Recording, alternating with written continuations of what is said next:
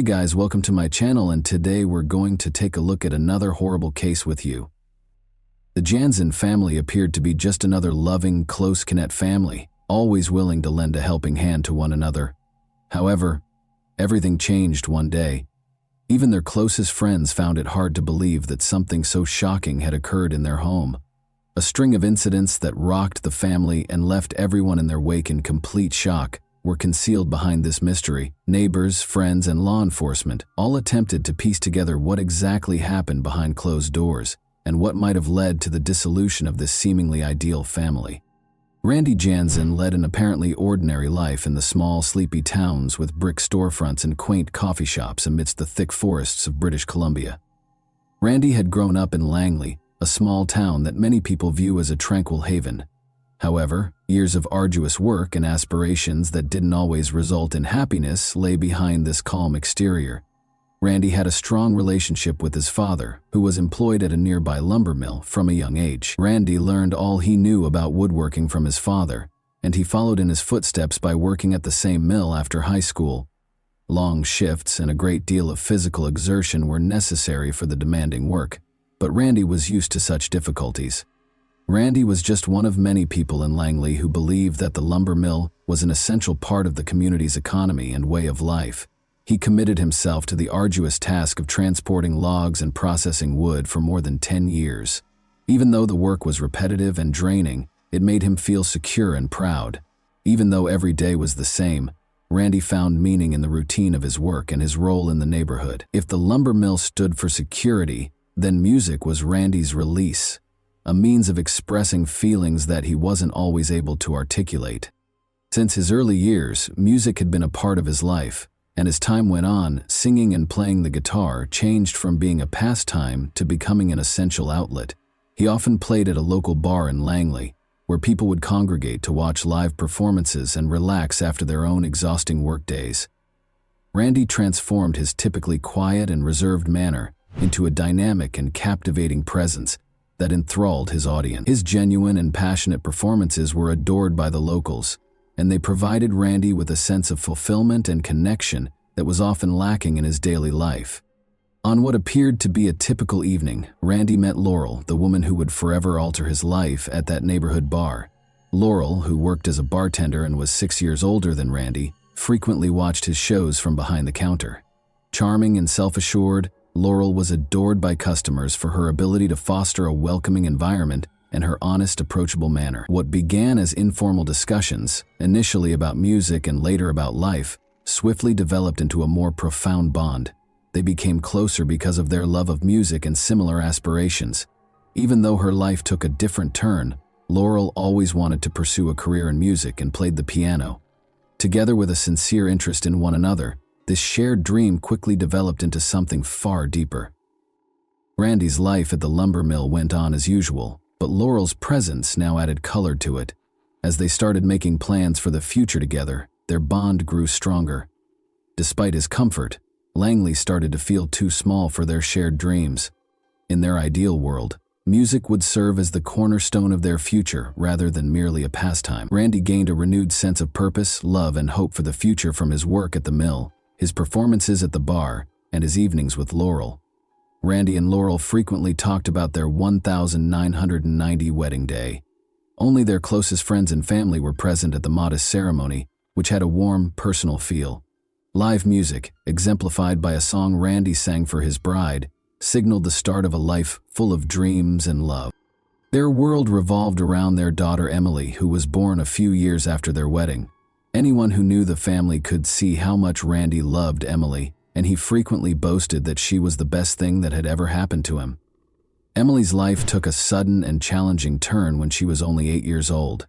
Her sudden, severe headaches became so incapacitating that she was unable to pursue her musical endeavors any further. Emily had demonstrated exceptional singing ability at an early age, winning prizes in competitions and enthralling her parents with her voice.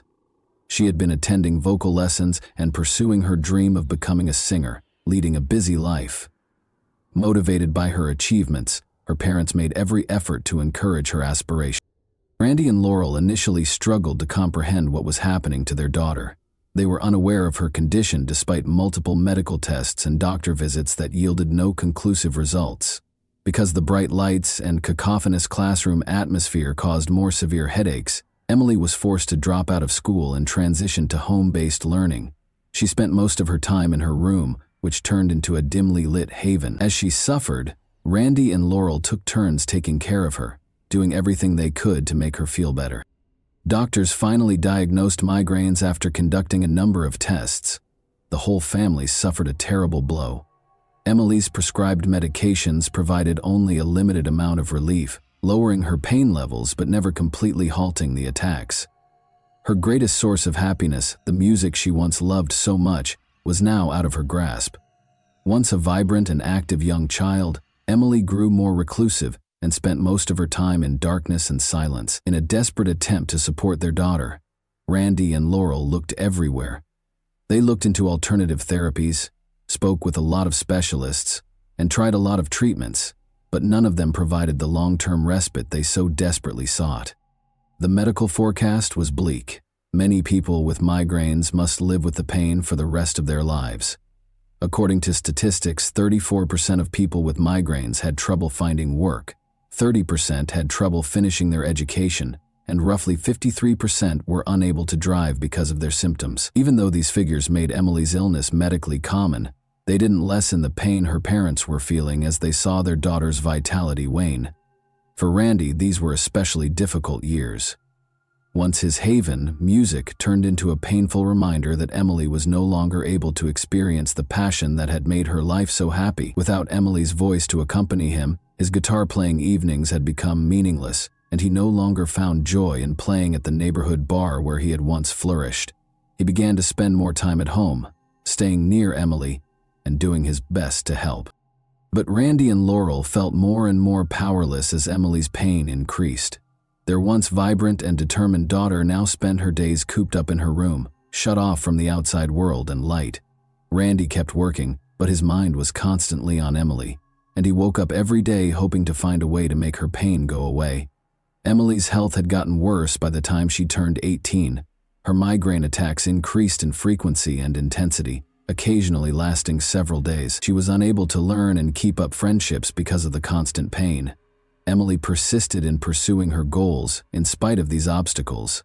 In order to pursue a career in the fine arts and eventually become an opera singer, she enrolled in the arts program at the University of British Columbia. Emily saw going to university as an opportunity to restore her sense of normalcy and get closer to the life she had always dreamed of, not just an academic pursuit. Emily forced herself to remain engaged in spite of her physical tiredness and ongoing pain flare-ups. She studied literature, art history, and music theory in addition to taking voice lessons. She even took part in concerts and student events whenever she could. Her classmates appreciated her perseverance in staying active in university life, despite the obstacles she encountered. Her actions, however, concealed a difficult battle going on behind the scenes. Emily frequently had to skip class and make up lost time on her own.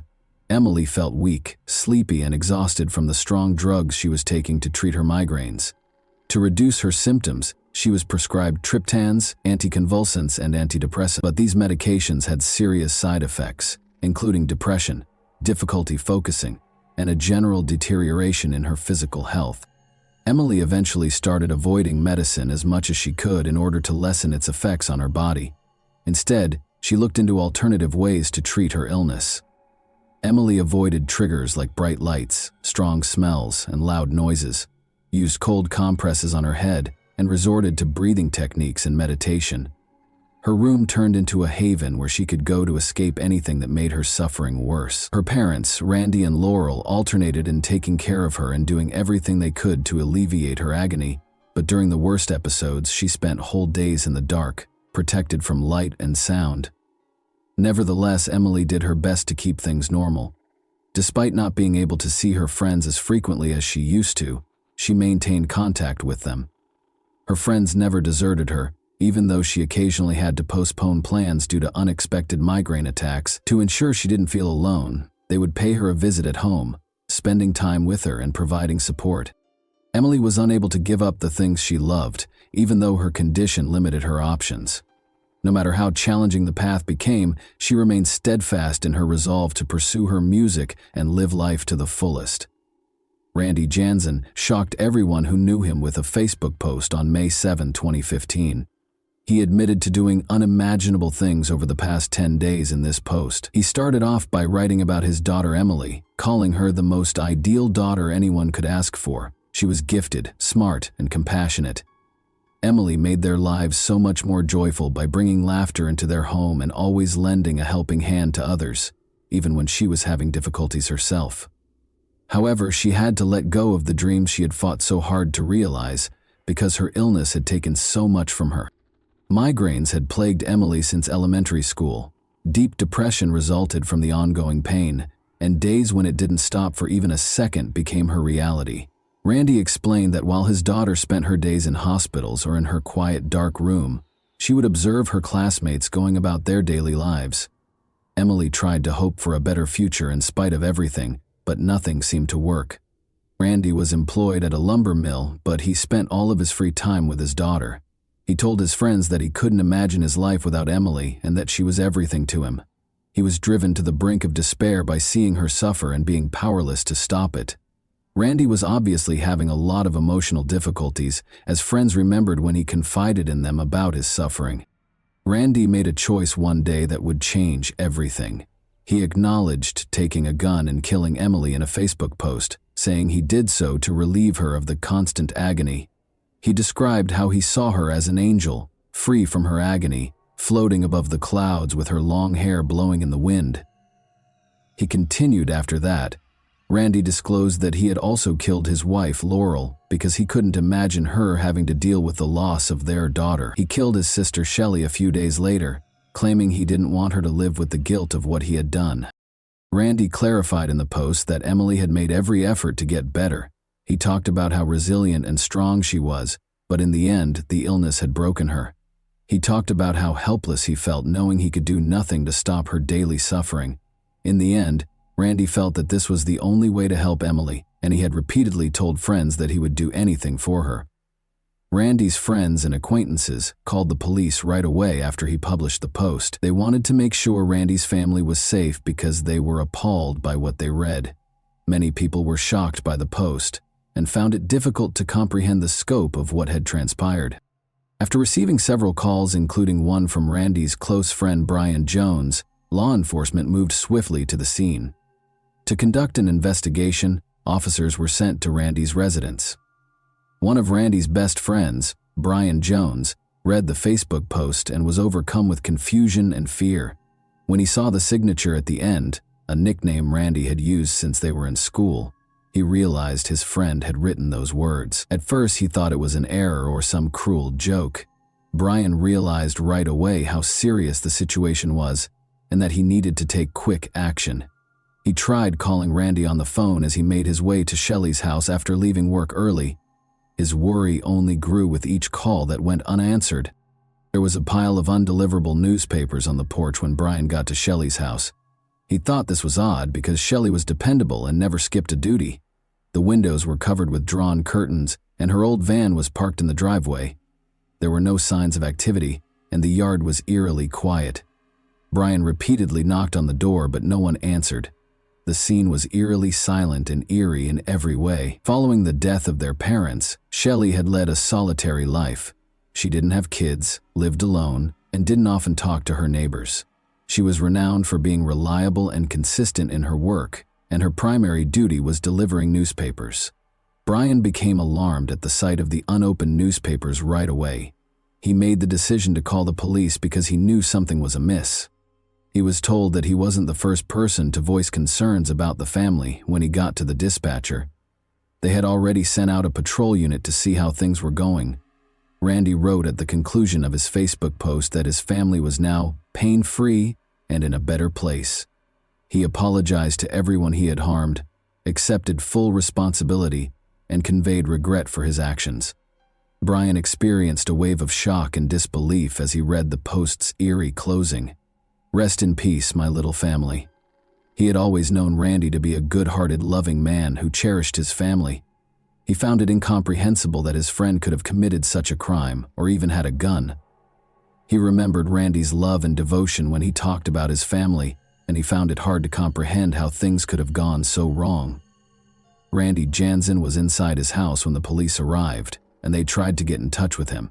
Through a second-story window, officers saw him brandishing a gun. They tried calling Randy on the phone and using loudspeakers, but he did not answer. The officers knew they needed to proceed cautiously to prevent further escalation because they were acutely aware of how tense the situation was. Negotiators surrounded the house and got to work, but Randy didn't show any signs of giving up or wanting to talk. The standoff turned into something much more dangerous after a few hours. Officers saw smoke rising from the upper floor after Randy set the house on fire. There were unsuccessful attempts to enter the house. Access through the windows was cut off as the flames spread too quickly. On the first floor, officers saw a body covered in a sheet, but they couldn't get to it to identify it. The officers were forced to flee as the entire house was engulfed in flames in a matter of minutes. When firefighters got there, the house was completely destroyed by the fire and could not be saved. Even after it was put out, the fire was so severe that it was dangerous to enter the interior for a few days. 3 days after the fire, on May 10, investigators were finally allowed to enter the burned-out remnants of the house to start their investigation. Investigators discovered 3 bodies inside the burned-out house. Emily, 19, was found with her body wrapped in a sheet in her bedroom. Laurel, 50, was discovered in the kitchen, similarly wrapped in a blanket. It was discovered by investigators that both had been shot in the head twice, about 10 days prior to Randy writing his Facebook post. The body of Randy was discovered in a bedroom on the 2nd floor. Before he set the house on fire, he had killed himself with a gun. It was evident from Randy's body's location and the weapon's remnants that he had been in severe emotional pain when he decided to take his own life. Police discovered Shelley's body in the living room when they got to Randy's sister's house. Shelley, whose body was similarly wrapped in a blanket, had also been shot twice in the head. Since there were no indications of a struggle at the scene, investigators deduced that she had passed away 2 days prior to her discovery, indicating that Randy had taken her by surprise. The past year had seen a serious decline in Emily's health. In order to relieve her unbearable pain, doctors had turned to giving her morphine injections. Neighbors frequently witnessed her parents escorting her home following hospital stays, and these injections were a last resort. Emily needed assistance just to walk because she had gotten so weak. Everyone who knew the family found these times to be devastating. Despite all of the difficulties they encountered, Emily's father, Randy Jansen, always did his best to take care of his family. He sought treatment from the family physician a year prior to the tragic events because he was experiencing severe stress and chronic insomnia. He told the physician that he found it hard to watch his daughter suffer. Randy rejected the medication because he thought it wouldn't solve the underlying issue, even though the doctor advised him to try to get more sleep and suggested sedatives.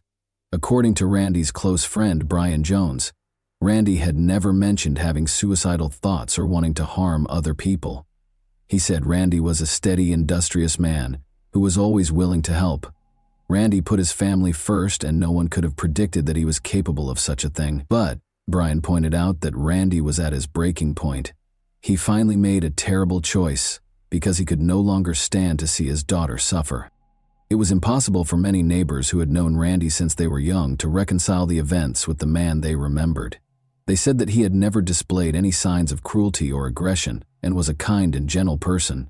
They believed that his acts were motivated by desperation and an inability to handle the suffering and distress that surrounded his family.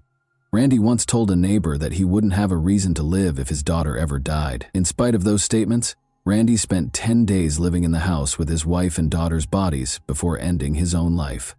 4 days before the tragedy, Emily sent out her final tweet, which said, "I complain about the pain, but at least I'm here to feel it. I thank God for the chance to live." It was a reflection of her will to live despite the tremendous suffering she had to endure. She frequently fought to maintain her optimism in her social media posts. She made an effort to remain optimistic despite her illness, even when things appeared dire. Emily was regarded as a good-hearted and sympathetic young lady who made an effort to remain aware of her surroundings. She loved to sing, and when her health permitted it, she did so in the local church. Her performances were remembered with fondness by many Langley residents. Her church attendance decreased as her illness worsened, but she continued to be giving and considerate. On her best days, she would even assist neighborhood children with their homework. She would also bake with her mother and share sweets with neighbors. Emily's mother, Laurel, supported her daughter to the best of her ability. She expressed the anguish and despair she experienced while witnessing her daughter's suffering on Twitter when she wrote, "Emily is back in the hospital, praying to God they can help her. I feel so helpless." Despite being close to emotional exhaustion, Laurel persisted in trying to find ways to improve Emily's condition. Randy's sister Shelley was also unable to predict the tragedy that would occur. None of the family members thought their fates would be determined in such a terrible manner. Randy frequently confided in friends over the past year about the immense stress and strain that Emily's illness had placed on him.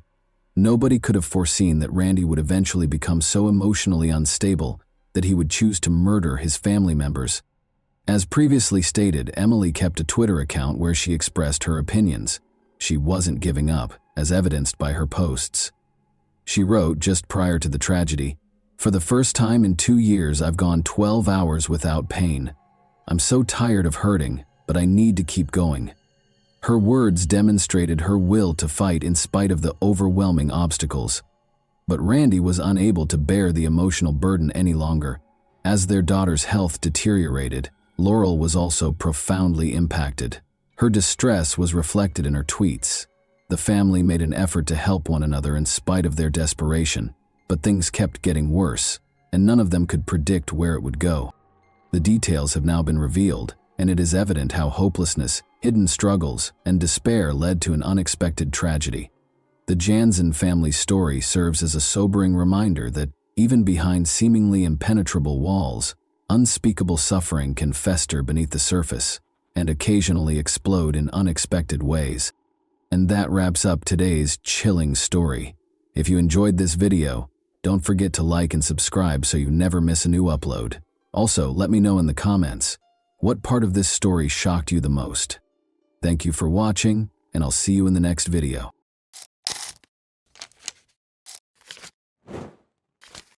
Hey guys, welcome to my channel, and today we're going to take a look at another horrible case with you.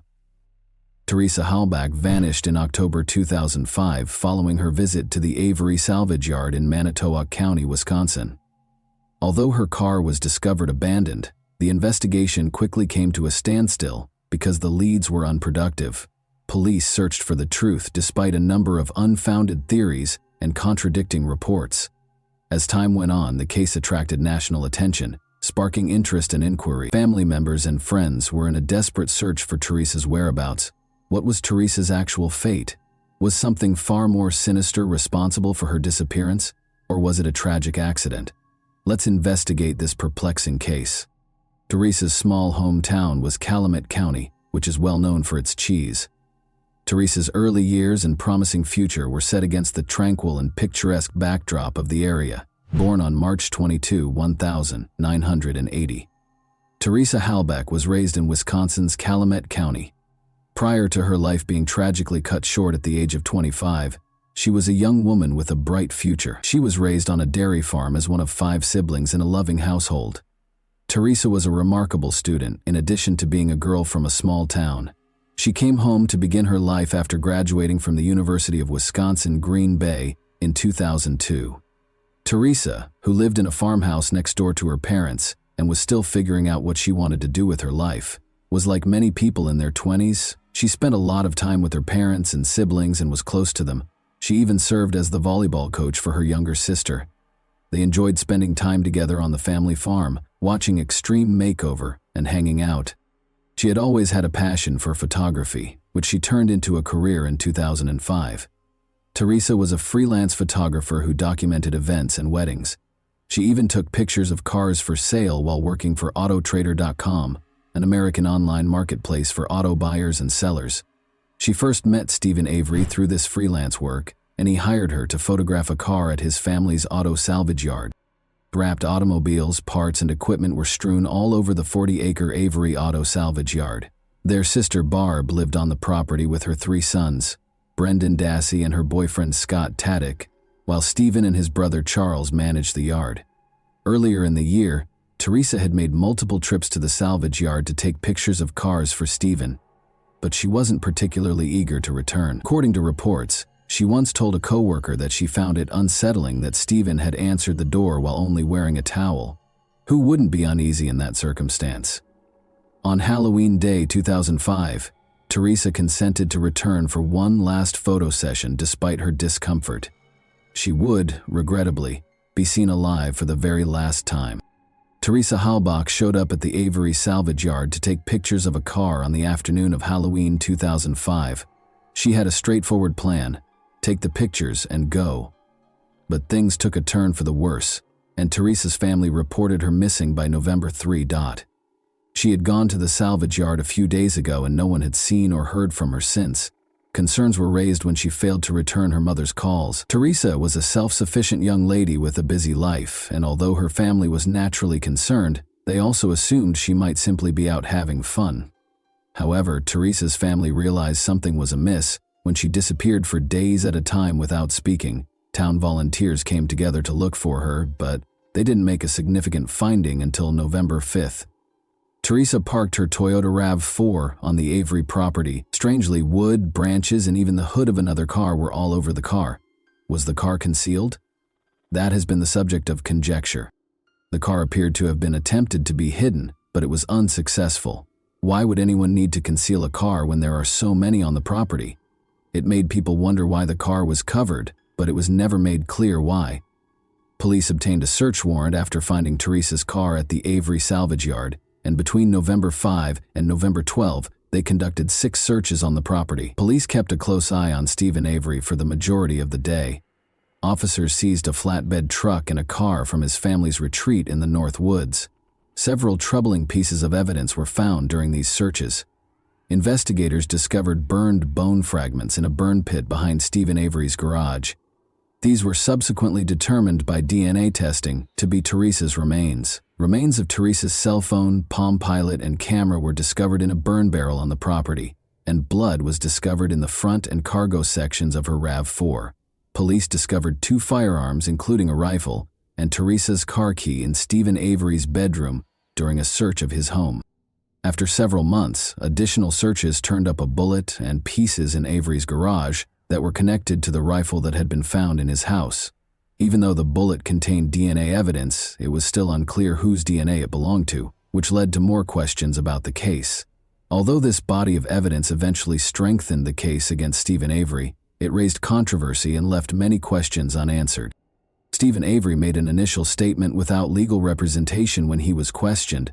That was the last time he saw her, he said.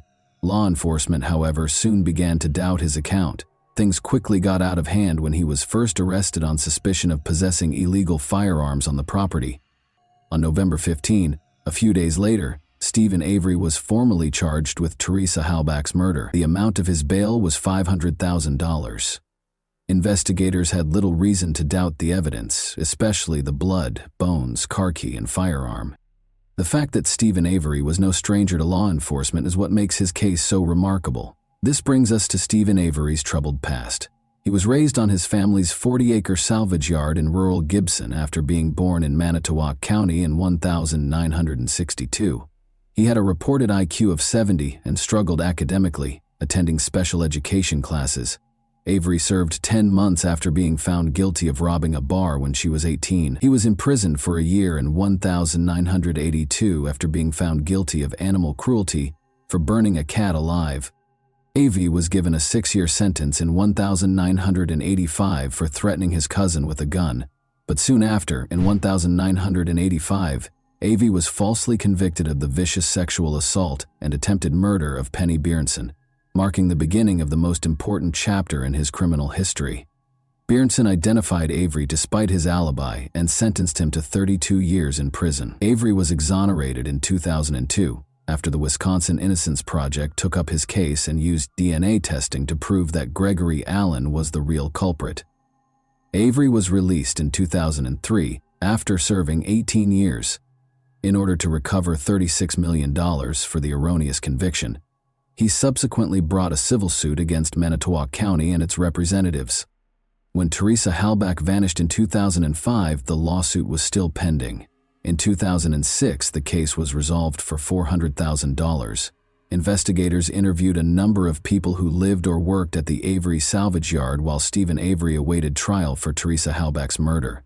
Stephen's 16-year-old nephew Brendan Dassey was one individual who attracted their attention. Although Brendan Dassey was not initially considered a suspect by the police in February 2006, they thought he might have some information regarding Teresa Halbach's disappearance.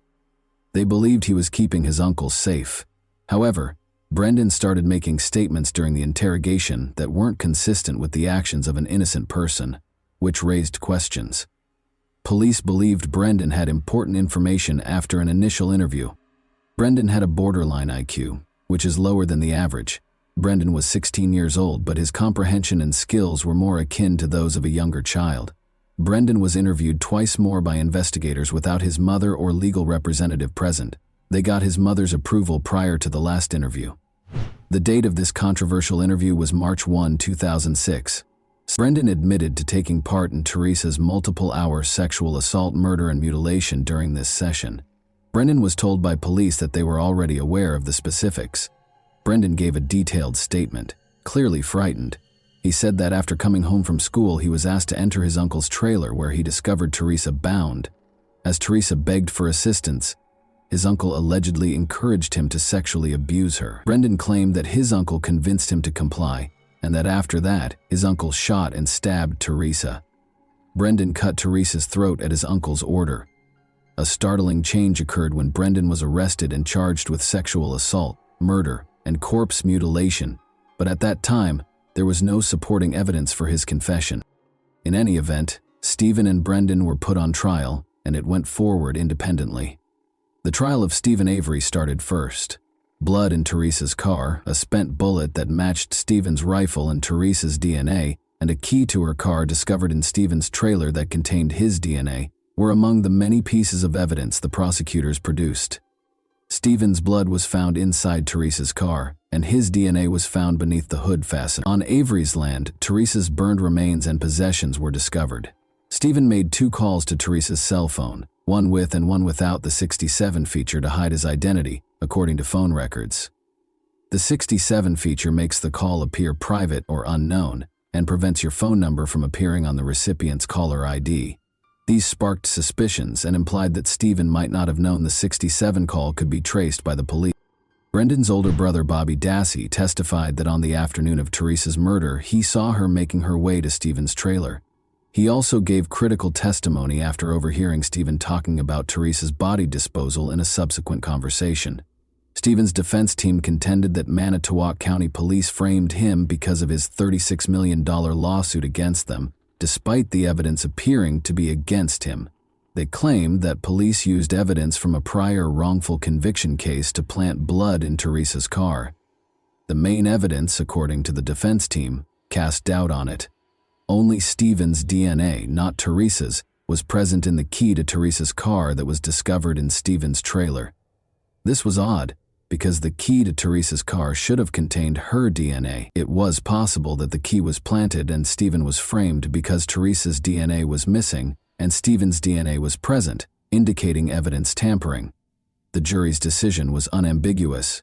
Stephen Avery was found guilty of all charges and given a life sentence. Brendan Dassey's trial, which lasted only a few days, came shortly after in April 2007. Brendan's confession was a key component of the prosecution's case against him, and its veracity was hotly contested.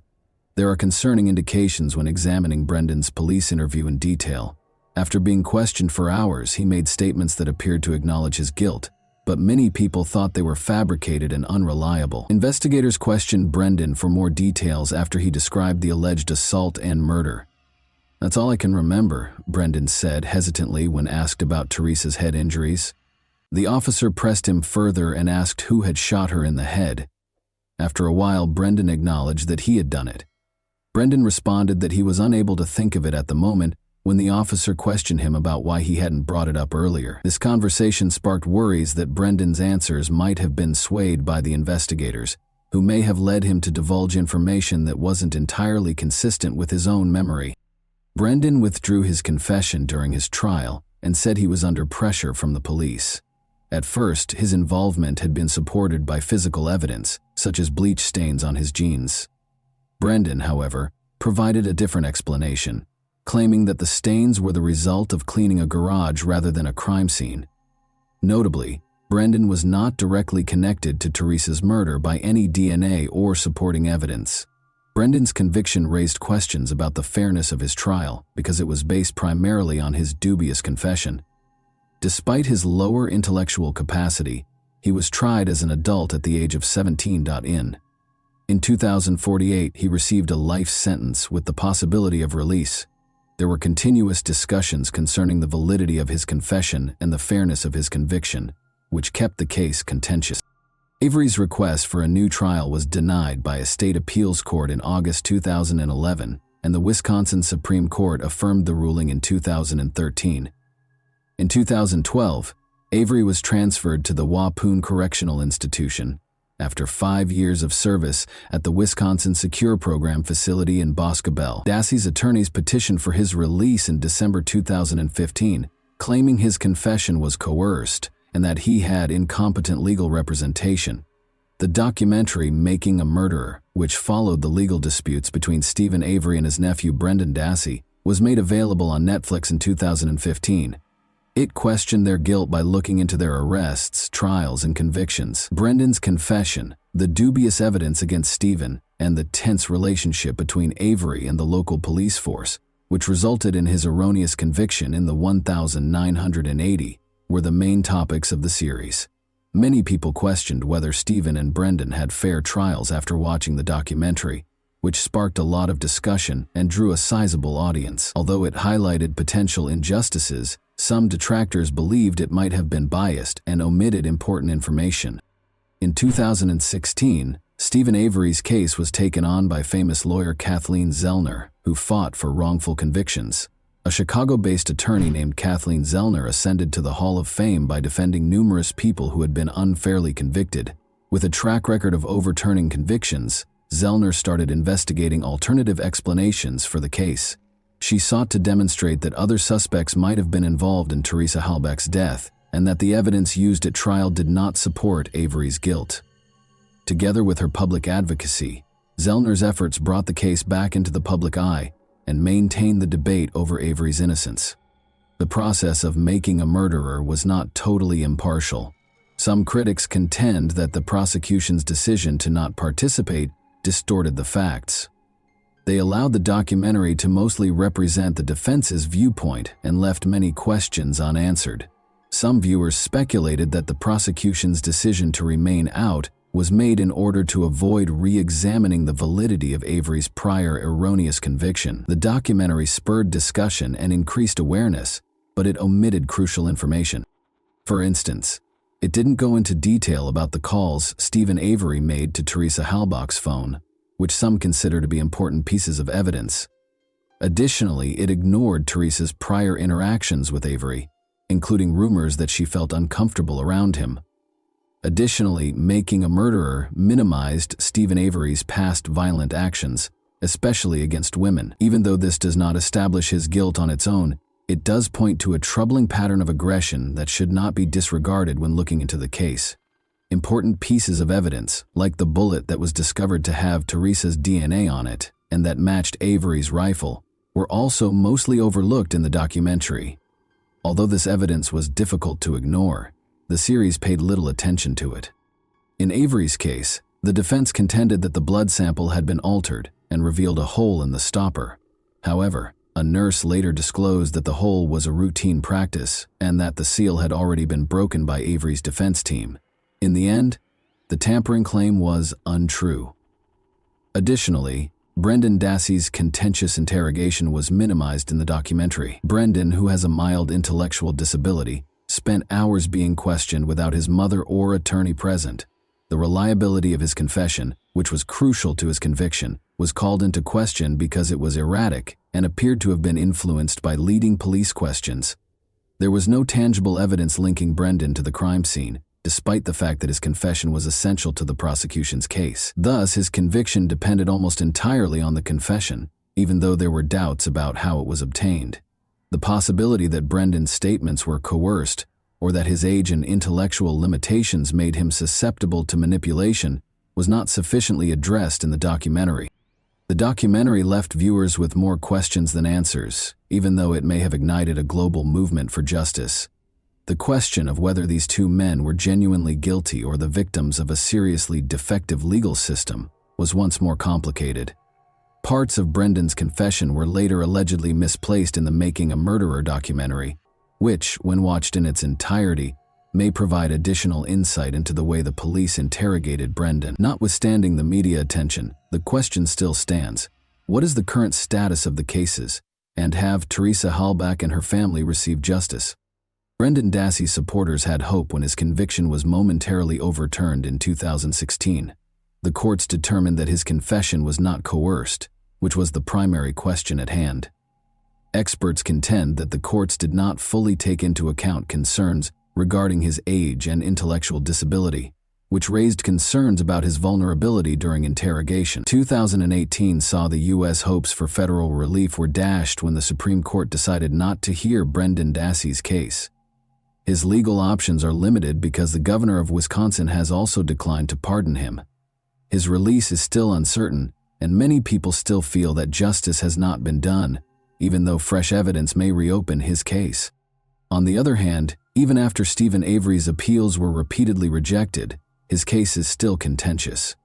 Kathleen Zellner, Avery's lawyer, is still arguing for a retrial and additional evidence testing, pointing to incompetent counsel and suppressed evidence. But thus far, these attempts have failed, and Avery's conviction remains. The legal issues Avery is facing appear to be challenging, even as Zellner keeps up her efforts on his behalf. His case has not yet produced any significant developments, and it is unlikely that his conviction will be overturned anytime soon in the absence of fresh evidence or modifications to the law.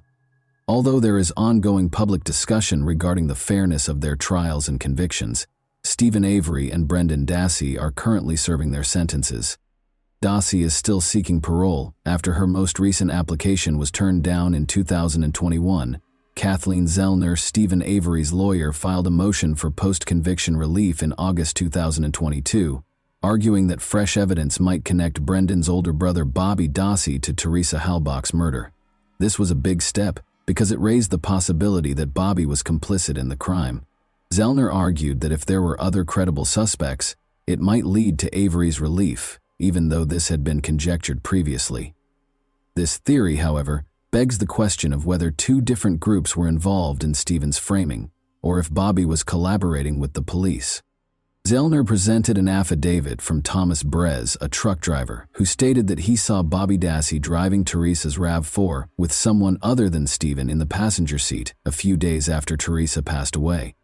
Although this testimony provides additional context, it does not prove Bobby's involvement in the murder. Furthermore, Bobby is not directly connected to the crime, despite his computer history containing searches for violent pornography.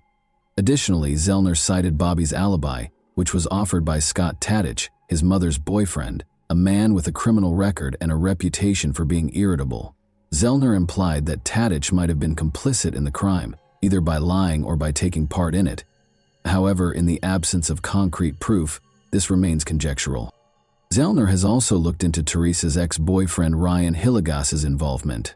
Ryan was heavily involved in Teresa's search and lacked an alibi. Zellner thought it was strange that Ryan had access to Teresa's voicemail and had not told the police about his previous relationship with her. There isn't any concrete proof that Ryan was involved in the murder, though, despite these suspicions. The court rejected Zellner's request for a hearing based on these other suspects, finding that there was not enough evidence or motivation to imply that Ryan or Bobby Dassey were involved in Avery's framing. In essence, the court decided that the defense had failed to show how these people could have committed the crime or fabricated evidence. Avery was transferred to the medium-security Fox Lake Correctional Institution in 2022.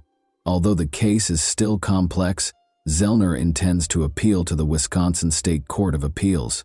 In addition to voicing concerns about Brendan Dassey's coerced confession, some experts doubt Avery's innocence because of his violent past and possible corruption. There are still unanswered questions regarding Teresa Halbach's death and the family's ongoing legal battles because the case has not been settled.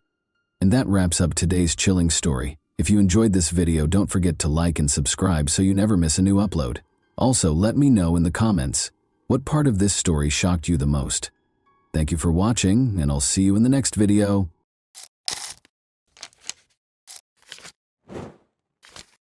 Hey guys, welcome to my channel, and today we're going to take a look at another horrible case with you.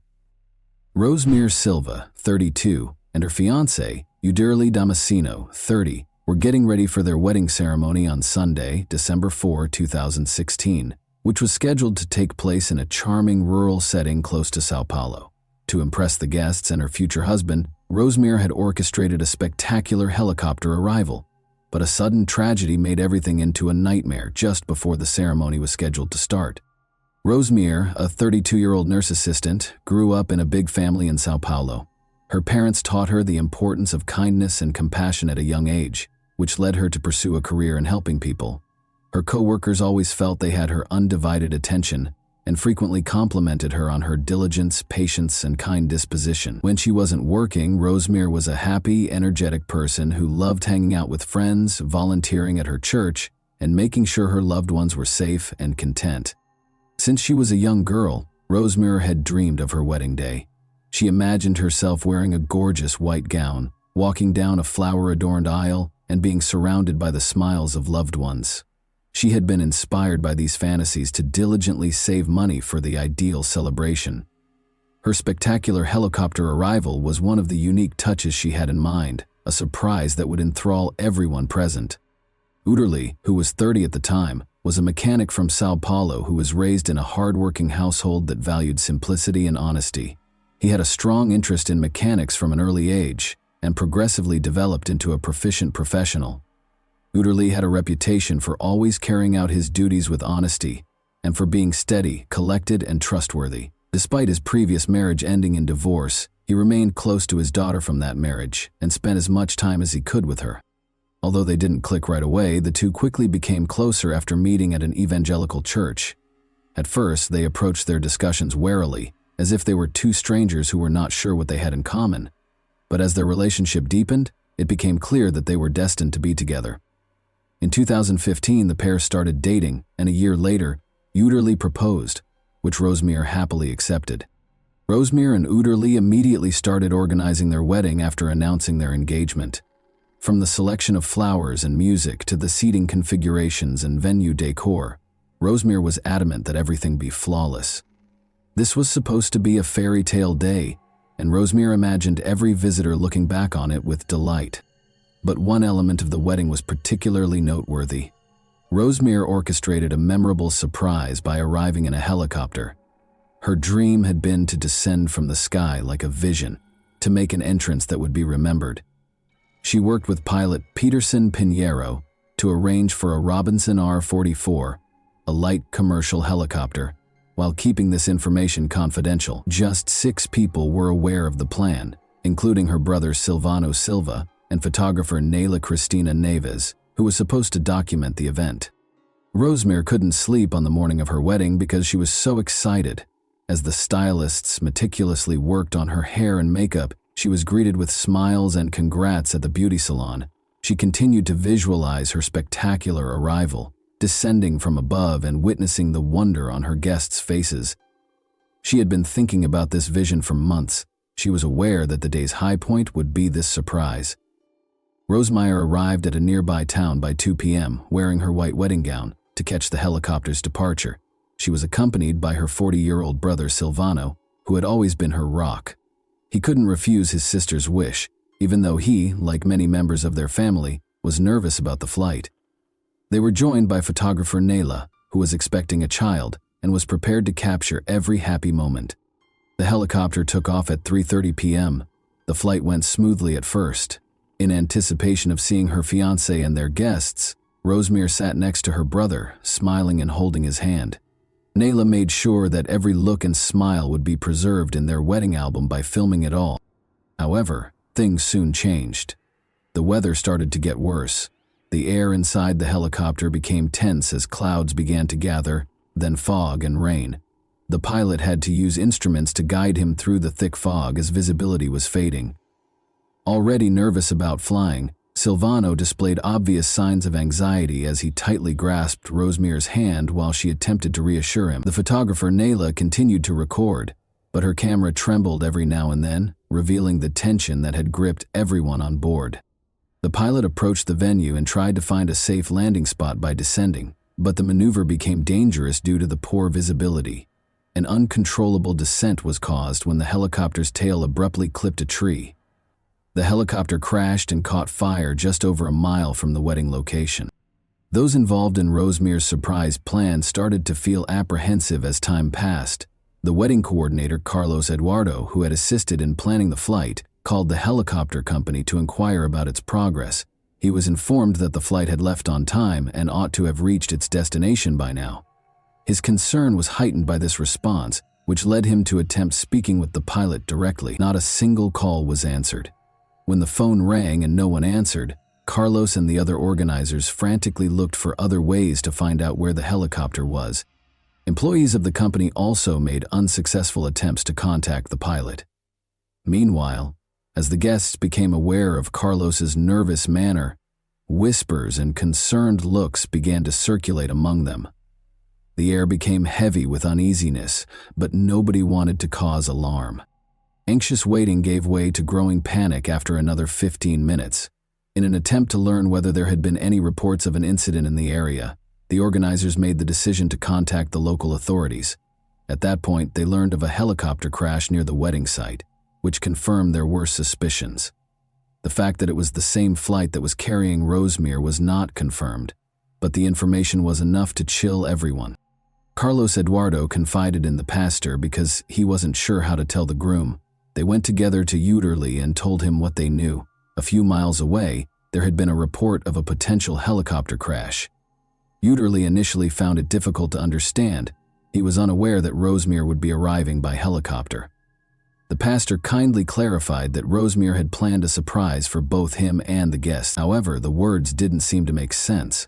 As the realization dawned, Uterly stood in stunned silence, staring at Carlos Eduardo and the pastor. His surroundings appeared to dim, the noises of the assembly fading into a quiet emptiness. When the gravity of the situation became apparent, everyone's eyes were on him. That helicopter might have contained Rosemary. The ensuing silence seemed to go on forever, and nobody knew how to respond. Reports verified that emergency personnel arrived at the scene of the collision within minutes. At first, there were few specifics as they tried to evaluate the situation. To keep spectators out, police surrounded the area and started their investigation. As news of the crash spread to the wedding location, the guests' anxiety grew more intense by the second, though everyone could feel that the possibility of a positive outcome was dwindling. One of the event organizers suggested waiting for official confirmation before drawing any conclusions. Behind him, the groom could hear whispers among the guests, and he knew that until the specifics were known, no one would tell the truth. Whispers were spreading like wildfire, and the day that was supposed to be a celebration was gradually devolving into chaos. First responders were already working diligently at the crash site, while the guests anxiously waited at the venue. The helicopter had crashed near a highway in a forested area. The fuselage had caught fire upon impact, and the remaining portion of the aircraft was rapidly consumed by the flames. After battling to keep the fire contained, firefighters eventually made it to the wreckage. Those attempting to piece together what had happened were struck with a sense of dread and grief when it became evident that none of the passengers had survived. In order to determine the cause of the collision, police officers started gathering evidence and searching the scene for hints. One officer found a camera that had continued to record even after the impact, and debris was strewn all over a small space. The video might offer important new information about the last few seconds of the flight. However, the cause of the tragedy was still unknown. The hope for a miracle was dashed when the wedding venue received official confirmation of the crash. With a heavy heart, the pastor went to Uterly and delivered the heartbreaking news. The groom's face was marked with pain as he tried to make sense of what he was hearing. Those who were by his side were left in stunned silence, unsure of how to react to such overwhelming grief, as the world seemed to crumble around him in that moment. Unsure of what to say or do, the guests who had come to celebrate love and happiness now stood in stunned silence. The ceremony, which had been eagerly awaited, had instead turned into a scene of shock and grief.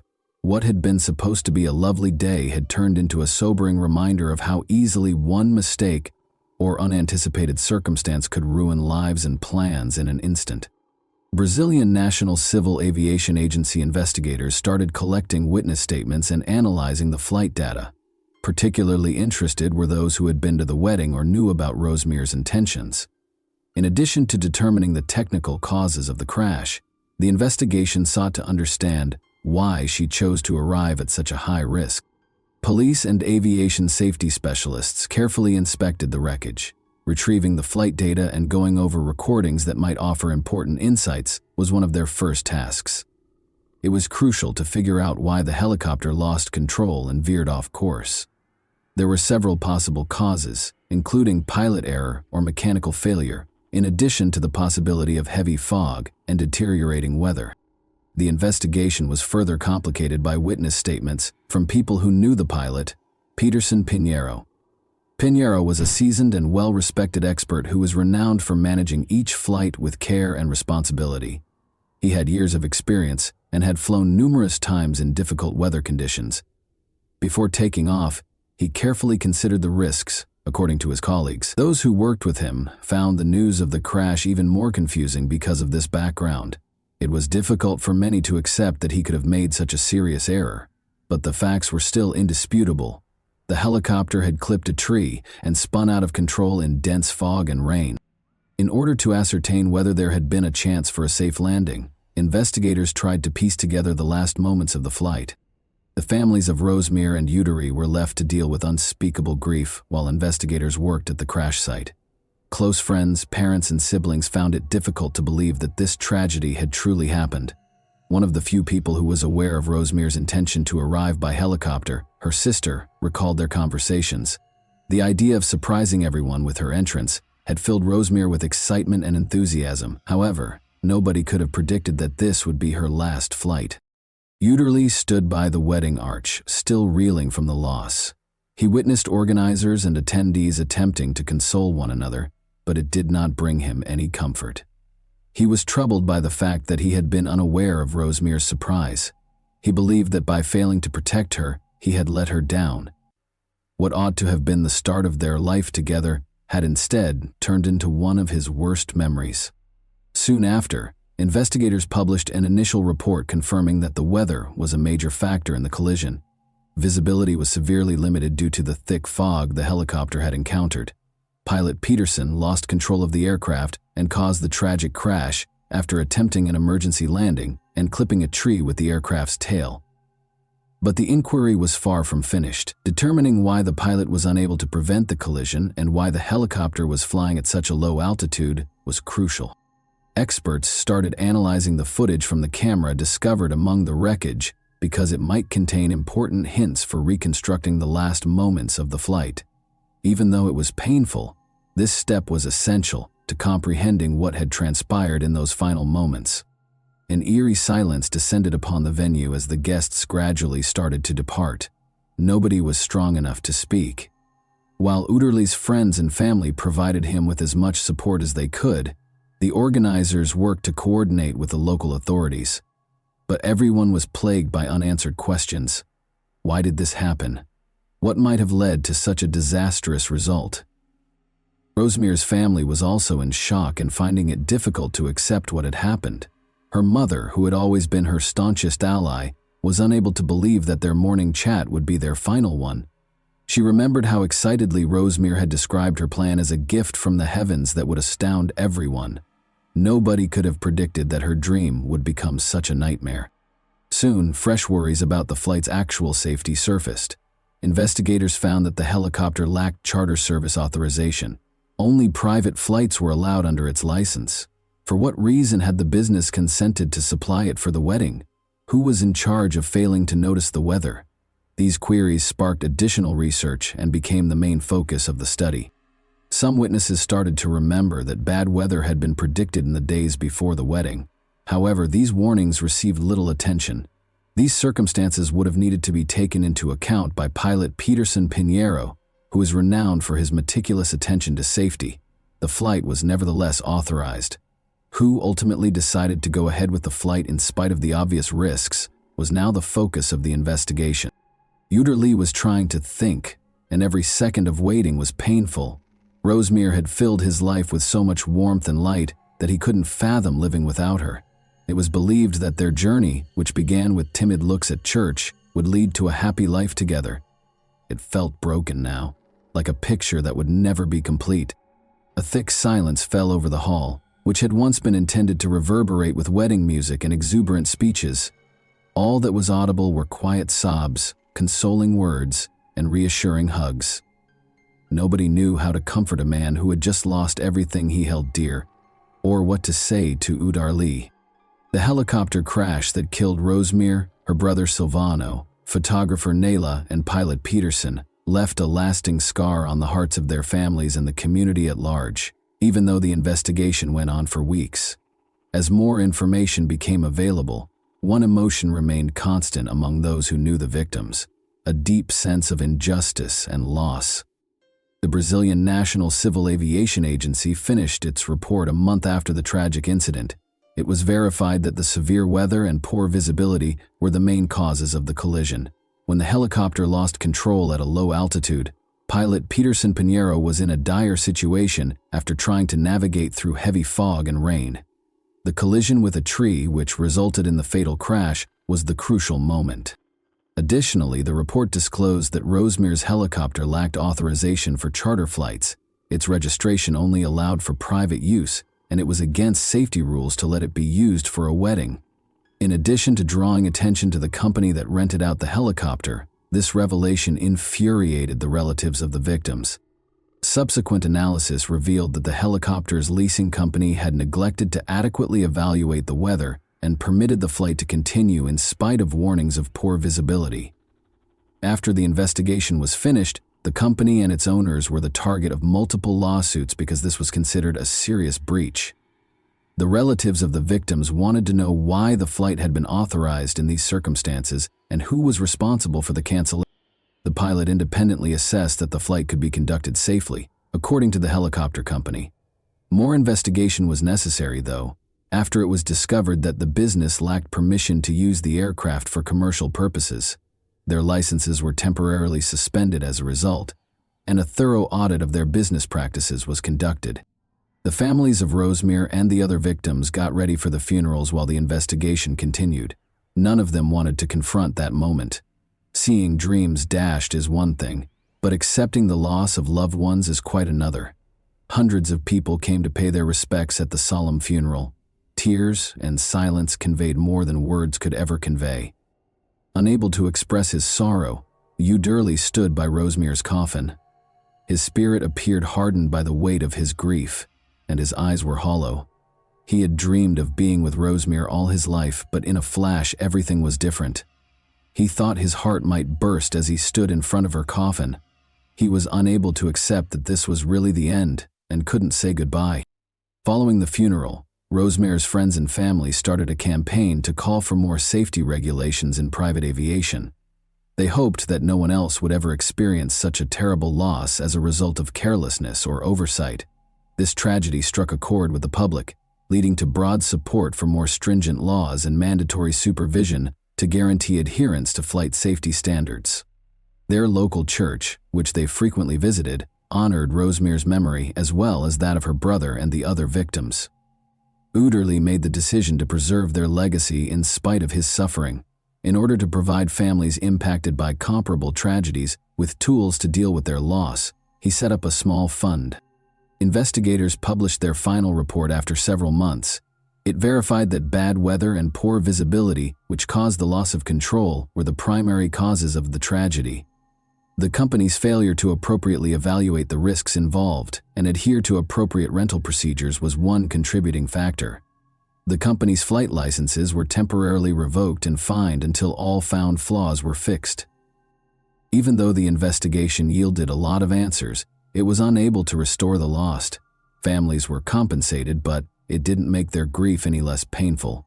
It was only a symbolic gesture that Uderli and everyone who knew Rosemere could not reverse. Life gradually returned to normal for most people months after the tragedy, but not for Uderli. The spark that used to light his eyes had vanished, but he still went to work and saw friends. Nothing could fill the void Rosemary's passing left in his heart. He frequently found himself thinking back on their happy times together in the evenings and wishing that day had gone differently.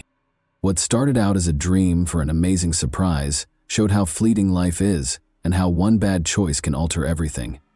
Tragically, Rosemary's wedding day was not what she had hoped for, but it was still memorable.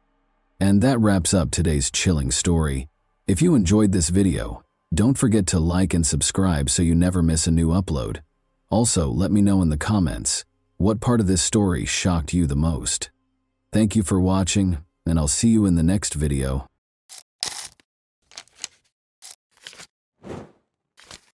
Hey guys, welcome to my channel, and today we're going to take a look at another horrible case with you. We examine the events that occurred in the U.S. state of Georgia in this video. At the age of 22, Laken Riley was a medical student at Athens Augusta University College of Nursing. She went for a run on February 22, 2024, and never came back. Her death, which attracted a lot of media attention, happened on a trail close to the university campus. Using surveillance footage, detectives investigated the case and apprehended the offender. Both the president and the media were alerted to Laken's passing. However, Joe Biden had to later issue an apology for remarks he made while discussing her passing. On January 10, 2002, Laken Hope Riley was born in Marietta, Georgia. She had 3 siblings and was the daughter of Allison Phillips and Jason Riley. Laken participated actively in the cross-country team at River Ridge High School in Woodstock, Georgia, where she graduated in 2020. Her high school athletic involvement demonstrated her dedication to health and fitness. Following high school, Laken pursued an undergraduate degree at the University of Georgia before transferring to Augusta University to obtain a nursing degree. She pursued her education at Augusta University with an emphasis on healthcare, which reflected her desire to work as a nurse. Laken was well known for her lively disposition and commitment to learning. In August 2023, she was awarded her honorary white coat, signifying the start of her nursing career and her dedication to compassion and humanism in the medical field. She was a cherished sister and daughter with a promising future, according to friends and family. Unfortunately, on the morning of her death, all of her dreams and plans were dashed. "Good morning, about to go for a run, if you're free to talk," Laken texted her mother, Allison, at 8:55 a.m. A doorbell camera recorded her leaving the house. She shared a rental home close to the university with other female students. Morning jogging was an essential part of Laken's daily routine because she loved running. Allison called her daughter at 9:24 a.m. after reading the message, but she didn't get a response. Allison didn't believe that anything negative could have occurred at that time. Since she was running, she figured Laken hadn't responded. Allison sent her daughter a text message 14 minutes later, saying, "Call me when you can." Allison kept attempting to call Laken, but no one answered. Allison texted Laken again at 9:58 a.m., saying, "You're making me nervous not answering when you're out running. Are you okay?" Laken's mother and sister kept trying to get in touch with Allison, but they were all unsuccessful. Other calls, including from Laken's stepfather, also went unanswered, and at 11:47 a.m., Allison texted, "Please call me. I'm worried sick about you." Another 2 hours or so went by. It was clear that something odd was happening. Laken's run could not have lasted longer than 3 hours, and she was always in contact with her family. The police were notified of Laken's disappearance at 12:05 p.m. Her dead body was discovered in a wooded area close to the lake where she had been jogging 30 minutes earlier. Her mother and sister had already arrived when the police discovered Laken's body. The moment Allison received the worst news of her life was caught on camera. Laken Riley died from a combination of asphyxia and blunt force head trauma, according to an autopsy. She suffered severe injuries, including several head traumas from blunt force. Her disappearance investigation was changed to a homicide investigation. Police used surveillance footage to identify the culprit behind Laken's ordeal. Laken texted her mother at 8:55 a.m. on the morning of her death, and a doorbell camera recorded her leaving the house. A security camera caught her running with her phone in her left hand toward the location, where she was eventually located 10 minutes later at 9:05 a.m. At 9:06 a.m., she was out of the camera's line of sight. Her heart stopped at 9:28 a.m., 22 minutes after the camera took her picture, according to data from the smartwatch she was wearing. Laken was dead. But it turned out that prior to her passing, Laken had called 929. 5 minutes after she stepped out of the camera's line of sight, the call was placed. Before the call was disconnected, the dispatcher who took the call had no time to speak. The 911 dispatcher followed instructions and made 2 follow-up calls to Laken's number, but neither time anyone picked up. Police searched the area surrounding the trail where Laken was discovered in the early phases of the investigation. Potential witnesses who might have heard or seen something strange were interviewed. A suspicious male who was also captured on camera was spotted by several people. The suspect is seen discarding his jacket in this video. 15 minutes after Laken's passing, the video was captured. Forensic analysis was essential in identifying the offender, in addition to witness accounts and surveillance footage. Laken had resisted frantically, as evidenced by the DNA samples that investigators took from the crime scene, including beneath her fingernails. In order to find traces of evidence that might connect the suspect to the murder, the forensic team also looked through objects discovered close to her body. The man on the tape was promptly identified by the police. On September 8, 2022, a 26-year-old Venezuelan named Jose Ibarra entered the country illegally. Ibarra crossed the southern border between the United States and Mexico close to El Paso, Texas, where he was met by Customs and Border Protection officers. He was released for additional processing after being granted parole. Ibarra initially stayed at a migrant shelter before starting to travel the nation, according to officials. On September 14, 2023, Ibarra was taken into custody by the New York Police Department and charged with violating a motor vehicle license and acting in a way that would cause harm to a child under the age of 17. He was accused of riding his moped with a child who was not wearing a helmet. Then, before a detainer could be issued, he was released by New York officials. Jose Ibarra and his brother, Diego Ibarra, relocated to Georgia from New York City. His brother deserves a few words as well. Diego Ibarra, 29, is linked to a dangerous Venezuelan gang, according to court documents. Diego Ibarra was taken into custody for using a fictitious green card to obtain employment at the University of Georgia. Diego's tattoos, attire, and use of gang symbols in social media photos, according to the prosecution, gave the impression that he was connected to a gang. In court filings, the gang was accused of being behind recent violent altercations with law enforcement and civilian victims in New York and other U.S. cities. Members who ride mopeds are accused of dragging victims to the ground in order to steal their devices during a series of violent phone robberies that are said to have occurred in New York City. Ibarra has tattoos associated with the gang, such as a 5-pointed star on the right side of his neck and a 5-pointed crown on the left. He poses with handguns in other photos. Since he is an undocumented immigrant and is therefore not permitted to legally possess firearms in the United States, prosecutors said this was a blatant violation of the law. About a mile from the wooded area where Laken Riley's body was discovered in Georgia, Jose Ibarra resided in an apartment complex. Laken had already been arrested for shoplifting at a nearby Walmart prior to the attack, but he was freed pending trial in December 2023-3. When he did not show up for the theft case in court, a warrant was issued for his arrest. If Ibarra had been taken into custody on the outstanding warrant, police could have stopped the attack on Laken, but they chose not to. Those who witnessed him on campus reported seeing him in places where students congregate. His location close to the scene of Laken Riley's death was also determined by investigators using digital footprints and cell phone data. Ibarra and Riley were not known to be related. At a press conference after the murder, Jeff Clark, the chief of police at the University of Georgia, stated, "This was a crime of opportunity, where he saw an individual and bad things happened." Ibarra was arrested after authorities gathered sufficient evidence to connect him to the crime scene. His hands were scratched from the fight with Laken. 3 counts of felony murder, 1 count of malice murder, 1 count each of kidnapping, aggravated assault, aggravated battery, obstructing an emergency phone call, tampering with evidence, and peeping Tom were among the charges brought against Ibarra. The peeping Tom charge stems from Ibarra's observation of an apartment window in a university housing building on the day Riley was killed.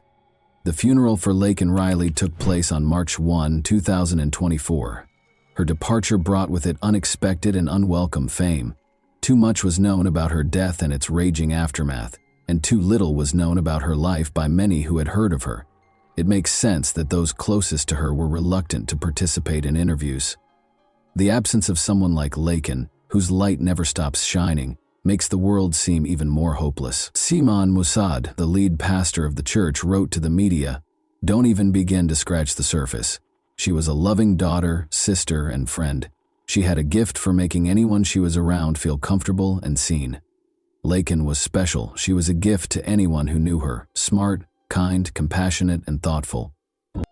A wooden sign was located on the shore of Lake Herrick in Athens, close to the spot where Laken made her final run. The murder of Laken Riley and the immigration status of the man accused of it swiftly became a rallying cry for some prominent Republicans to blame immigrants for crime in America and criticize the Biden administration for its handling of the southern border situation. Someone had used black tape to change the word lake to Laken. The untimely death of Laken Riley has caused national indignation and touched the hearts of Georgians everywhere.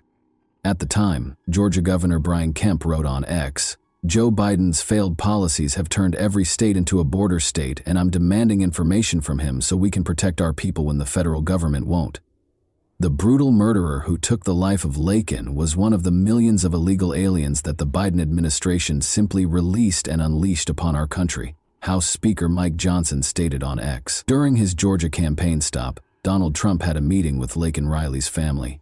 "What Joe Biden has done on our border is a crime against humanity and the people of this nation for which he will never be forgiven," Trump said, claiming that Riley would still be alive today hadn't Joe Biden willfully and maliciously eviscerated the borders of the United States and set loose thousands and thousands of dangerous criminals into our country. He continued, "He was an illegal immigrant, and he should not have been in our country, and he never would have gotten into our country if Trump was president." Joe Biden, on the other hand, made a mistake in his speech, but did not downplay Laken Riley's death. To the thunderous cheers of his supporters, Biden mispronounced the victim's name during the speech, saying instead Lincoln Riley. Lincoln Riley, an innocent young woman who was killed by an illegal. He also added, note the word illegal in that quote. Laken's mother, Allison Phillips, posted on Facebook, "Biden does not even know my child's name. It's pathetic. If you were going to say her name, even when forced to do so, at least say the right name." Allison also wrote, "Amen," beneath a comment labeling the 81-year-old Biden a disgrace of a president.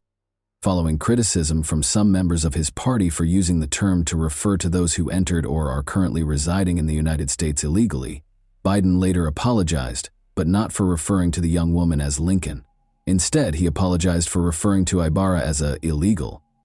"I shouldn't have used illegal. It's undocumented," said Biden. At the same time, Trump attacked Biden for the remarks while on the campaign trail in Rome, Georgia. He said, "Joe Biden went on television and apologized for calling Laken's murderer illegal," to furious booing and jeering. "Biden should be apologizing for apologizing to this killer." He compared his words to Biden's.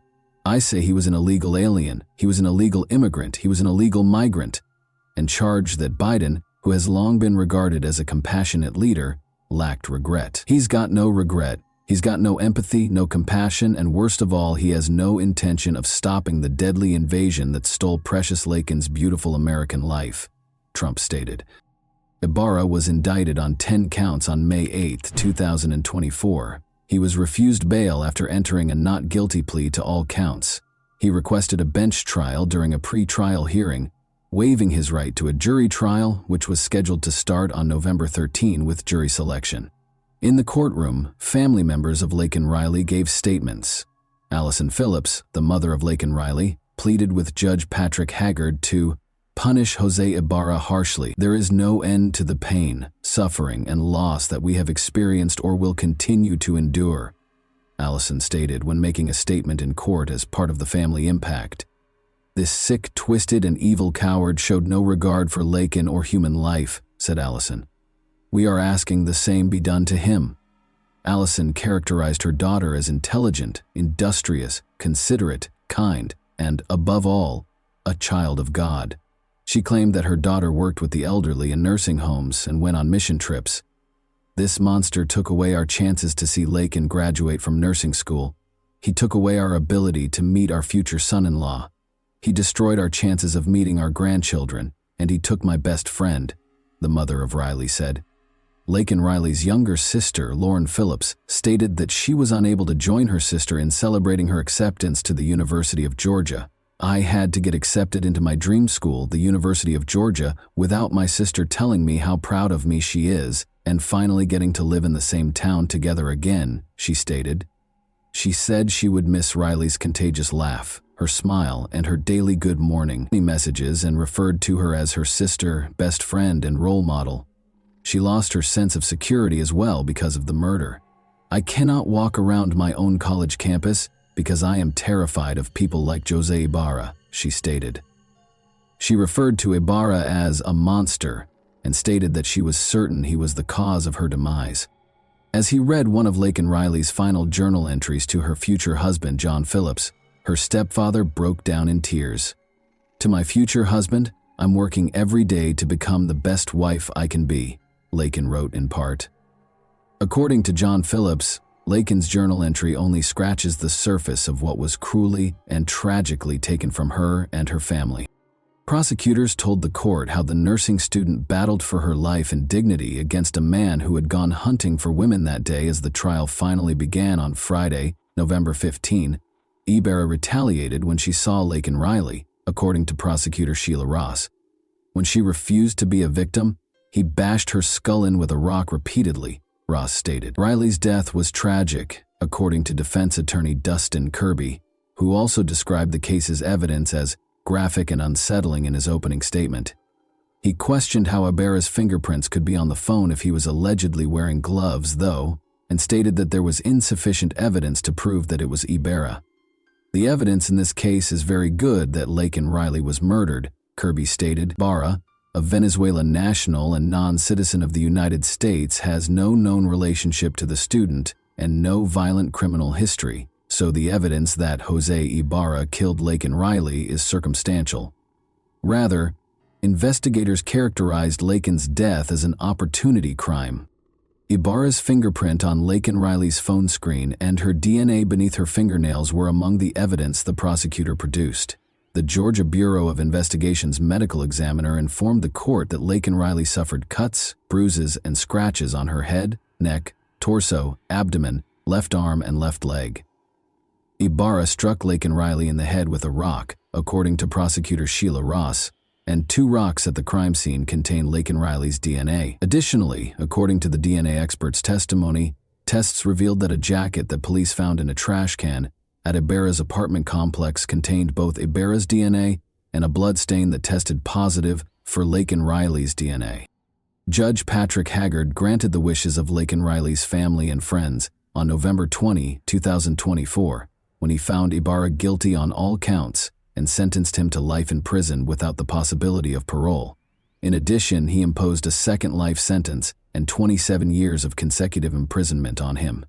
"Today, the integrity of our judicial process and the pursuit of justice transcended political considerations," said Deborah Gonzalez, the district attorney for Athens Clarke County within her circuit.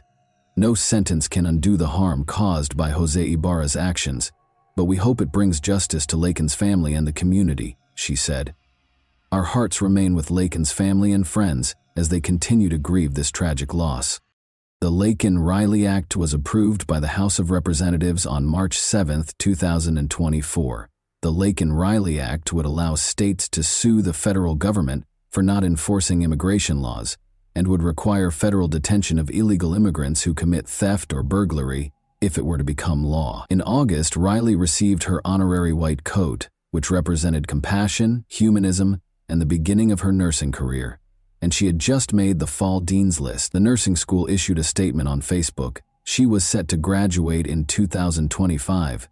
"The College of Nursing will miss Lakin's spirit on campus, and our hearts go out to her family and friends. We know that she would have been a wonderful nurse, and her passing is a loss for the profession and the communities she would have graciously served." And that wraps up today's chilling story. If you enjoyed this video, don't forget to like and subscribe so you never miss a new upload. Also, let me know in the comments what part of this story shocked you the most. Thank you for watching, and I'll see you in the next video.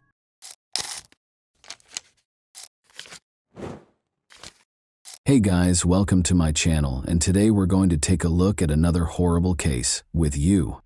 In a blueberry field in Michigan, a metal trunk containing the charred remains of an unidentified man was discovered in 2002. He was first known to investigators as Jack in the Box, a nickname that would become well known in the years that followed. Not until more than 10 years later, after countless detective efforts and revolutionary developments in forensic science, was the victim identified as Roberto Caraballo. This revelation, however, came with a terrifying twist, a web of murder, treachery, and a dark family plot. This is the tale of how the Jack in the Box case was resolved, illuminating a horrific homicide that permanently altered Michigan's past.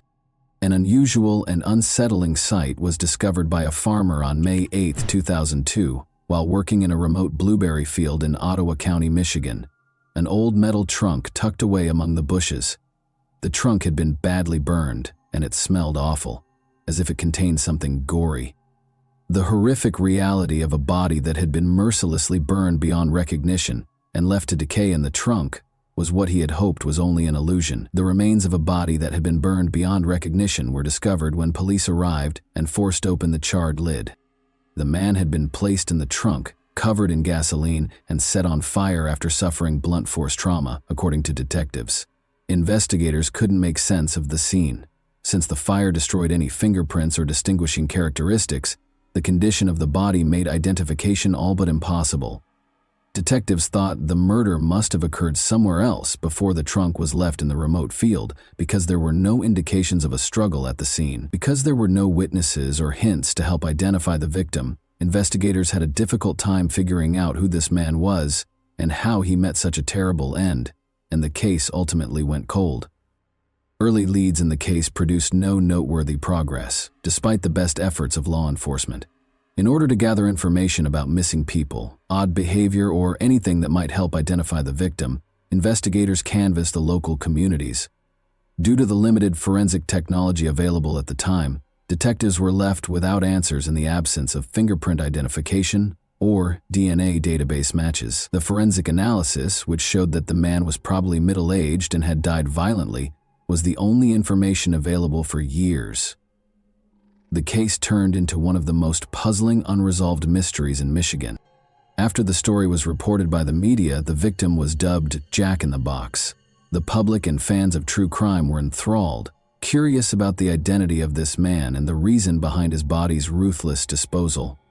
Detectives kept returning to the case in the hopes that new technology or a different viewpoint would reveal the truth, but the case cooled without any clear direction.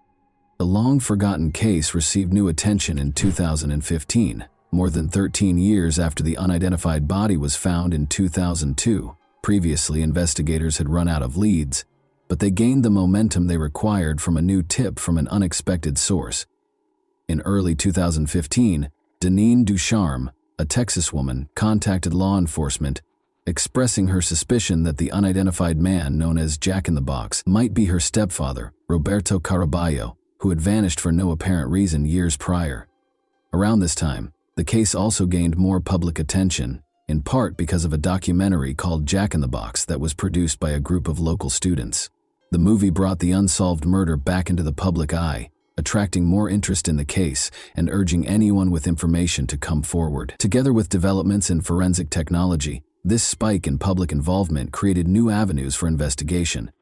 Following the Texas woman's call, investigators reopened the case and used modern DNA testing techniques to examine the victim's remains.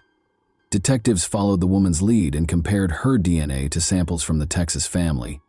The woman's suspicion was validated by the findings, which showed that Jack in the Box was in fact 37-year-old Roberto Caraballo, who had resided in Charlotte, Michigan at the time of his disappearance. This discovery changed the course of the case from an unsolved mystery to a targeted investigation, enabling detectives to concentrate their efforts on identifying the people who caused Caraballo's untimely death. Authorities now had a plethora of new information thanks to this identification, including a name and a life story to piece together. Roberto's identification shed light on his family ties and past, generating new leads and providing a novel viewpoint on potential suspects and their motivations. Let's now examine Roberto Caraballo's biography. Friends and family characterize Caraballo as a gregarious and diligent person. He shared a home with his wife, Beverly McCallum, her daughter, Deneen Ducharme, and Christopher McMillan, Deneen's friend. However, his relationship with Beverly was said to have been turbulent at the time of his death. Family conflicts, tension, and financial arguments were reported by friends and family. Detectives looked into the possibility that someone close to Caraballo was responsible for his murder, after it became clear that his life had not been peaceful. Authorities focused on Caraballo's immediate family after his identity was established, especially his wife, Beverly, her daughter, Deneen, and her friend, Chris McMillan. Prior to his body being transported to the Ottawa County field, the investigation found that Caraballo had been murdered in the basement of their Charlotte, Michigan home. Investigators believed that Beverly McCallum, driven by family strife and financial gain, had planned the murder. Witness accounts and interview reports presented a terrifying image of premeditation. The murder was thought to have been meticulously planned by McMillan, Deneen, and Beverly. Although no life insurance policy was verified, there have been rumors that Beverly might have hoped to profit monetarily from Caraballo's passing. Rather, it seemed to be a murder motivated by animosity and personal strife, with McMillan carrying out the scheme and Beverly controlling her daughter. Investigators discovered that the three suspects had enticed Caraballo into their Charlotte home's basement on the night of the murder, where they fatally wounded him with a blunt object.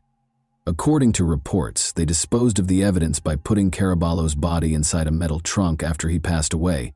With the intention of erasing any evidence of their crime, they drove the trunk to a blueberry field in Ottawa County, doused it with gasoline, and set it on fire. The painstaking preparation and graphic method of disposal demonstrated the brutality and resolve of those involved.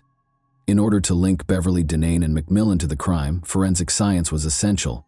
Traces of gasoline and accelerant on the metal trunk were consistent with attempts to destroy the body, and any forensic traces and blood evidence discovered in the basement matched Caraballo's DNA. A clear narrative that positioned the murder in the family home prior to the body's transportation to the field was established thanks, in large part, to the efforts of forensic analysts, advancements in DNA testing, and cooperation with local law enforcement.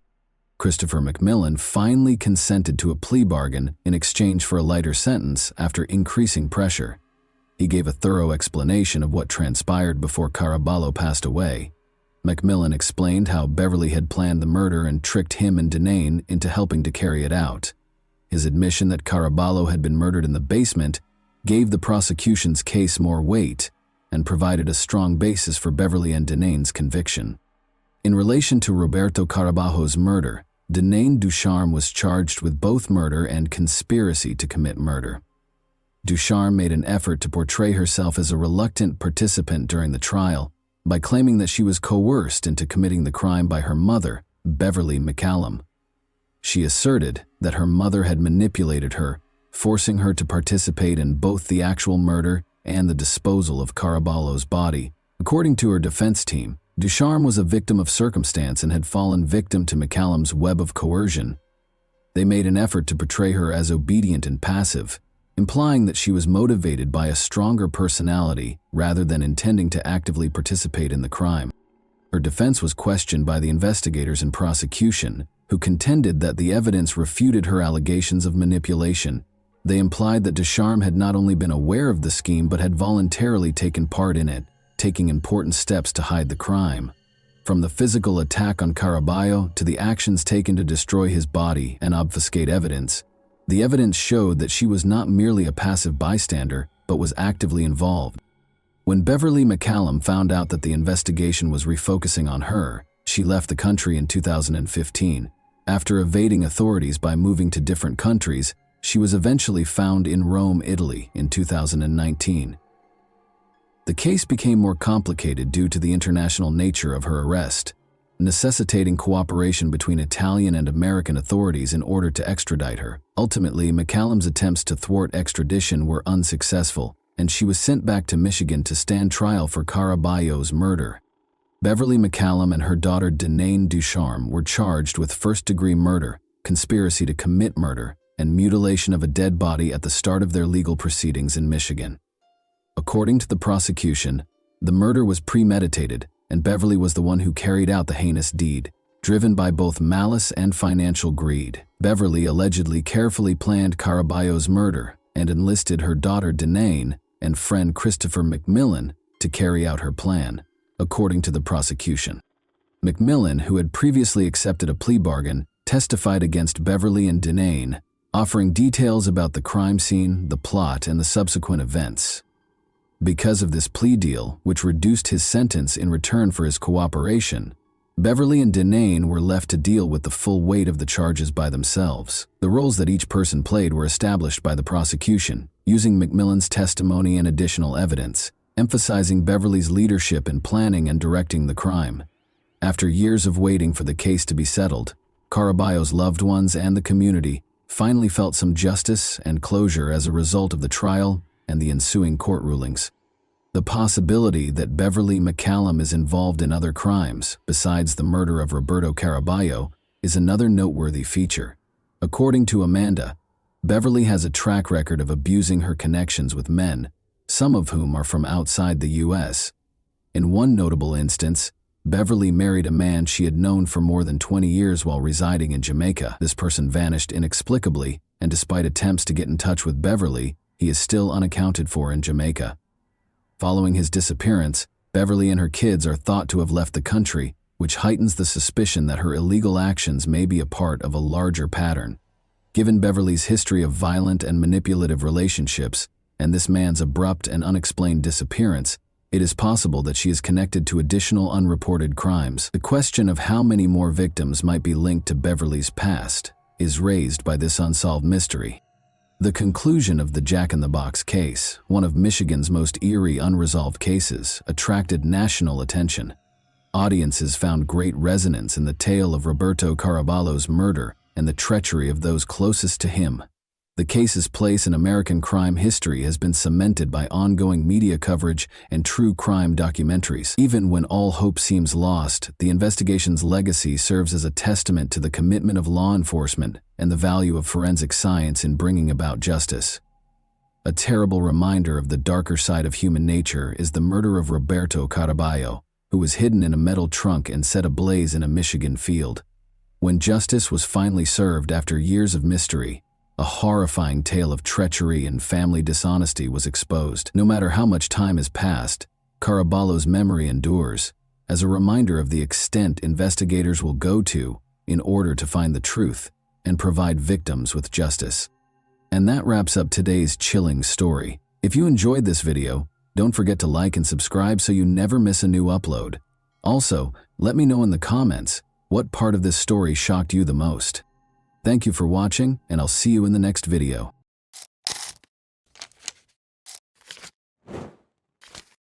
Hey guys, welcome to my channel, and today we're going to take a look at another horrible case with you.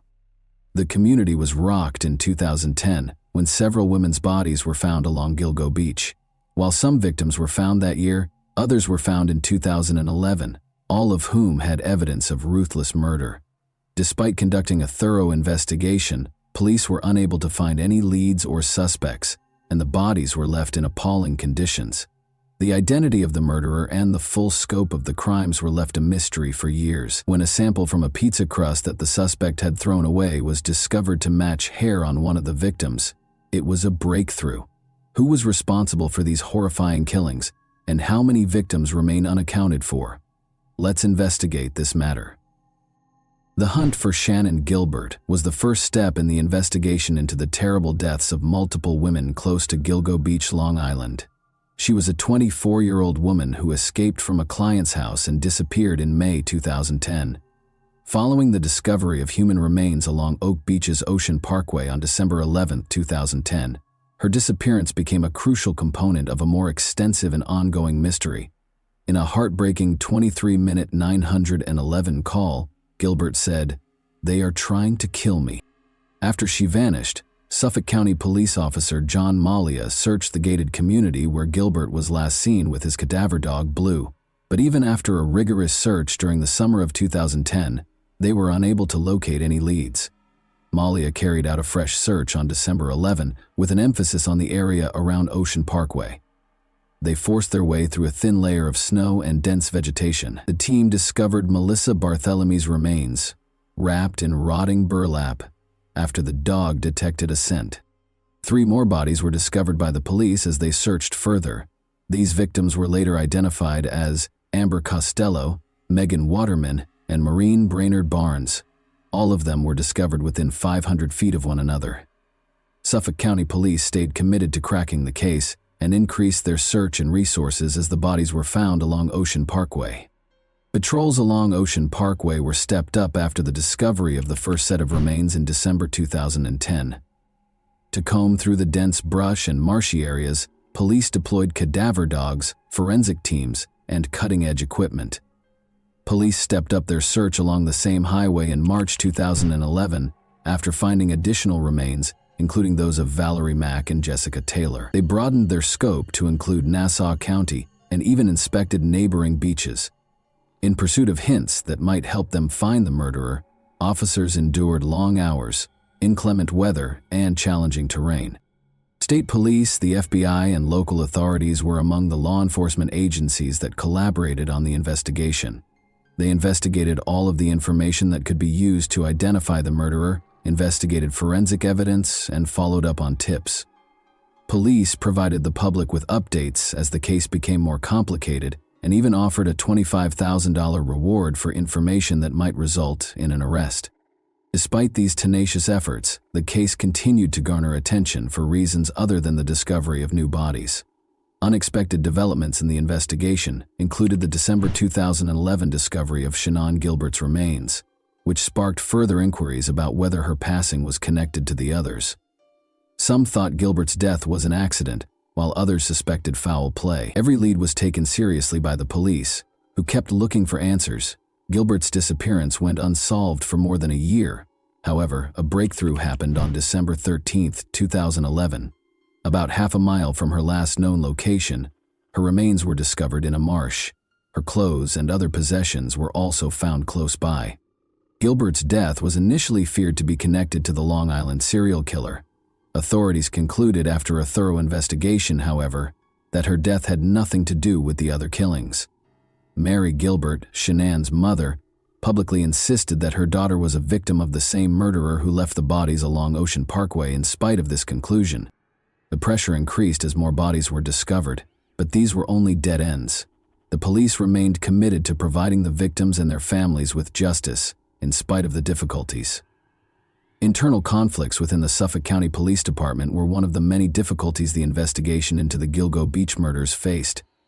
The department struggled for years with leadership, especially under James Burke, the former chief of police. As investigators ran into one dead end after another, these issues slowed down progress and caused frustration. With so few leads, how were they going to proceed? Only on December 10, 2015, did the FBI formally intervene to assist.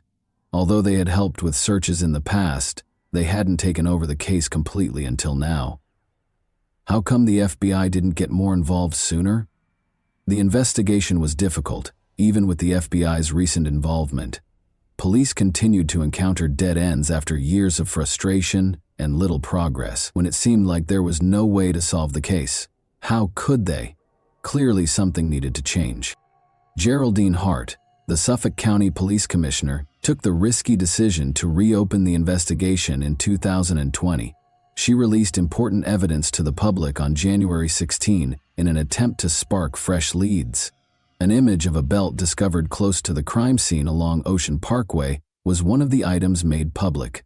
Initials, either HM or WHF, were stamped on the belt, but none of the victims were identified by them. To whom did it belong? Is this the hint that ultimately reveals the truth about the case? In addition to releasing the evidence, the police department declared that they were analyzing current leads using new scientific techniques. They started the website gilgonews.com to keep the public informed, allowing anyone with information to come forward. Would the same mysteries that had plagued the investigation for years continue to stall it? Or could this fresh push finally result in an arrest? The need to find answers appeared to be greater than before. Researchers used genetic genealogy, a novel tool, in June 2019. Everyone was curious as to whether this novel approach would ultimately solve the case. The investigation had been at a standstill for years, with few leads and innumerable unsolved questions. However, genetic genealogy provided a novel strategy that proved effective. Authorities recognized Jane Doe number 6 as Valerie Mack in May 2020. Her remains had been found in fragments for years, but using this new technique, they were able to match her DNA to her family and finally give her a name. The identification of Jane Doe number 7 as Karen Vergata in August 2023 marked yet another breakthrough. Her identity had been a mystery for almost 30 years, but the case advanced further because of genetic genealogy. These developments provided fresh impetus for the inquiry. The puzzle was gradually beginning to fit together, but there was still a long way to go. The bodies of the Gilgo Beach murder victims, found in 2010, were quickly linked to a horrific series of killings that had plagued Long Island for many years.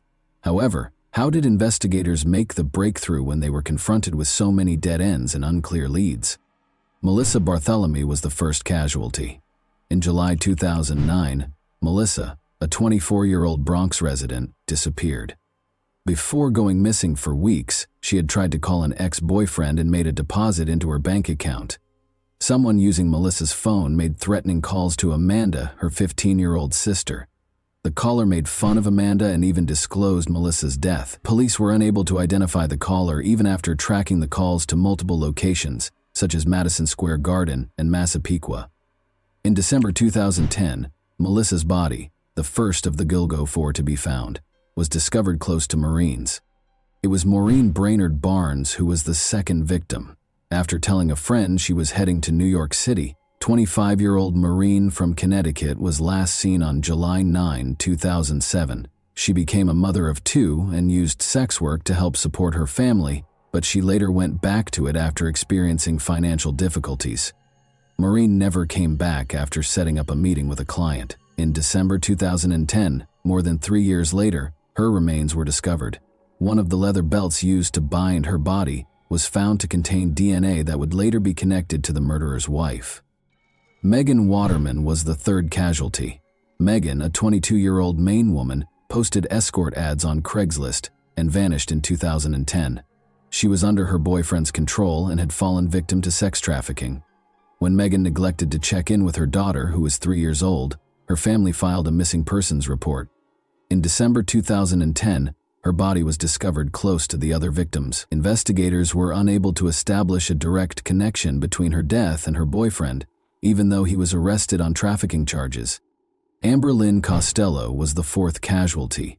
After meeting a client who offered her $1,500 in exchange for her services, Amber, 27, of West Babylon, New York, vanished on September 2, 2010. Through the Chevrolet Avalanche he drove, the client, a man who had called her multiple times, would subsequently be connected to the murderer. At first, Amber's family didn't know she was involved in sex work and thought she had entered treatment. Her heartbreaking tale brought to light the precariousness of those caught in the sex trade and addiction. 2011 saw the discovery of additional remains as the search for victims went on.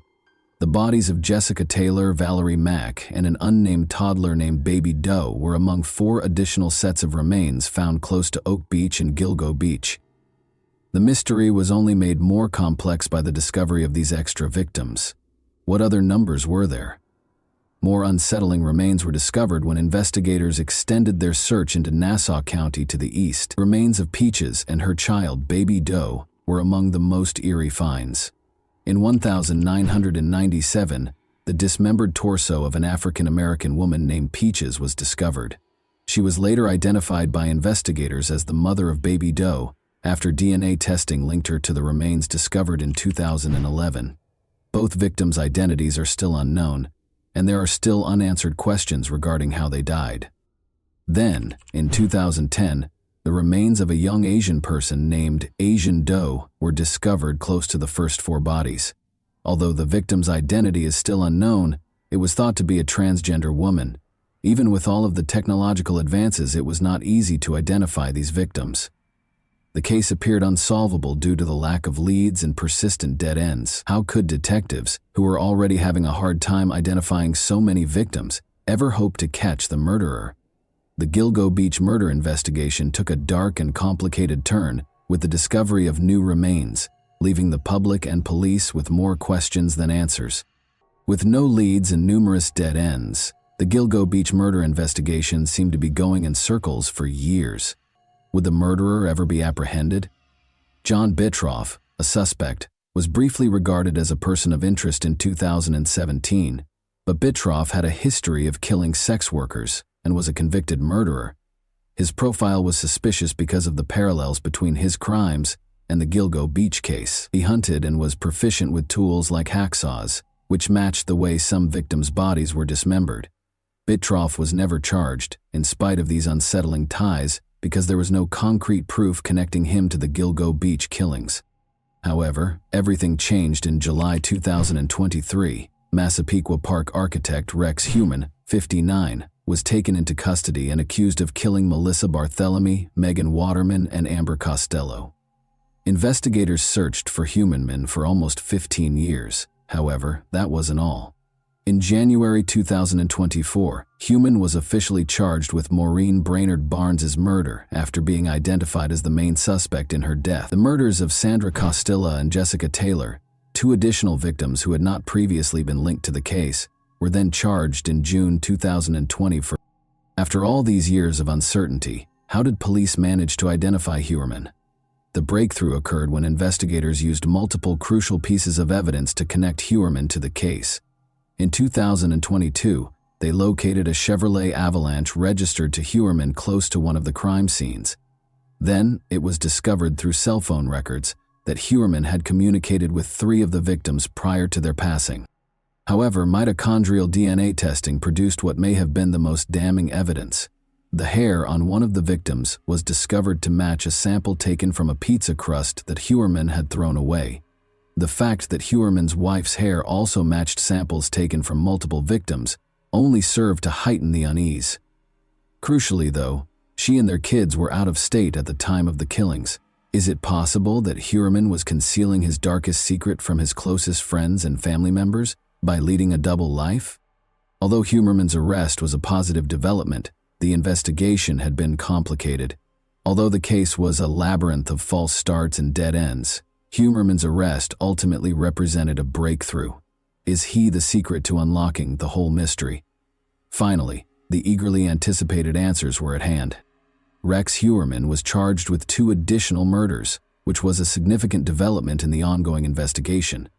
After months of diligent work, investigators spent a significant amount of time searching a wooded area in Manorville, Long Island, and going through the evidence gathered from Heuermann's family home. The new charges are related to the 1993 murder of Sandra Costilla, whose remains were found in North Sea, Long Island in 1993, and the 2003 murder of Jessica Taylor, whose remains were found in March 2011 close to Gilgo Beach.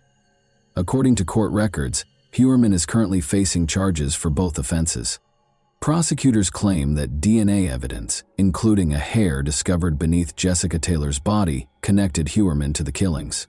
Heuermann's link to the victim was established by this DNA match, which turned out to be a significant discovery. At first, it was thought that John Bittroff, a different suspect who had been connected to other killings in the neighborhood, was responsible for Sandra Costilla's death. Recent developments in DNA technology, however, have shed new light on the case and identified Heuermann as the real murderer. DNA evidence discovered at the crime scene has now been verified by prosecutors as linking Heuermann to Costilla's murder. The case has advanced significantly with these new charges, which broaden the scope of Heuermann's alleged crimes and raise the possibility that his murders may have taken place over several decades. The number of additional victims Heuermann may have been linked to is still unknown in light of this new information. Even more unsettling information is being revealed by the ongoing investigation. Since Rex Heuermann's criminal charges were revealed, his family is going through a very difficult time. In addition to fighting cancer, his wife is also dealing with the fallout from her husband's scandal. Due to their father's criminal history, employers are reluctant to hire Heuermann's children, who are consequently having difficulty finding employment. However, the relatives of Heuermann's victims are still in pain. The pain of losing a loved one never goes away, even though they might feel some relief when justice is done. As they look for closure for the lives lost, they find little solace in the ongoing legal process. The ramifications of this case are extensive and continue to cause great emotional suffering for the families of Heuermann and the victims. And that wraps up today's chilling story. If you enjoyed this video, don't forget to like and subscribe so you never miss a new upload. Also, let me know in the comments what part of this story shocked you the most. Thank you for watching, and I'll see you in the next video.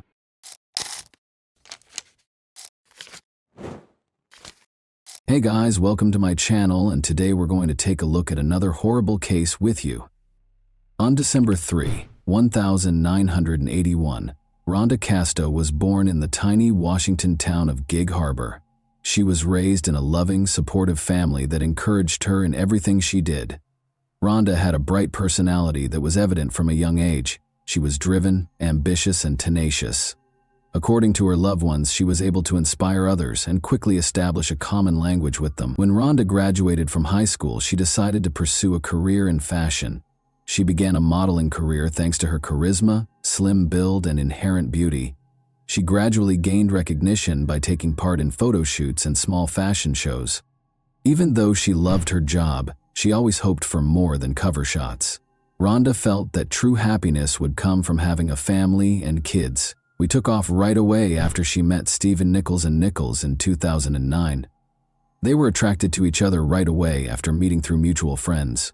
Although Rhonda's loved ones initially had some reservations about Stephen's age, 15 years older than Rhonda, the couple appeared to be content. Stephen's confidence and attention to detail impressed Rhonda, she told friends. He appeared to be a man she could trust, someone who cared about her. For his part, Stephen found Rhonda's inherent beauty and joy appealing. He viewed her as a companion who could share life's pleasures and challenges with him. They started living together shortly after they started dating, planning their future together. Their relationship took a new turn a few years later. Rhonda learned she was expecting a baby. For her, this news marked the start of a new stage. When tragedy rocked their lives, she was 5 months pregnant. Along with happiness, Rhonda's pregnancy gave her new objectives. She aspired to become a successful mother and keep growing as a person. Stephen seemed happy to be getting ready to become a father and helped her in every way. The baby would be the pinnacle of their happy life together, he assured his friends. Even though they were very different in age, their relationship appeared to be strong and nothing could stop them from being happy. Rhonda, who always aimed for independence, had faith in Stephen and genuinely thought he would make a fantastic husband and father. They led busy, active lives. In order to escape the everyday grind, Rhonda frequently encouraged Stephen to take walks because she loved the outdoors. The area's wooded trails, where they could take in the scenery and clean air, were their favorite spots. Eagle Creek, a picturesque location in Oregon renowned for its rocky cliffs and waterfalls, was one such trail. Rhonda frequently recommended the trail for hikes because she loved it. They made the decision to hike Eagle Creek once more on the day of the tragedy. It was supposed to be a pleasant and easy walk. In order to preserve the memories of the happy time leading up to the baby's birth, Rhonda wanted to take some photos against the backdrop of nature, but nobody could have foreseen that Rhonda's walk would be her final one. On March 16, 2009, at approximately 6:30 p.m., Stephen Nichols reported to emergency services that his fiancée, Rhonda Casto, had fallen off a cliff on the Eagle Creek Trail. According to the dispatcher who took the call, Stephen's voice sounded tense and nervous. He tried to explain what had happened in a bewildered tone. "My fiancée went down. She tumbled off a precipice. I'm not sure if she's still alive." In an effort to explain the scene, Stephen repeated himself. He went on to say that Rhonda reportedly lost her balance on one of the challenging parts of the Eagle Creek Trail and fell while they were hiking along it. He informed the dispatcher right away that the situation was serious in a panicked voice. Rescuers arrived at the scene right away, fully aware that the Eagle Creek Trail, despite its popularity among hikers, can be hazardous. Numerous accidents have occurred in the past due to narrow paths, steep slopes, and slippery rocks. But none of the team could have imagined how messy this tragedy would end up being. Stephen was standing at the edge of the cliff when rescuers arrived on the scene. He appeared perplexed. He was obviously in shock, but his clothes were fine. His face showed a mix of horror and despair, and his breathing was labored. Stephen stated that he had attempted to figure out how to get downstairs to assist Rhonda, but had come to the conclusion that it was too risky. She was ahead. "I shouted at her to be careful when rescuers started asking questions, but she didn't listen," he said. "She slipped all of a sudden, and it happened too quickly." However, his words sounded sentimental. Rescuers found certain aspects of his story strange. Since Stephen was unable to pinpoint the precise location of Rhonda's fall and was unsure of her actions at the time, a group of rescuers descended to locate her. The circumstances were challenging. The ground was loose and the slope was steep. The rescuers themselves might have been in danger if they had made the smallest error. They discovered Rhonda's body on a rocky platform at the foot of the cliff. After roughly 40 minutes, it was clear from her stillness that her wounds were incompatible with life. Rescuers had concerns because the location where Rhonda was discovered was a narrow ledge in the middle of a heavily forested slope. The rocks and vegetation there appeared to be unaltered. There were no signs of struggle, ripped branches, or slip marks, which are typically present when someone falls from this height. The rescuers also saw that, despite being steep, the slope itself did not appear to be dangerous enough to cause such a serious tragedy. At the cliff's edge where Stephen said the incident happened, there were no visible signs, such as ripped shoes or indentations in the ground, that would have suggested Rhonda had attempted to cling on. Although it seemed strange, the rescuers concentrated on evacuating the body, which was the primary objective. Stephen was upset when the rescuers came back to tell him about the discovery. There was a mix of confusion and guilt on his face. He restated his version of what had happened. Together they were strolling, conversing, and taking in the scenery.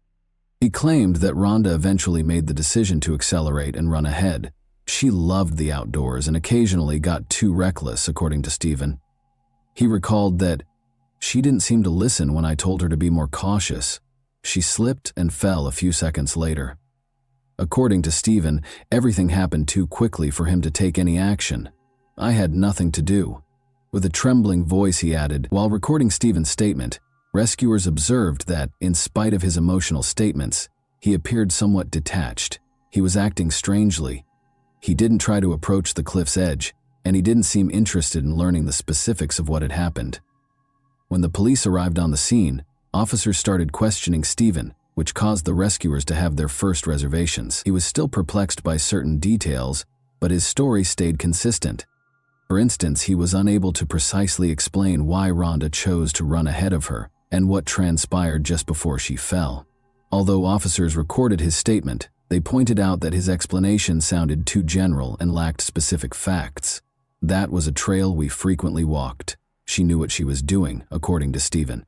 It's simply a horrible mishap.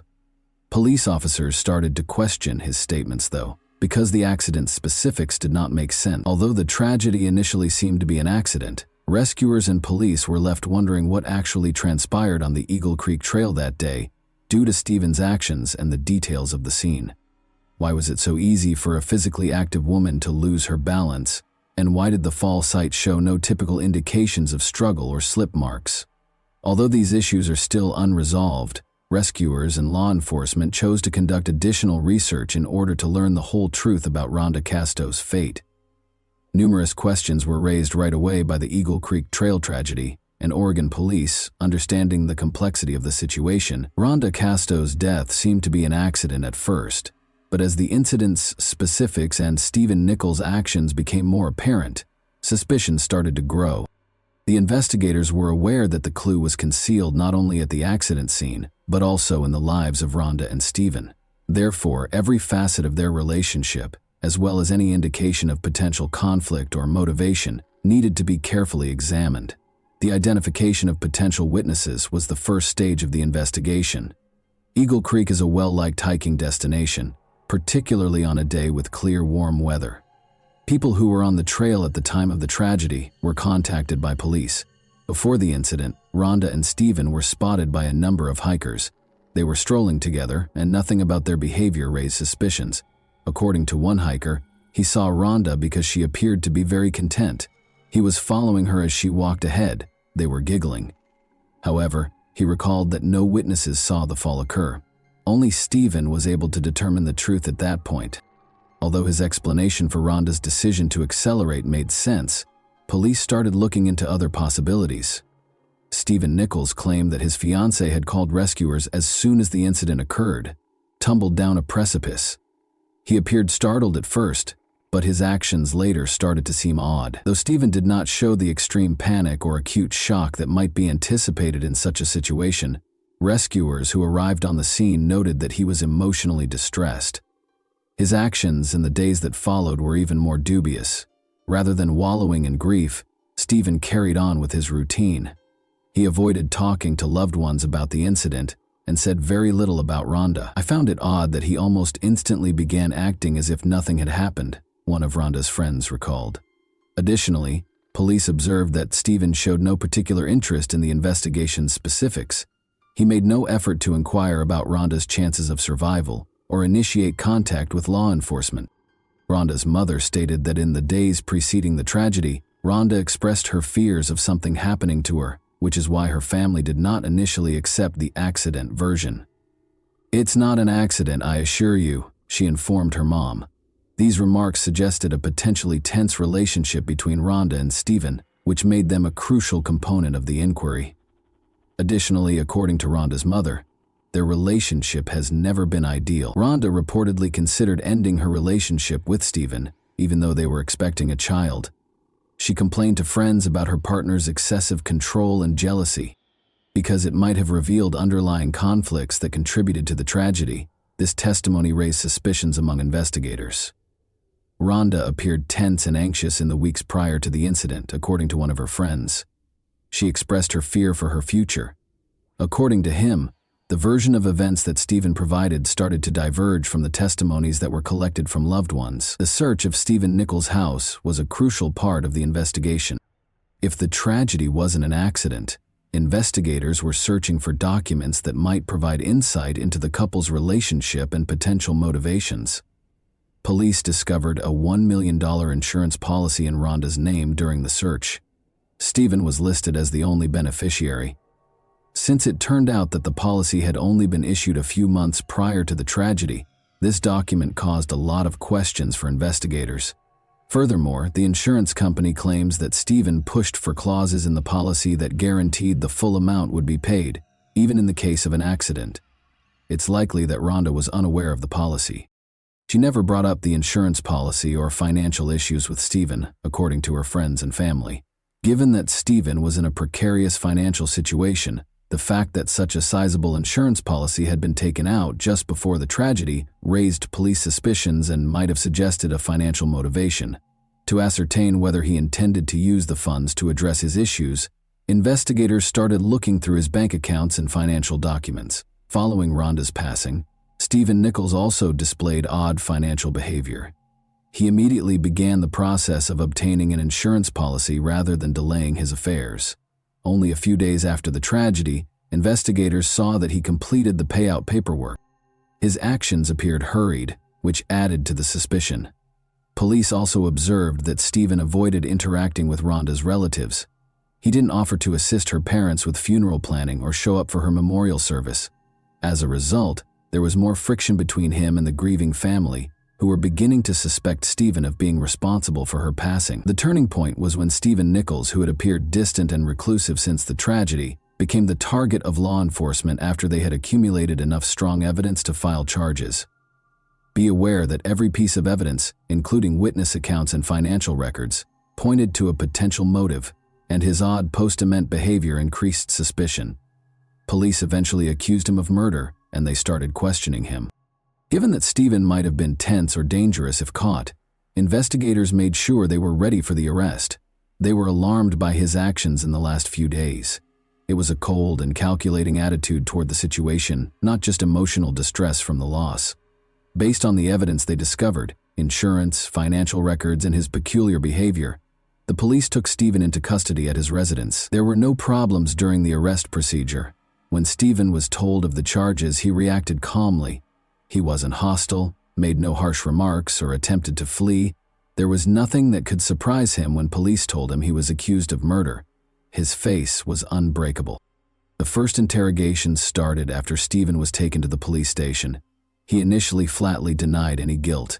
He asserted that his version of events would remain unchanged when questioned about what had transpired. "I was unable to save Rhonda when she fell. An accident occurred." He persisted in claiming that he was unable to foresee the tragedy and that the incident was an accident. But even though he was certain of his innocence, investigators started to show him evidence that contradicted his account. The police attempted to approach the case more subtly in an attempt to persuade Stephen to confess, rather than immediately accusing him of murder. His own words were being used against him as they meticulously crafted his story. Stephen became anxious during one of the interviews after the investigators presented him with financial records and other supporting documentation. Following the tragedy, police insisted that his actions were out of the ordinary. They highlighted his rash insurance buying decisions, his odd conduct following Rhonda's passing, and other questionable incidents. When an investigator asked Stephen why he had started taking out insurance so quickly, it was a pivotal moment. The man smiled nervously and said something that was practically a confession. "I didn't think it would happen so fast," he said, not seeing right away that what he said might have been taken as an admission of his actual motivations. It was a crucial statement that provided the police with a crucial lead. Although Stephen persisted in claiming that the tragedy was an accident, his arguments started to falter.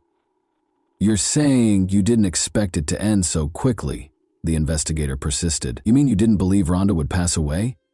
Since more investigation showed that psychological pressure was a factor, this incident gave the impression that Stephen may have eventually acknowledged his guilt, even if not outright.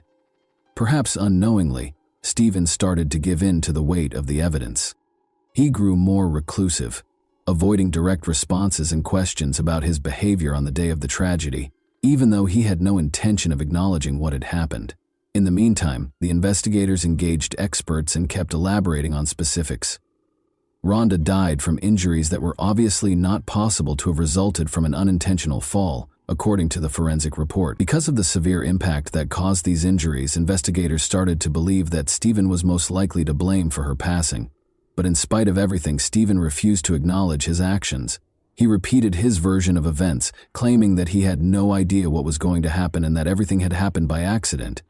The police understood that gathering reliable evidence would require time and effort, making this a challenging case. In the end, investigators collected all the evidence required for charging. In addition to Stephen's own actions in the days that followed, they also incorporated forensic evidence, Rhonda's insurance policy, documents proving Stephen was the only beneficiary, testimony from her family and friends, and proof of financial motivations. The tragedy served as a crucial component of the inquiry as well. The fact that he processed the insurance payment without hesitation and without displaying the typical human response to losing a loved one astounded the investigators. As a result, the charges had a solid foundation thanks to all of these facts, and the investigation took the case to trial. The trial of Stephen Nichols marked the end of a protracted investigation into Rhonda Casto's unexplained death on the Eagle Creek Trail. Investigators and prosecutors developed a case that they felt demonstrated the tragedy was not an accident.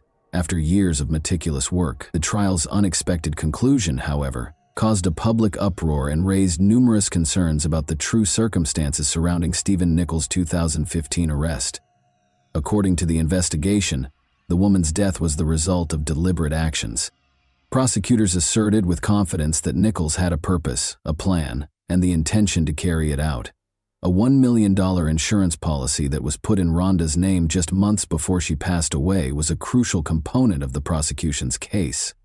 Stephen was listed as the policy's only beneficiary. The prosecution claimed that the document suggested a possible financial motivation for the crime. Prosecutors also emphasized Rhonda's mother's testimony, claiming that her daughter had voiced concerns about Stephen's unpredictable behavior and had been vocal about the possibility that she might be abused if something were to happen to her. "You are aware it's no coincidence." According to the mother, Rhonda stated in court that her injuries were not totally consistent with an unintentional fall. Prosecutors also provided a medical report supporting this claim. The medical examiners came to the conclusion that rather than a simple loss of balance, Rhonda's injuries might indicate a push. The prosecution's case revolved around these conclusions. From the start, Stephen Nichols vehemently denied his guilt. According to his attorneys, Rhonda's death was a tragic but unintended accident. According to Stephen's own account, he and Rhonda were taking a leisurely stroll along the wharf on the day of the tragedy. According to him, Rhonda was feeling good and even decided to pick up the pace in order to feel more liberated and energetic. but she reportedly stumbled and fell off a cliff on one challenging part of the trail. It happened too quickly, but I saw her lose her balance. I was powerless to help. According to Nichols, he also maintained that the accusations against him were the result of speculation and misinterpretation. His attorneys argued that the investigation had rushed to conclusions based on emotional testimony from the deceased's family members and circumstantial evidence. Additionally, the defense argued that married couples, particularly those who were getting ready to move in together and were expecting a child, frequently had insurance policies. They maintained that the execution of such a document did not demonstrate criminal intent, and that its mere existence did not establish that Stephen had harmed Rhonda on purpose. The attorneys stressed that Nichols had no established reason for the murder because, despite their occasional arguments, their relationship was not so tumultuous as to result in tragedy. There were several obstacles that prosecutors had to overcome in order to construct a perfect prosecution. The absence of first-hand witnesses was one of the main issues. Stephen was the only one who witnessed Rhonda's fall on the trail. Nichols's attorneys had a significant advantage because no one could definitively dispute their client's version of events, allowing him to continue insisting on it. The unclear expert conclusions were another flaw in the prosecution's case. There were no other obvious indications of violence. Even though some of Rhonda's wounds weren't consistent with the fall, this ambiguity was actively exploited by defense lawyers. They maintained that the prosecution's conclusions were based on speculation and conjecture, and that Rhonda's death was an accident. Stephen Nichols chose to reach an agreement with prosecutors in 2017, 2 years after his arrest. This ruling was an unanticipated development in the case. Nichols' degree of responsibility and potential sentence were greatly diminished by the agreement, which assumed that he would enter a guilty plea to manslaughter. In turn, the prosecutor's office accepted the agreement, likely understanding that the likelihood of a conviction on the manslaughter count was lower. A strong defense, unclear medical reports, and a lack of concrete evidence might have led to Nichols's acquittal. As part of the agreement, a plea deal in this case permitted at least partial justice. Although it was not his intention, Nichols acknowledged that his actions on the day of the tragedy might have played a role in Rhonda's demise. The public and the victim's family had differing opinions about this admission, which allowed the prosecution to wrap up the case without a drawn-out trial. The court imposed the sentence after the plea agreement. Stephen Nichols received a 3-year probationary sentence after being found guilty of manslaughter. Nevertheless, the court permitted Nichols to depart following his 19-month incarceration pending trial. Many people who had been following the case, including Rhonda's family, were taken aback by this light sentence. And that wraps up today's chilling story. If you enjoyed this video, don't forget to like and subscribe so you never miss a new upload. Also, let me know in the comments what part of this story shocked you the most. Thank you for watching, and I'll see you in the next video.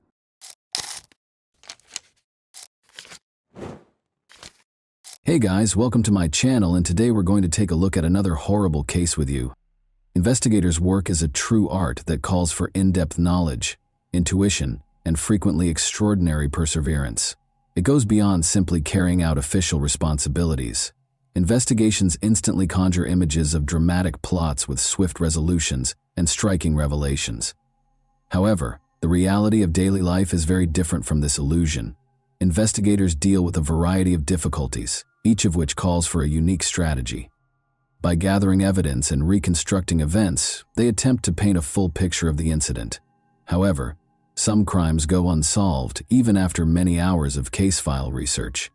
This could be because there is insufficient evidence, there aren't enough witnesses, or there is conflicting and unclear evidence. The intricacy of the investigator's job is further compounded by the fact that many incidents appear clear-cut at first, but upon closer examination, they become considerably more complex.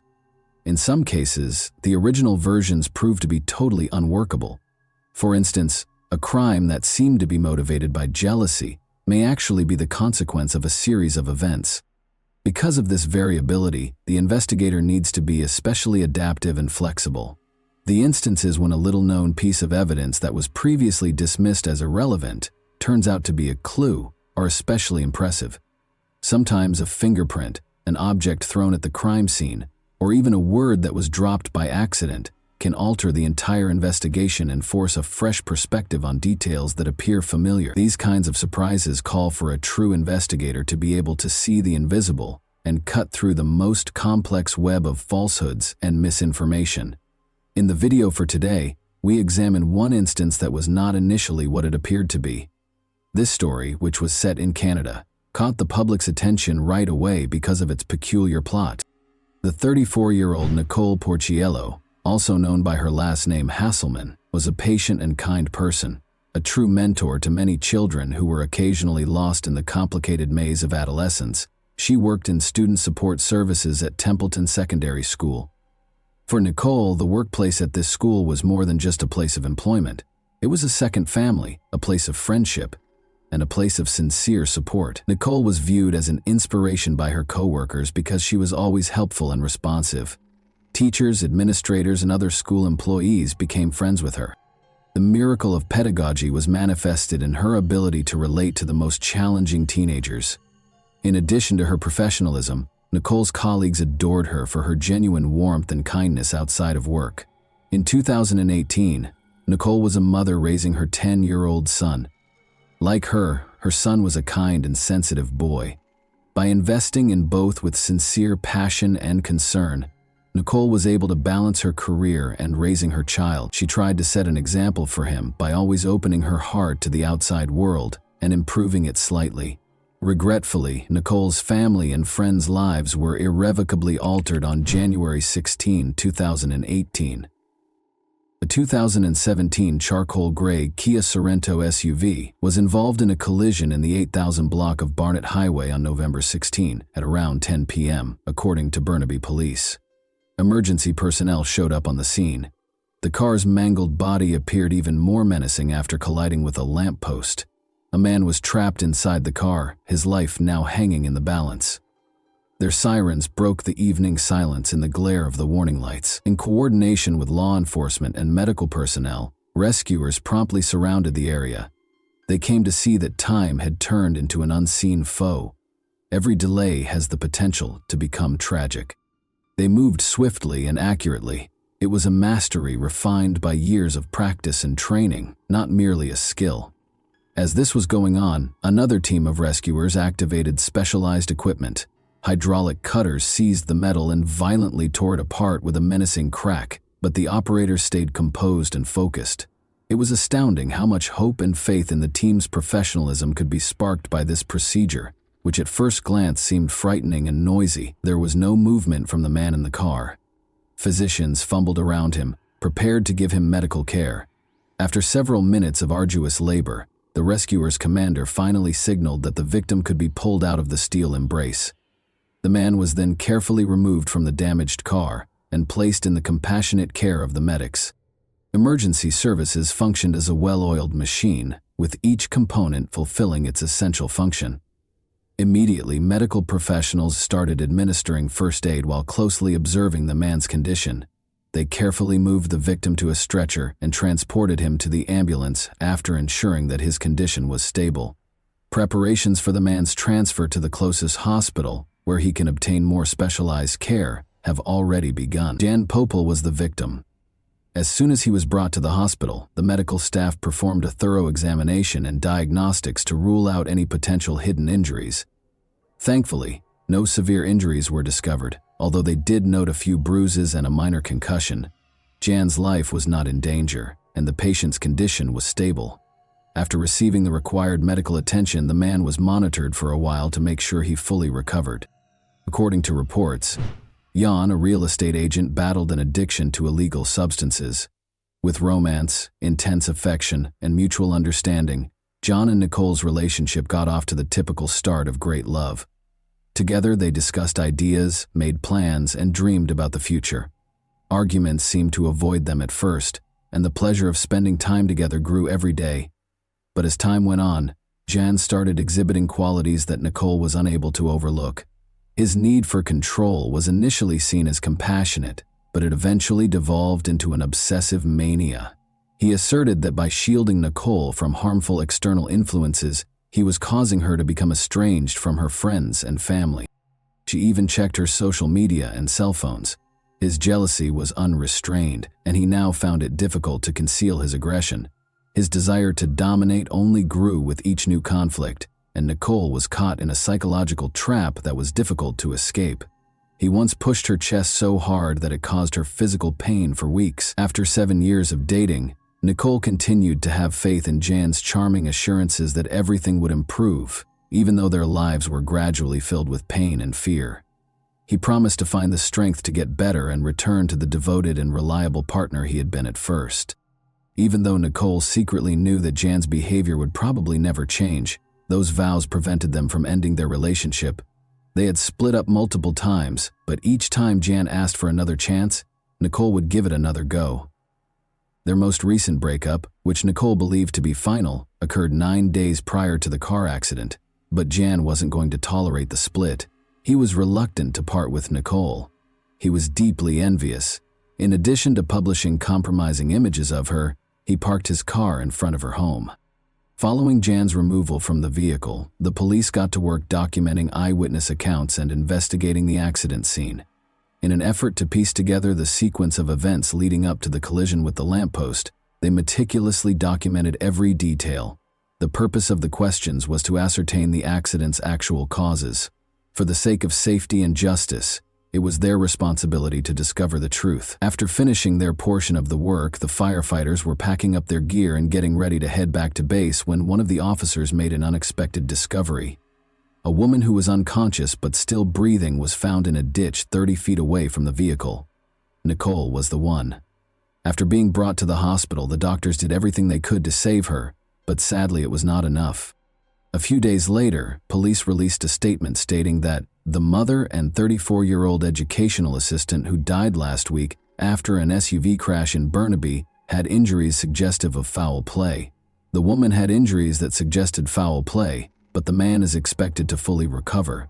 Nicole was taken to a forensic laboratory a few hours after her death, where a skilled medical examiner with years of experience performed the autopsy on her body. Using professional tools, he carefully and methodically examined and repaired all of the wounds he saw covering her body.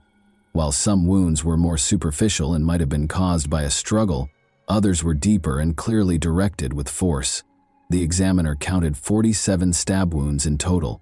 2 separate knives were used to inflict Nicole's wounds.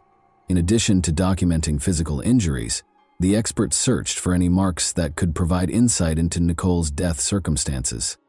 Missing defensive wounds on the hands, for instance, might have suggested that the victim was immobilized or that the attack came suddenly. The expert understood that his conclusions were what would enable law enforcement to apprehend the offender and secure justice. All of the expert's observations and findings were combined into an official report after the autopsy was finished. In addition to being a document, this report served as a crucial link in the murder investigation's chain, giving the investigators the knowledge they needed to carry out their investigation. Following Nicole's passing, her friends, family, and co-workers were swept up in a sea of grief that struck them with an unanticipated and uncontrollable force. It seemed as though everything had stopped for everyone who knew Nicole, leaving behind only the memories of her smile, the happiness in her eyes, and unmet expectations for the future. Realizing that they would never again be able to embrace their cherished mother, daughter, and sister, hear her voice, or share the memories that were to be so many more, was an unbearable burden for the family. Nicole lost a like-minded friend with whom she shared her most intimate hopes and experiences. They were consumed by the thought of how hard she had worked to rebuild her life, start over, and pursue her happiness. Nicole's co-workers recognized the significant impact she had had on their lives and team. The emptiness left by her passing was nearly tangible, and every day served as a reminder of everything they had lost. Many of them were inspired by Nicole's joy and dedication to excellence, and this unexpected loss helped them to understand how fleeting human life is and how crucial it is to treat one another with more consideration. For Nicole Porcello's family, the holidays have been the most difficult time. Carmine Porcello believes that he will never adjust to the loss of his younger sister. It's difficult to overlook her seat being empty when you're all seated for a family meal. She isn't where he said she would have been. Jan Porcello was taken into custody on November 29, 2018, 13 days after Nicole's passing. The public has been urged by police to provide any information that could help with the investigation. In relation to Nicole Hasselman's death, Jan Popel, 31, was taken into custody on November 29 and subsequently charged with second-degree murder. At some point today, Mr. Popel will appear before a judge. There was no threat to public safety because this was a singular occurrence, and the individuals involved knew one another. Without the tireless efforts of our detectives, today's outcome would not have been possible. They worked extremely hard to gather and secure all the evidence for charge approval.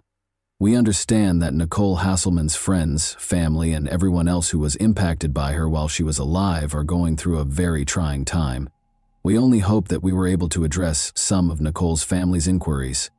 There's always a chance that one or more people have information that they haven't yet shared with me. We live up to that.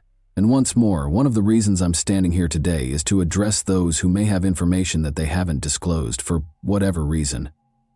They may only now be becoming aware of it. Come forward now, please. Anyone with information about any of our investigations is welcome to contact us. One of the most important aspects of Nicole's death investigation was reconstructing the timeline. It made it possible for the investigators to put together all of the information they could see, view the sequence of events and the time they took place. This informational organization made it easier to spot contradictions in Jan's testimony and examine his actions. After all, every minute could have an impact on our comprehension of the precise circumstances surrounding Nicole's untimely demise. Investigators examined phone logs, text messages between Nicole and Jan, and surveillance footage.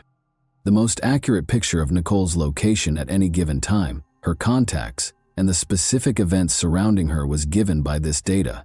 The chronology was also crucial to the prosecution's case against Jan because, as was previously stated, it would have been challenging to persuade the court of his guilt in the absence of hard proof of his involvement in the incident gathered in a precise order. The events leading up to Nicole's death started 9 days prior to the fatal car accident, but the relationship between Nicole and Jan lasted 7 years, with breaks and reunions. According to reports, Jan's jealousy reached previously unheard-of levels after Nicole informed him that their relationship was over by beginning to speak with another man. He picked Nicole up in a rental car on the evening of November 16 while her son was at hockey practice, and they got into a fight. After that, Jan took out 2 kitchen knives and started repeatedly stab Nicole, who was seated in the passenger seat, throughout her body. Then, in a last-ditch effort to save her life, Jan took out his cell phone and began filming video instead of phoning for help. She was heard declaring her love for Jan. Without expressing regret, Jan told her that he stabbed her because he could not bear the thought of her dating someone else. After that, he left Nicole in the car outside and drove home, going inside to send a few emails, including one in which he resigned from his position. While Jan sent emails, paid some bills, and even went online to buy a new TV and dishwasher, Nicole spent 2 hours in the car. Nicole was still alive when he returned to the rental car. He allegedly planned to stage a car accident to give the impression that Nicole had perished in the collision. Nicole, who was not wearing a seatbelt, flew out of the car when Jan Popel slammed his foot on the accelerator and crashed into a streetlight at high speed. Jan Popel was accused of second-degree murder based on the evidence that was gathered. For Nicole's family and friends, the trial, which started in 2020 and lasted for several months, was yet another ordeal. The video that Jan Popel took with his cell phone after repeatedly injuring Nicole was shown in front of the crowd during the trial. The judge asked those in the gallery to leave if they felt uncomfortable and warned the courtroom that it would be graphic. The injured victim was seen having trouble breathing in the 1-minute video. People sitting next to her can be heard accusing her of disrespecting him rather than phoning for assistance. Jan Popel, who was envious and vindictive, told Nicole that she was solely to blame. In a video he recorded after he attacked Nicole with 2 knives, Popel said, "You just took from me, disrespected me for months and years." The victim's father, Joe Porciello, left the courtroom as the video was playing, clearly upset, and Popel sat with his head lowered in the prisoner's dock. Watch the video. The victim's brother, Carmine Porciello, yelled at him. "Raise your head," the brother said. The judge ordered a 15-minute morning break after the video, acknowledging that the footage was distressing. 4 witnesses, including the father and brother, gave moving victim impact statements in court. The father characterized his daughter as the cornerstone of their family and a lovely soul. Speaking directly to Poplo, he declared, "You have destroyed our family." The brother claimed that the crime had turned him into a zombie and that he was furious with the accused, saying, "We cannot forgive you for what you have done." Several other victim impact statements, including one from the victim's young son, were summarized by Crown Counsel Jacqueline Madden. The boy said he had lost a piece of his heart when his mother passed away because she was his best friend. Madden stated in the decision that although Popolo had shown remorse, the judge characterized his actions as self-centered, callous, and cruel. Joe Porcello, Nicole's father, disagreed. "I felt sick to my stomach because he should have had a tear in his eye if he had been sorry." He claimed that he would display any emotion outside of court. He appeared to be out to lunch when he last appeared in the courtroom, where guilty pleas to second-degree murder were made. The penalty for second-degree murder is automatically life in prison. The how many years it would be before he could apply for parole was the only question that followed. Popale's lawyer requested a minimum of 10 years, but the prosecutor was urging a minimum of 15 years. Given Popale's past of acting abusively and jealously toward Nicole, neither of these choices was well received by Nicole's family. According to her cousin Gina Giuliano, he ought to have been charged with and found guilty of first-degree murder, which carries a 25-year prison sentence without the possibility of parole. No number is sufficient in my opinion, but if 25 is the upper limit, then I believe that's what he ought to receive. We have someone who is not even 40 years old, and in the worst situation, he might be out when he's 50 or 55, she said, according to Giuliano. That is not acceptable. Nicole's friends and family have started a social media campaign in the week before the sentencing, pointing out the gaps left by Nicole's passing and posing the question of whether the penalty is appropriate for the crime. Giuliano asserts that we cannot tolerate such individuals on our streets. Such a precedent that a vicious crime carries a sentence so light that it is easy for anyone to commit it is unacceptable.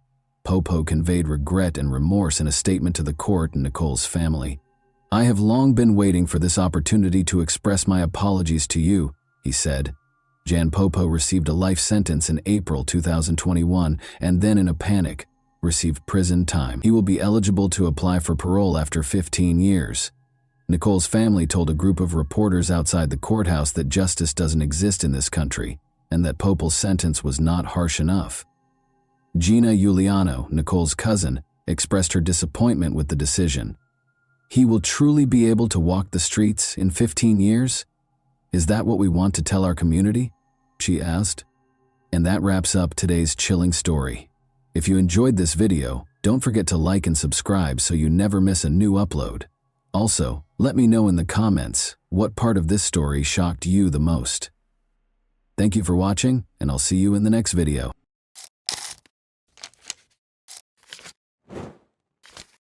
Hey guys, welcome to my channel, and today we're going to take a look at another horrible case with you. Lynette Dawson's seemingly ideal life was upended in January 1982 when she vanished without a trace in the quiet suburb of Bayview on Sydney's northern beaches. Lynette was a warm, loving wife, mother, and friend, so her family and friends were shocked by her abrupt absence. Lynette left her 2 young daughters behind when she left the family, according to her husband, Chris Dawson, a dynamic former rugby league player who is now a teacher. However, his story almost immediately sparked troubling questions.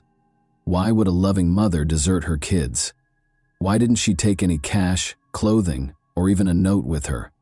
Let's explore the complex network of love, treachery, and unresolved issues that characterize Lynette's tale, a tragedy that defies extinction.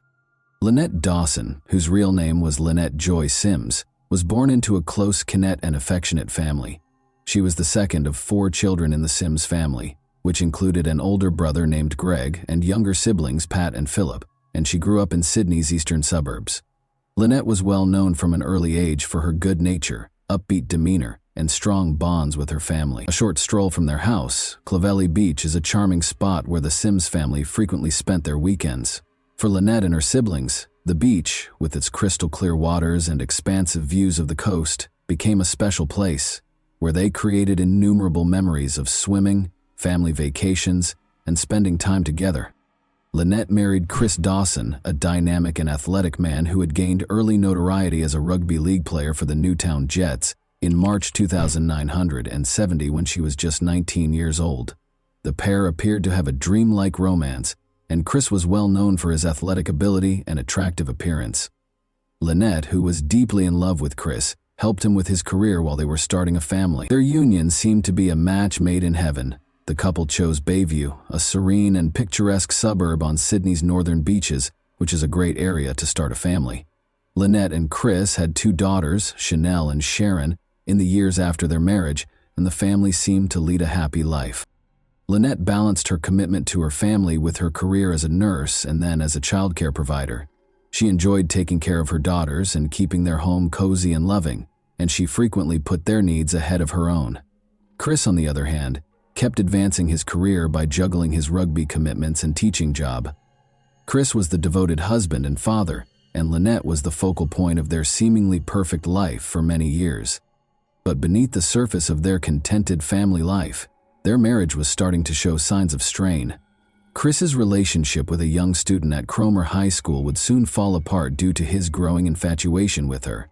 Lynette had no idea at the time that her marriage, which had seemed stable, was about to fall apart, and that a string of startling incidents would soon shake the foundation of her family and alter her life forever, ultimately leading to her death.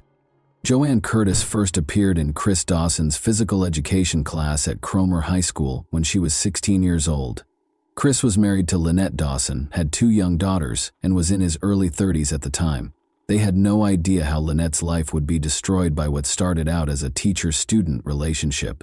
Despite the fact that Joanne was a teenager living with her family and that they were very different in age, Chris's love for her grew rapidly. His marriage to Lynette was strained as a result of his growing obsession. She observed his strange behavior and growing distance. In 1980, Chris asked Joanne to move in with the Dawsons while posing as Chanel and Sharon's babysitter. Chris started to express his feelings for Joanne more publicly after she moved into the Dawson residence. He frequently expressed his desire to be with Joanne and put pressure on her to share his feelings. He also diminished Lynette's sense of significance in the family. Concerning the disintegration of her marriage, Lynette confided in her friends. She was very private about her marital issues. Joanne also became aware of Chris's domineering behavior and felt trapped in a situation from which she was unable to quickly get out. Chris, Joanne, and Lynette's tension kept increasing. In response to Lynette's efforts to keep her marriage intact, Chris became increasingly fixated, making it difficult to distinguish between his personal and professional lives.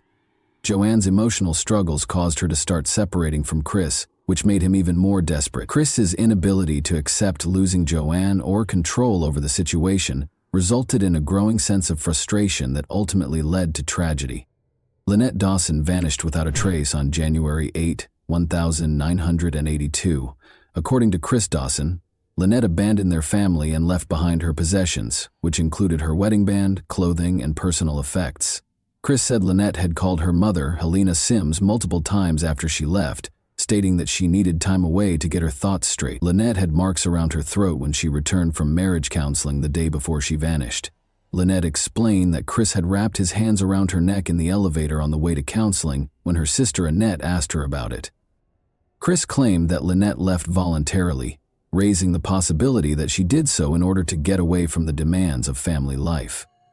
Helena Sims was taken aback by the news at first, but she did not immediately doubt her son-in-law's justification.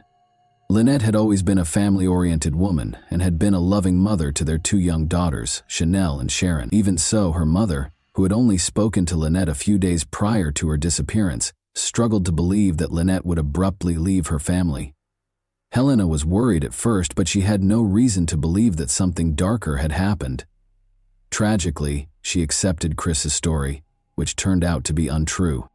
At first, Chris's account of what happened to Lynette's family and the police seemed credible.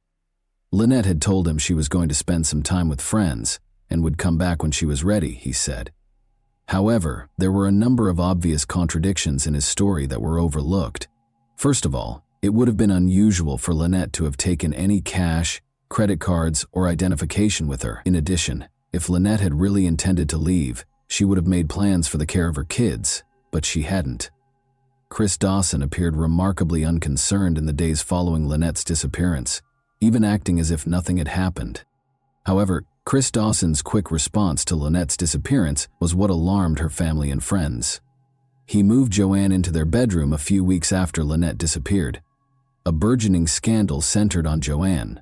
Chris had started an affair with Lynette in the months before she vanished.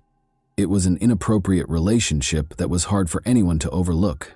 Joanne was living with the Dawsons at the time, and Lynette's family and friends were taken aback by her presence in the house following Lynette's abrupt departure.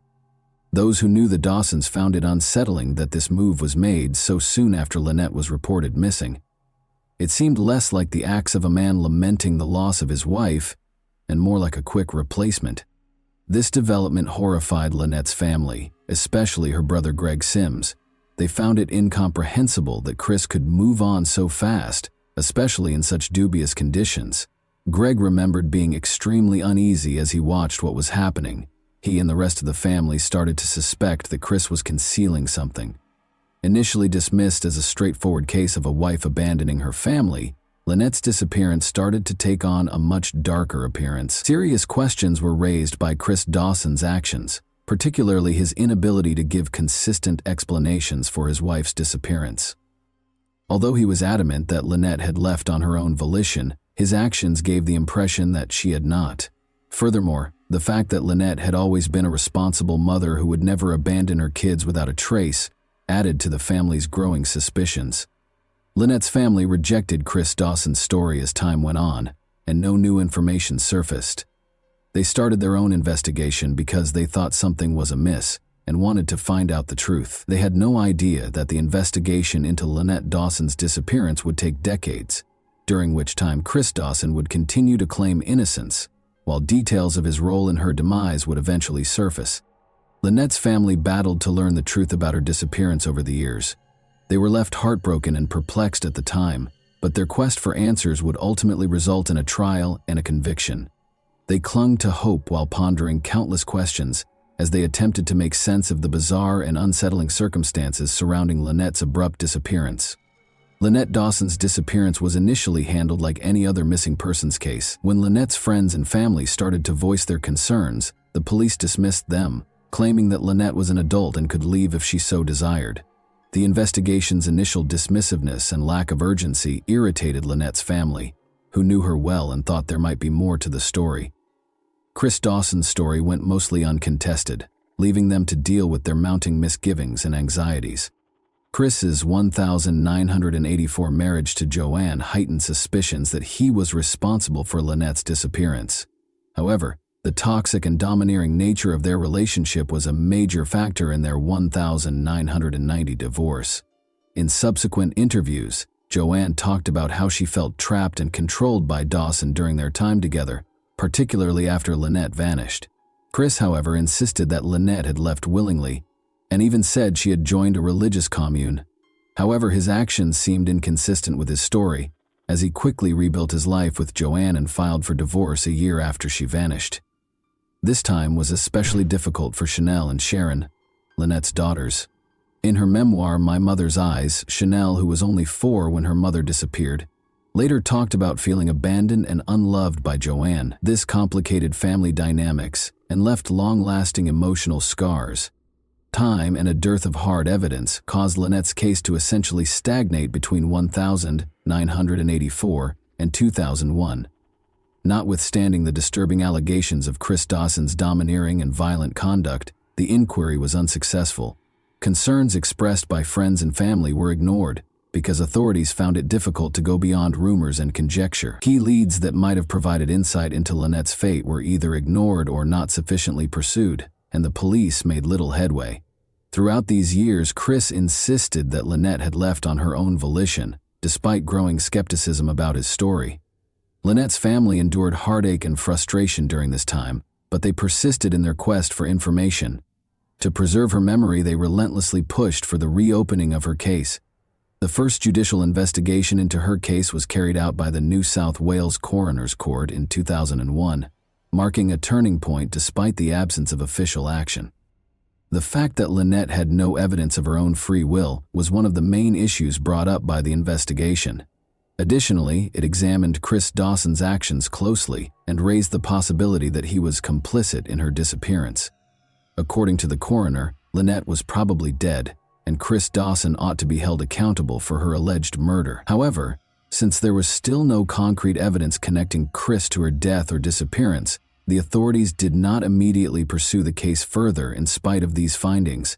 In 2003, a second court investigation was conducted as a result of persistent pressure from public advocates and Lynette's family. The inconsistencies in Chris Dawson's testimony and the pervasive suspicion surrounding his relationship with Joanne were the main topics of this inquest once more. Once more, the coroner found that there was a high probability that Chris killed Lynette, but the evidence was insufficient to reach a firm conclusion. Consequently, Chris Dawson was not charged by the Director of Public Prosecutions, DPP.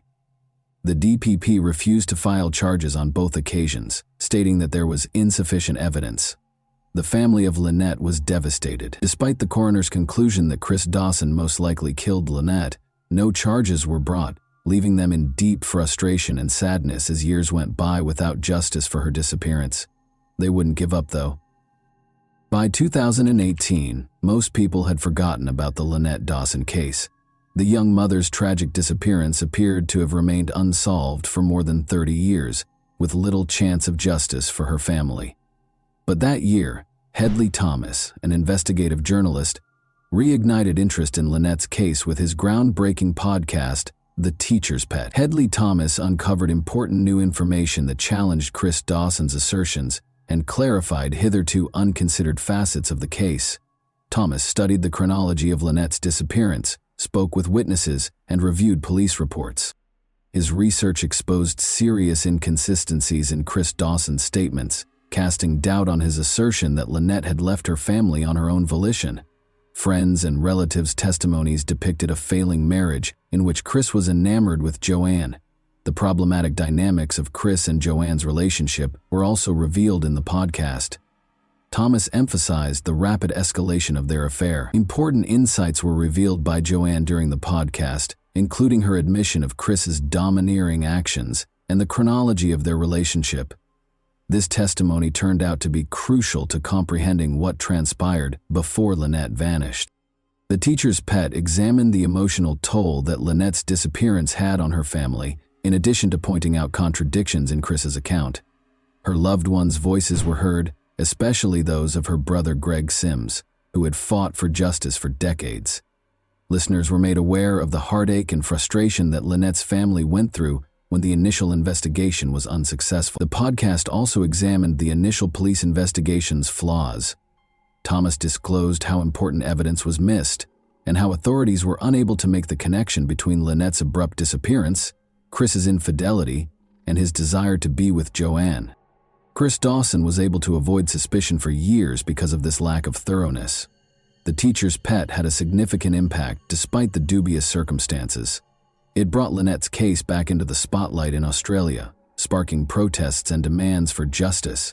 After listening to the podcast, a number of people who had been silent for years came forward with fresh testimonies that clarified the case. Legal action was sparked by the podcast, which greatly increased the pressure on authorities to re-examine Lynette's disappearance. Chris Dawson was detained and accused of Lynette's murder in 2018, partly as a result of the disclosures made in The Teacher's Pet. The case eventually went to trial, which was a major turning point. In addition to uncovering fresh evidence, the podcast inspired public support, demonstrating the ability of investigative journalism to advance justice. Chris Dawson was residing in Queensland when he was arrested. Following his arrest, Dawson's attorneys issued a statement asserting his innocence and vowing to fight the charges. Dawson insisted that Lynette's disappearance was voluntary and that she had deserted her family. He persisted in denying any role in her demise. In 2022, Chris Dawson's trial for his wife's murder got underway in the Supreme Court of New South Wales, which was chaired by Justice Ian Harrison. Because of the case's widespread pre-trial publicity, the trial was held without a jury. Due in large part to the disclosures made public by the Teacher's Pet podcast, Dawson had gained national attention. Without tangible proof, like Lynette's body, the prosecution had a difficult time establishing their case. Rather, they relied on key witness testimony, circumstantial evidence, and a thorough analysis of Chris Dawson's actions prior to and following Lynette's disappearance. Joanne was one of the most important witnesses. Since she had already cut ties with Dawson in 1990, she mustered the guts to tell the truth, which was a pivotal moment in assembling the evidence against him. According to Joanne's damning testimony, Dawson had once brought her to see a hitman to talk about killing Lynette, but he later changed his mind. According to Joanne's story, he was prepared to go to great lengths to get rid of his wife. She also talked about how his domineering and cunning actions intensified following Lynette's disappearance. Joanne recalled how Dawson had moved her into the bedroom soon after Lynette disappeared, highlighting how quickly their relationship had developed and how he seemed unconcerned about his missing wife. Patricia Jenkins, Lynette's sister, provided more details about the Dawsons' tumultuous marriage. She testified that Lynette had told her about Chris's abusive tendencies and erratic temper. Patricia claims that Lynette said Chris was often irate and had black eyes flashing when they argued. In addition, Lynette had voiced concerns about the status of their marriage and her increasing sense of helplessness. Lynette's co-workers attested to her attempts to save the marriage in its last moments. They recalled how, following a counseling session, Lynette and Chris arrived at work hand in hand on January 8, 1982. Lynette vanished a few days later in spite of these efforts, and Chris's subsequent behavior sparked suspicions. Witnesses detailed his repeated assertions that Lynette had left voluntarily, leaving her children unaccounted for, and his lack of urgency in reporting her missing. Since Lynette Dawson's body was never located, the case against Chris Dawson was primarily based on circumstantial evidence. Nevertheless, the prosecution made a strong case based on the testimony of witnesses. When examined more closely, Chris's assertion that Lynette had voluntarily left her family to join a religious commune was refuted. It was mentioned that Lynette abandoned everything she owned, including money and most significantly her 2 daughters, a completely uncharacteristic behavior for a loving mother. Additionally, the court viewed his quick decision to put Joanne Curtis in his bedroom and his divorce filing within a year of Lynette's disappearance as extremely suspicious, indicating a clear motivation to get rid of Lynette and begin a new life with Joanne. Justice Ian Harrison rejected the defense's claim that Lynette had voluntarily left, even though her body was not present. He declared the alleged sightings of her to be untrustworthy and emphasized how Chris's claims were false. The court was persuaded by this evidence that Chris Dawson killed Lynette in order to end his marriage and start dating Joanne. Chris Dawson was convicted of Lynette's murder on August 30, 2022, and given a 24-year prison term without the possibility of release until 2040, when he would be 92 years old. Although Lynette's family received some justice as a result of the conviction, they are still devastated that her body has never been located. In order to properly honor her memory and achieve complete closure, they still hold out hope that her remains will one day be found. And that wraps up today's chilling story. If you enjoyed this video, don't forget to like and subscribe so you never miss a new upload. Also, let me know in the comments what part of this story shocked you the most. Thank you for watching, and I'll see you in the next video.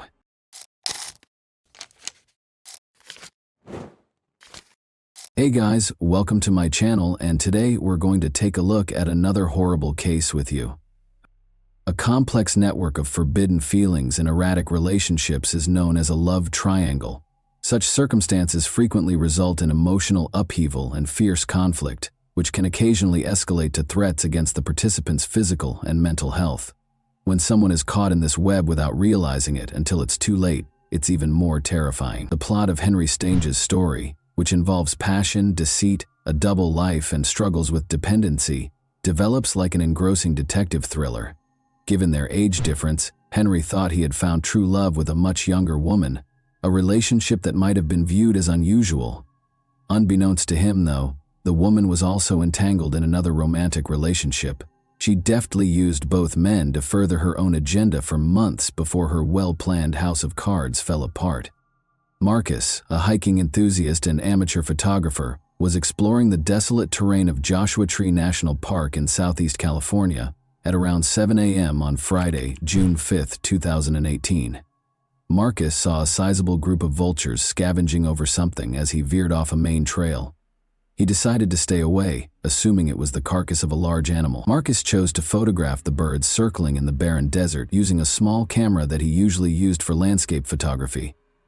After taking a few pictures, he forgot about the strange sight and resumed his hike. The next day, as Marcus moved the pictures from his camera to their home computer, he told his wife about his hike. His wife's face changed dramatically as she looked at the pictures. She gestured to one of the pictures and beckoned Marcus over. Zooming in, it was startlingly obvious that beneath the vultures, something like a human leg was partially buried in the sand. The couple, shaken, immediately reported what they had witnessed to the local authorities. Marcus gave them all the pictures and explained the precise spot where he had seen the birds. Investigators found the area, which was close to one of the park's main roads, with relative ease. A seemingly ordinary discovery became the subject of one of the most intricate and astounding criminal investigations in recent memory. A pair of coyotes and a group of vultures stood out in sharp contrast to the barren desert about 30 feet from the roadside. Seeing coyotes scavenging in the middle of the day was unusual, and the officers became suspicious right away. After pulling their car to the shoulder, they got out and went to the scene. They discovered a shallow grave there that was less than 2 feet deep and had been hastily dug into the dry ground. The site had already been disturbed by local wildlife, revealing its squalid contents. This was obviously not a natural occurrence when forensic experts showed up to exhume the remains. The remains belonged to a white middle-aged man who had been interred there for approximately a week. In order to make the body accessible to scavengers, the lower half of the body had been partially unearthed. There were several horrific wounds visible. Multiple fractures in the man's skull were consistent with blows from a blunt, heavy object. The scene depicted a violent and intentional act in a terrifying way. The perpetrator had been in a hurry, judging by the shallow grave's closeness to the road and its hasty construction. The body might have stayed hidden for years if they had dug a little deeper hole and gone deeper into the desert. Rather, they made the hasty decision to hide the crime and fled the scene carelessly. According to forensic analysis, the crime most likely happened somewhere else. Despite the severe wounds, there were very few blood traces in the grave, indicating that the body was moved after death. This inference led investigators to the unsettling conclusion that the crime was, at least in part, meticulously planned. But in spite of their seeming haste, the criminal had left no clear evidence or hints for investigators to follow. The medical examiner concluded that severe blunt force trauma to the head was the cause of death. The blow's force and the attacker's extreme aggression pointed to a very personal motivation. The victim's identity and the circumstances surrounding his death were unknown, although investigators conjectured that the crime was motivated by hatred or a personal grudge. Investigators were able to recover multiple fingerprints from the remains despite the body's state, which was deteriorated by scavenging wildlife and decomposition. No matches were found when the prints were scanned through criminal databases. The absence of previous records indicated that the victim had never before encountered legal issues. However, investigators were able to identify the victim after uploading the prints to the Department of Motor Vehicles database. Henry Stange, a 54-year-old resident of the Californian suburb of Murrieta in Riverside County, was the owner of the remains. About 90 miles separated Henry's home and the location of his body's discovery. In an attempt to learn more about how and why his life had ended so tragically in the isolated Joshua Tree wilderness, investigators immediately went to his home. Henry Stange lived alone in a messy bachelor pad that mirrored his solitary way of life. Empty pizza boxes and takeout containers littered countertops, and personal items were strewn all over the house. There were no indications of forced entry, theft, or a struggle, but the place lacked the coziness of a home that had been inhabited. Whatever had happened to Henry had obviously happened somewhere else. The most disturbing finding was waiting for investigators in the house's attached garage. This area, which was probably the location of the crime, told a graphic tale. The storage boxes, tools, and walls were all covered in dried blood splatter. A sizable pool of congealed blood lay on the floor, partially smeared as if someone had tried to clean it but quickly gave up. As indicated by the empty bottle thrown close by, there was a heap of blood-soaked rags in the garage corner that had been heavily bleached. investigators discovered what looked to be the weapon used in the crime, a heavy dumbbell smeared with dried blood near the front door of the house. Wires hanging overhead indicated that a security camera had been taken out by force. Additional cameras were discovered, torn from their mounts in the living room and hallway upon closer examination of the house. The perpetrator of this heinous act was aware of the camera locations and had taken them to remove any possible proof. Regretfully, investigators had little evidence left by the offender. No shoe prints or foreign fingerprints were found, and Henry was the only one with blood or DNA. Detectives had more questions than answers because the scene appeared to have been painstakingly cleaned. There were no known legal issues with Henry. He had no apparent enemies, lived alone, and was divorced. He was a quiet, amiable man who kept to himself most of the time, but was always courteous, according to his neighbors. But given how vicious the crime was, it begged the question, who would do such a barbaric thing? Did it have anything to do with Henry's odd pastimes? Or was it someone from his past? Most concerning of all, why hadn't he been reported missing earlier? Henry was raised in a close-knit household that placed a high importance on relationships and respect. In a nearby town, his mother and two younger sisters resided with their families. Through frequent phone conversations and sporadic visits, the family regularly maintained communication, but Henry had grown more reclusive in recent months, talking less to his loved ones and keeping personal information private. Though they tried not to overreact, his family was concerned about him. They became more worried when he didn't get back to them for a week or so, but they chose to hold off on setting off an alarm. Henry's mother and sisters were devastated to learn of his violent death. Heartbroken and shocked, they immediately volunteered to help investigators by providing any information they could, in the hopes that it would aid in the case's resolution. At one time, Henry Stange was a man of energy and athleticism. He enjoyed hiking, traveling, having outdoor adventures, and being in nature. Henry was a gifted guitarist and a passionate motorsports fan who loved his motorcycle, a valuable asset that had taken him across several states. However, everything changed in the spring of 2014. Dear one day, as Henry was getting ready to go for a ride, a pickup truck with an inebriated driver collided with his motorcycle. It was a devastating collision. Before coming to a halt, the driver pulled Henry for almost 300 feet. Henry miraculously lived, but his injuries changed his life.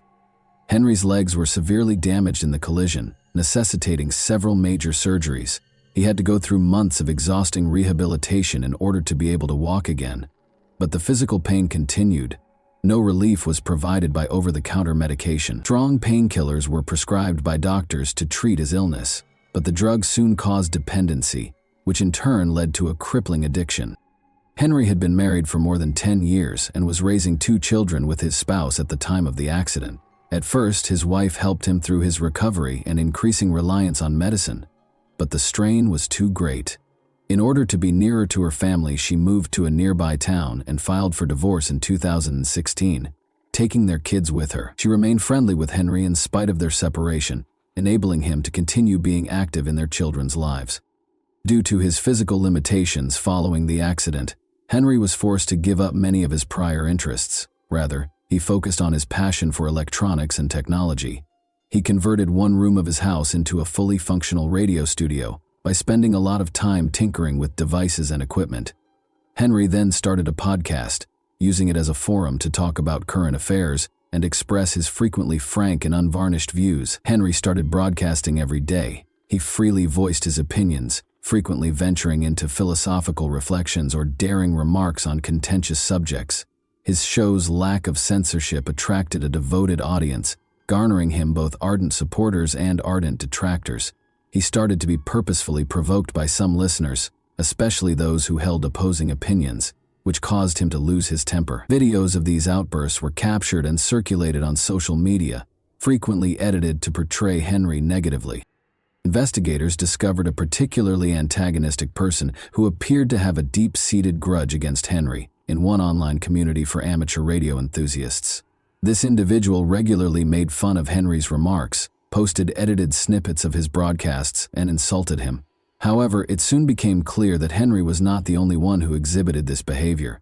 As a kind of amusement, the user frequently attacked and disparaged prominent members of the community on the platform. Although it was clear that they were hostile toward Henry, it was unclear if this online animosity was related to the crime. 4 months prior to the tragedy, in late January 2018, Henry Stange went through a terrifying ordeal. His family claims that while he was asleep, someone broke into his house in the middle of the night.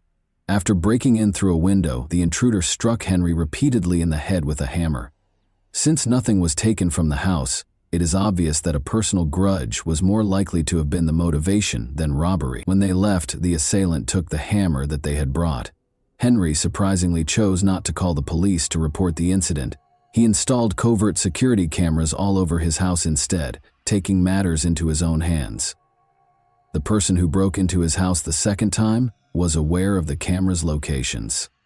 Henry's last known broadcast was broadcast on the evening of Thursday, May 24, 2018, according to investigators piecing together his last days. After that, his utilities showed no activity, no text messages, and no records of incoming or outgoing calls. Investigators concluded that Henry's death occurred on this day because neither electricity nor water had been used since that evening.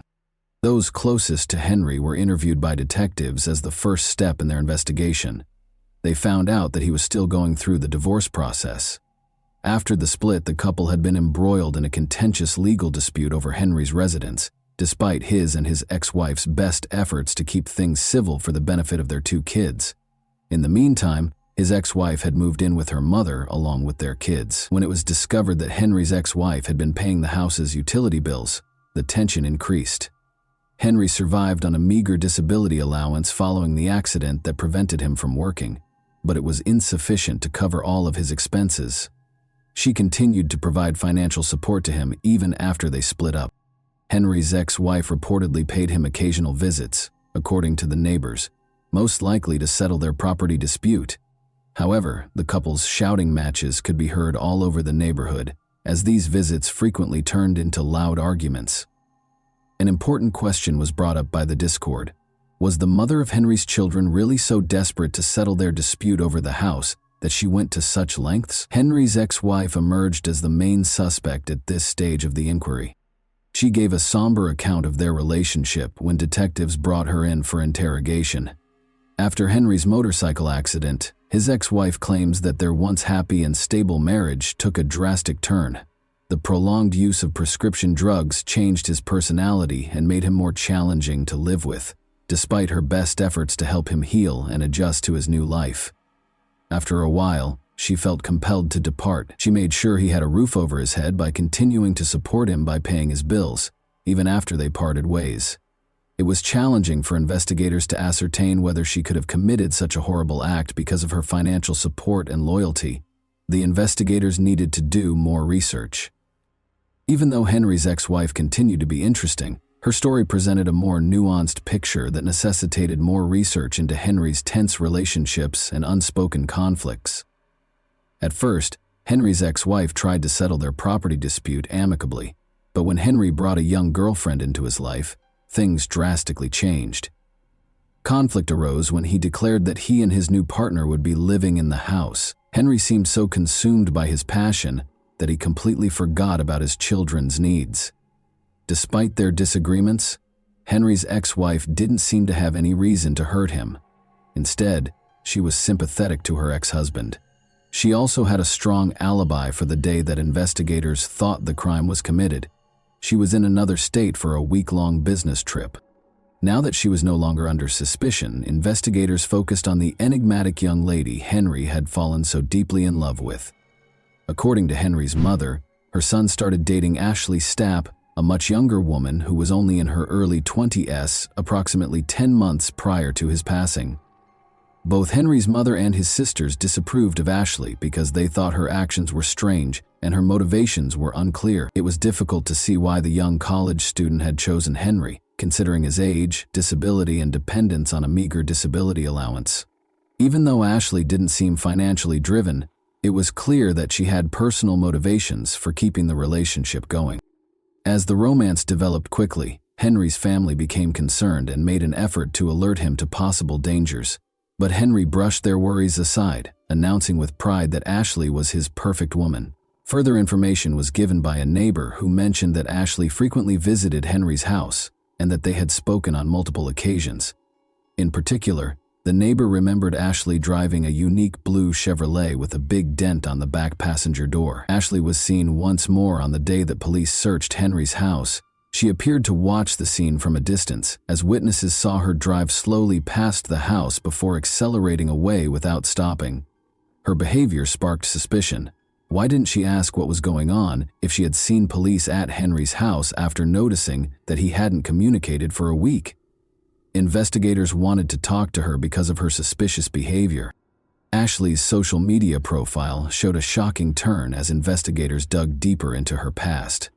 Henry was not mentioned in her public images or posts. Rather, it seemed that she was in a committed relationship with another man, a young, healthy American. Marine, the man in question turned out to be U.S. Marine Corps Lieutenant Curtis Kruger, who was 30 years old. Images of Ashley and Henry together showed them smiling and embracing, but there was no sign that Ashley was involved with Henry. This disclosure raised serious concerns about Ashley's genuine motivations and the dynamics of her relationships with both men, by implying a complex web of lies and deceit. It was now up to investigators to ascertain whether the violent crime that killed Henry was caused by the unstable conditions of this covert love triangle. Due to his military career, Curtis Kruger was constantly on the move and rarely had the opportunity to see Ashley Stapp. Weekend visits made up the majority of their relationship, and even those were not assured. When they were able to get together, they frequently went out of town to spend time together privately. Ashley blended in with Curtis's world, occasionally visiting him on base for family days and other military functions. In fact, the couple had already started organizing their wedding. Curtis frequently talked about Ashley being the woman of his dreams and how he would never want to lose her, but there were still questions in his mind. He told his sister about Ashley's repeated disappearances, her inability to return his calls, and her lack of justifications. Curtis put tracking software on Ashley's phone out of suspicion in order to keep tabs on her whereabouts. Before long, he had discovered the truth. At a gas station close to Henry Stange's house, Curtis confronted Ashley. She gave Curtis the address and, under duress, acknowledged where she had been spending her time, but instead of admitting to being unfaithful, she disclosed a concerning secret. Ashley stated that she had become dependent on strong painkillers as a result of a hip injury she had suffered years prior. She added that Henry had been attempting to cut back on his use because he was also struggling with a similar addiction. He had a lot of medicine left over from this effort, which Ashley had been taking for herself. She accused Henry of being abusive and said he made her give something in exchange for the medicine. Her story infuriated Curtis, who decided to take matters into his own hands. On a chilly January night, armed with a hammer, he broke into Henry's house and assaulted him while he slept. Curtis later confessed his actions to his sister, who would later become a crucial witness, after he thought he had killed Henry. Curtis was unaware that Henry had survived the assault. Henry believed the assault was connected to his vocal podcasting, so he chose not to notify the authorities. He was unaware that the attack was focused on his girlfriend and her double life. Detectives had a problem because Curtis and Ashley were the main suspects. Both suspects could have requested legal representation and exercised their right to remain silent, which could have delayed the investigation, and they did not have enough evidence to make an arrest. To get around this, the police came up with a cunning scheme to surprise the two. A trap that would eventually reveal the truth. In order to monitor Curtis and Ashley's phone conversations, the authorities first secured a court order. Officers then went to Ashley's brother and asked him if he recognized anyone in a picture of her with Henry. He said he didn't know the man next to her, but he recognized his sister right away. The officers clarified that they needed to identify the man in the picture because they were looking into a serious crime. In order to learn more, they asked the brother to email Ashley the photo. She reacted rapidly. Ashley said she didn't know who the man was or anything about a crime when she called her brother. Ashley called Curtis in a panic shortly after. She explained that the police had somehow linked her to the investigation during the tearful conversation. Confident that they had hidden the body in the desert and removed the cameras to cover their tracks, the two suspects expressed bewilderment over how this had occurred. Although they refrained from using overt language regarding the crime, they did discuss certain details that would only be known by someone who was directly involved in the events. Curtis and Ashley were taken to the station separately for interrogation after being arrested on the same day. Curtis asked for a lawyer and instantly refused to talk, but Ashley found herself facing the taped version of her chat with Curtis. She started confessing after realizing she couldn't deny her involvement. At first, Ashley's remarks were ambiguous and inconsistent. Although she acknowledged being at the scene of the crime the night of the attack, she denied seeing the assailant.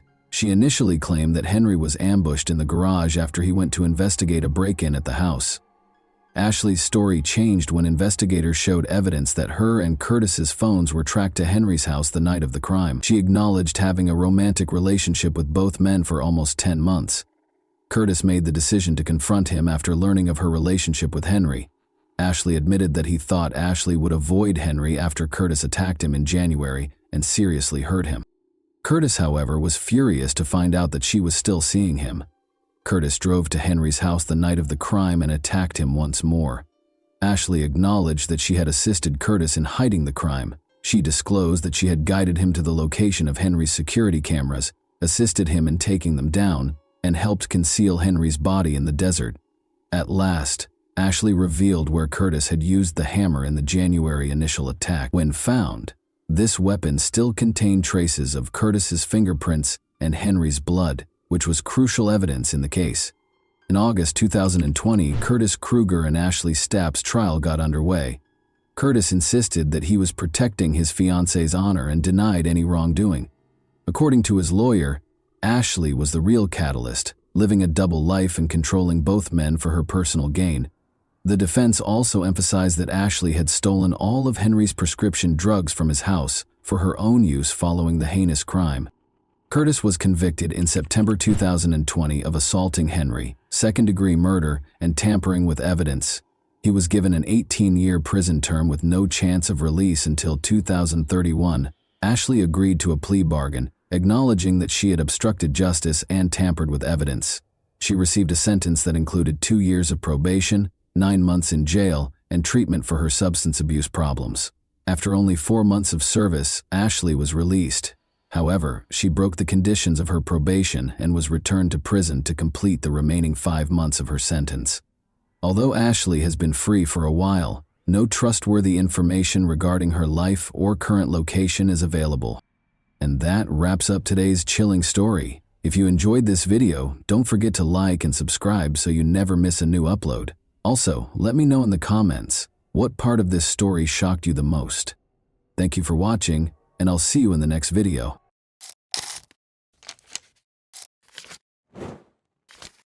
Hey guys, welcome to my channel, and today we're going to take a look at another horrible case with you. We examine the events that occurred in the U.S. state of Florida today. On October 16, 2018, 28-year-old Laura Peicher was last spotted having dinner at a bar in Sebring. An employee at the Tampa restaurant called 911 3 days later after noticing something odd close to a dumpster. The case was solved by detectives using surveillance footage. Laura Peicher was an extremely beautiful and consistently upbeat woman. She was gregarious. In remembrance of his daughter, her father, an art teacher, said this: "In 1989, Laura Peicher was born on a chilly day in Michigan. She had 2 nephews, one of whom she never met, a sister-in-law, an older sister, and a brother. She was born with 2 fingers and a thumb on her short left arm. Throughout her life, she struggled with discrimination due to her physical differences. She worked with individuals with physical and mental disabilities as a job coach at Goodwill. She was disabled, but that didn't stop her. It was a feature of her distinct character. Growing up, Laura lived in Michigan. She relocated to Sebring, Florida when she was 26 years old. Her grandmother was getting too old to care for herself, so she moved to Florida. With a big heart, Laura left her job to visit her grandmother in Florida. The incident started with a 911 call on the morning of October 19, 2018, when staff members at the restaurant reported discovering the woman's body hidden under a wood board and wrapped in a plastic bag close to a dumpster behind the establishment.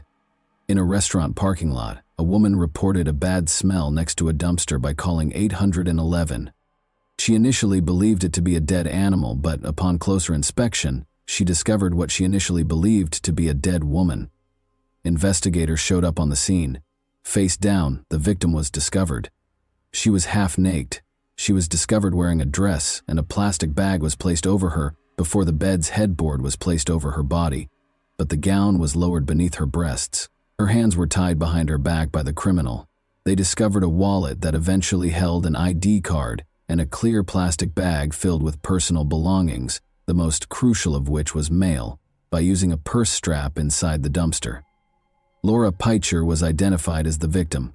She lives in the city of Sebring, Florida, which is roughly 2 hours' drive from where she was discovered, and investigators concluded that she is not truly from Tampa. After more research, it was discovered that Laura owns a silver Toyota Tundra pickup truck. Her pickup truck was not in the parking lot close to where Laura's body was discovered, even though she may have driven it to Tampa.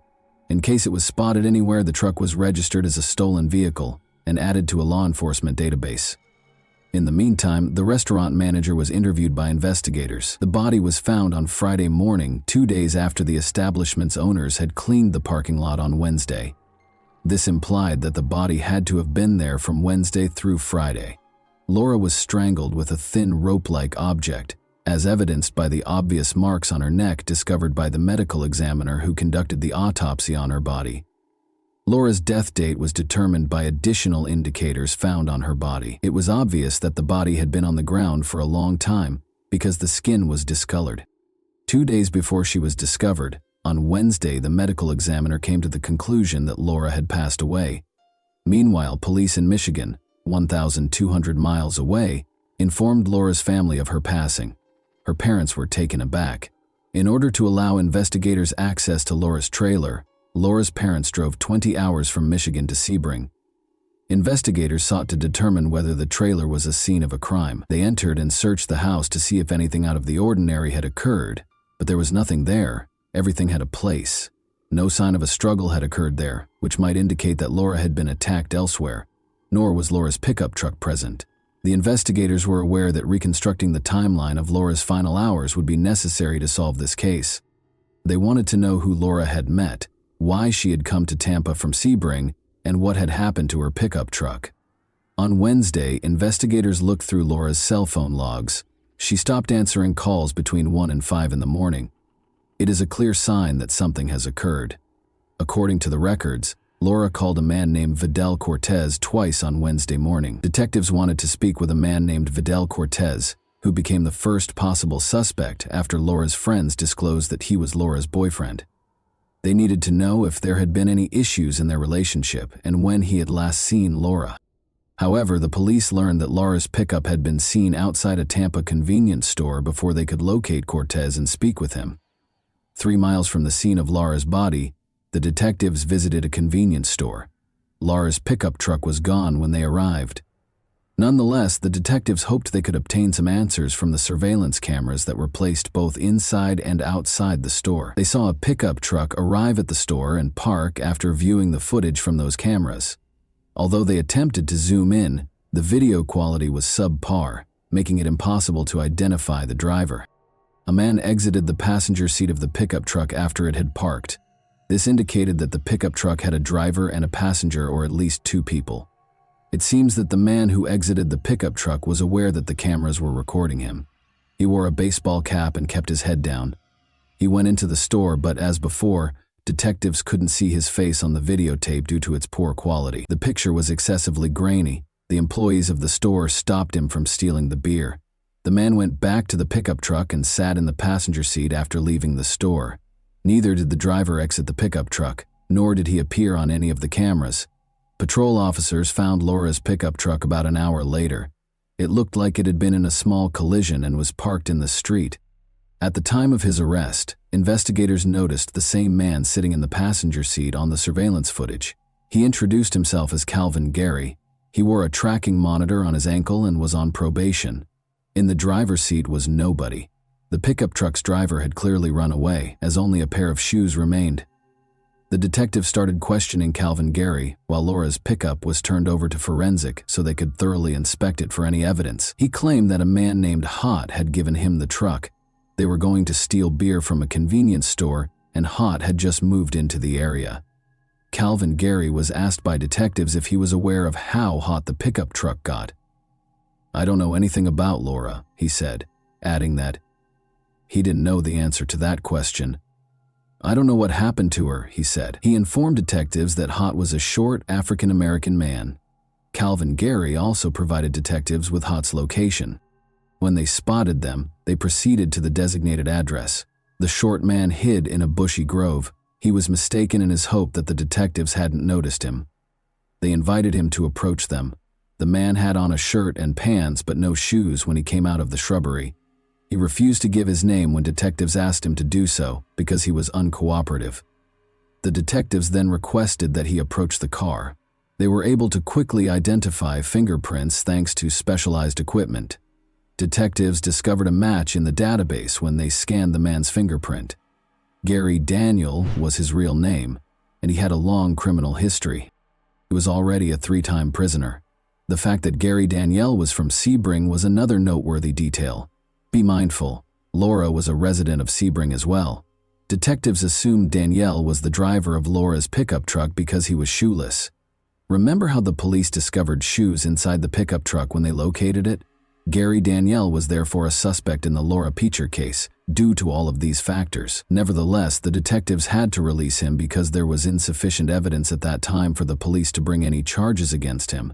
Because Calvin Gary had an ankle monitor, they focused on him and the fact that he, Gary, and Daniel used Laura's pickup truck. But the police were able to follow him around. They learned that Calvin Gary had never visited Sebring where Laura lived, or the dumpster where her body was discovered. Following the discovery and interrogation of Laura's boyfriend, Vidal Cortez, detectives ruled out Calvin Gary as a suspect. However, he told detectives that Laura had gone to a Sebring bar on the evening of Tuesday, October 16, since she had been there the night before she died. Detectives were intrigued by this information and went to the bar to talk to the establishment personnel.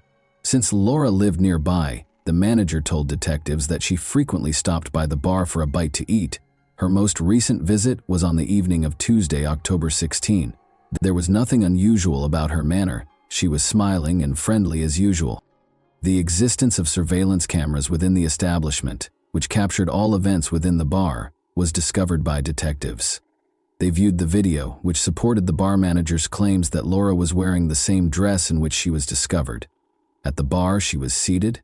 At the time, she was conversing with a waitress who was employed. She ate dinner. Nothing odd was going on, and she hadn't ordered any alcohol. Around 11 p.m., she left without meeting anyone and only talked to a waitress.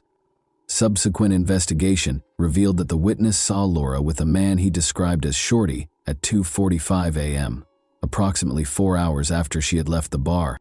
She was spotted by the witness at a gas station outside a convenience store across town. At that moment, Laura was sitting in her pickup truck and appeared to be in good health. There was no sign that she was having problems or that she needed assistance. In addition, the witness stated that Laura and Shorty took off in their car. Since the gas station was the last known location where Laura was spotted alive, the investigators went there. At 2:54 a.m., when they began watching the security footage, they recognized a familiar face. Gary Daniel had entered to purchase cigarettes. Before he left, he chatted with another customer. Laura's pickup truck was seen backing out of the parking lot and onto the highway in footage captured by another camera.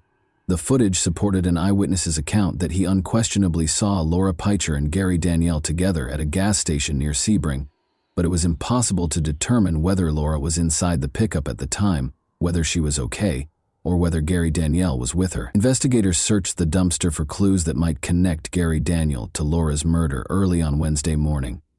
Although the ATM receipt was partially torn, it contained information that helped law enforcement identify that it was a specific ATM at a Lakeland gas station. The receipt states that the transaction took place on Wednesday at 3:30 p.m., 12 hours after Laura was last observed in Sebring. In order to locate the ATM of interest, the detectives proceeded to the gas station. With any luck, the surveillance footage would help them solve the case. They could see Laura's pickup truck in the video, but they couldn't make out who was sitting in it. Fortunately, there were several cameras. The detectives watched Gary Daniel exit the pickup and go to the store after it had been parked. After taking out cash from the ATM and purchasing a soda, they departed the establishment. Detectives believed Laura was dead by this point because she was not seen and did not exit the pickup truck. Gary Daniel returned to the pickup truck and headed toward the location of Laura's body. they located him. For interrogation, Gary Danielle was brought to the police station. The only proof the police had at that point was that Danielle had used Laura's pickup truck, so they started interrogating him about it. The only thing he did, Danielle said, was to use an unlocked truck that had keys inside for that purpose. He didn't know who owned the pickup. The pickup truck's interior was fine, he said. He saw nothing out of the ordinary. After showing him a photo of Laura, the detectives asked him if he recognized the person in it. "I don't know the woman," Danielle said. He was asked if he had ever met Laura in Sebring by detectives. "No," he said. Then they told him that a recording had been made at a Sebring gas station. He's on the tape, and Laura's pickup truck is on the tape. He refused to answer any more questions after Danielle learned that the police suspected him of killing Laura. There was no tangible evidence available to detectives at the time to convince a jury that Laura Peicher was murdered by Gary Danielle. A person has a set amount of time to stand trial. The clock begins to run as soon as the suspect is taken into custody. The detectives chose to release Gary Danielle because they were still awaiting the forensic findings. Naturally, there was a significant risk that Danielle would flee, but the investigators determined that the risk was warranted in this instance. Many questions were addressed by forensic analysis. Drops of Laura's blood were discovered by the experts in the rear seat of her pickup truck. This suggests that Laura's body was either in the back seat of the pickup truck when she passed away, or that the crime was committed inside the vehicle. A forensic report on the objects discovered close to Laura's body has been obtained by investigators. Gary Danielle's DNA was discovered under Laura's fingernails, and it matched the DNA on the strap that was used to bind her hands. Gary Danielle was taken into custody after the DNA evidence found in surveillance footage was sufficient to file charges. Danielle used his right to silence and remained silent when he was arrested. He was accused of carjacking, tampering with evidence, and first-degree murder. The investigators attempted to create a timeline of Laura's final hours based on the evidence. They were aware that Laura was in a Sebring bar. At around 11 p.m., she left the bar by herself and went to the town center, where she met up with friends. She met Gary Danielle that same evening. There was no connection between them, and they had never met before. Because Gary Danielle wouldn't answer questions, investigators think Laura agreed to give him a ride, perhaps in return for money. Investigators don't know how he and Laura met, but they do know that she was found alive and unharmed in a pickup truck by an eyewitness at a gas station, where she and Gary Danielle ended up. After they left the gas station, it seems that something happened. Laura was strangled in her own pickup truck, though it's unclear where the truck was when she passed away. Surveillance footage showed Laura's pickup truck at a gas station 25 miles outside of Tampa, where Danielle was taking out cash from an ATM, 12 hours after it was last seen in Sebring. After that, Danielle took a car to Tampa. 2 days after, he hid Laura's body in a restaurant parking lot next to a dumpster. It was discovered. The trial didn't happen until nearly 3 years after Laura's passing. The global situation was the reason for the delay. It took a long time for Laura Peicher's father to go to court and face the man who killed his daughter. Rather than condemning Danielle, the father used his words to discuss the lost young woman. A young boy once pointed out her short arm, according to a story her father told. She was told by another boy that he had asthma. "Don't you know there's something wrong with everyone?" she replied. Her father brought some of his daughter's belongings to court, including her journal, which bore the inscription, "Live the life you've imagined." Because she lived alone and no one was around to do the dishes, she wrote in it that she detested cooking. She expressed her distaste for littering in her writing. On August 24, 2021, she wrote about her 4 tattoos, the most significant of which was a black bird in memory of a deceased sister-in-law and based on a Beatles song. In a deal with state prosecutors, Gary Danielle entered a guilty plea to second-degree murder. Danielle, 50, agreed to a 30-year prison term in exchange for a guilty plea to second-degree murder. He also acknowledged committing grand theft of a motor vehicle and tampering with evidence. In the brief court hearing, Danielle, who was short, gray, bald, bearded, handcuffed, and wearing orange, stood silently in a jury box. To Laura Peicher's family, he remained silent. The case was punctuated by a guilty plea, but it left many questions unanswered, including how Laura met Danielle and why she was murdered. And that wraps up today's chilling story. If you enjoyed this video, don't forget to like and subscribe so you never miss a new upload. Also, let me know in the comments, what part of this story shocked you the most? Thank you for watching, and I'll see you in the next video.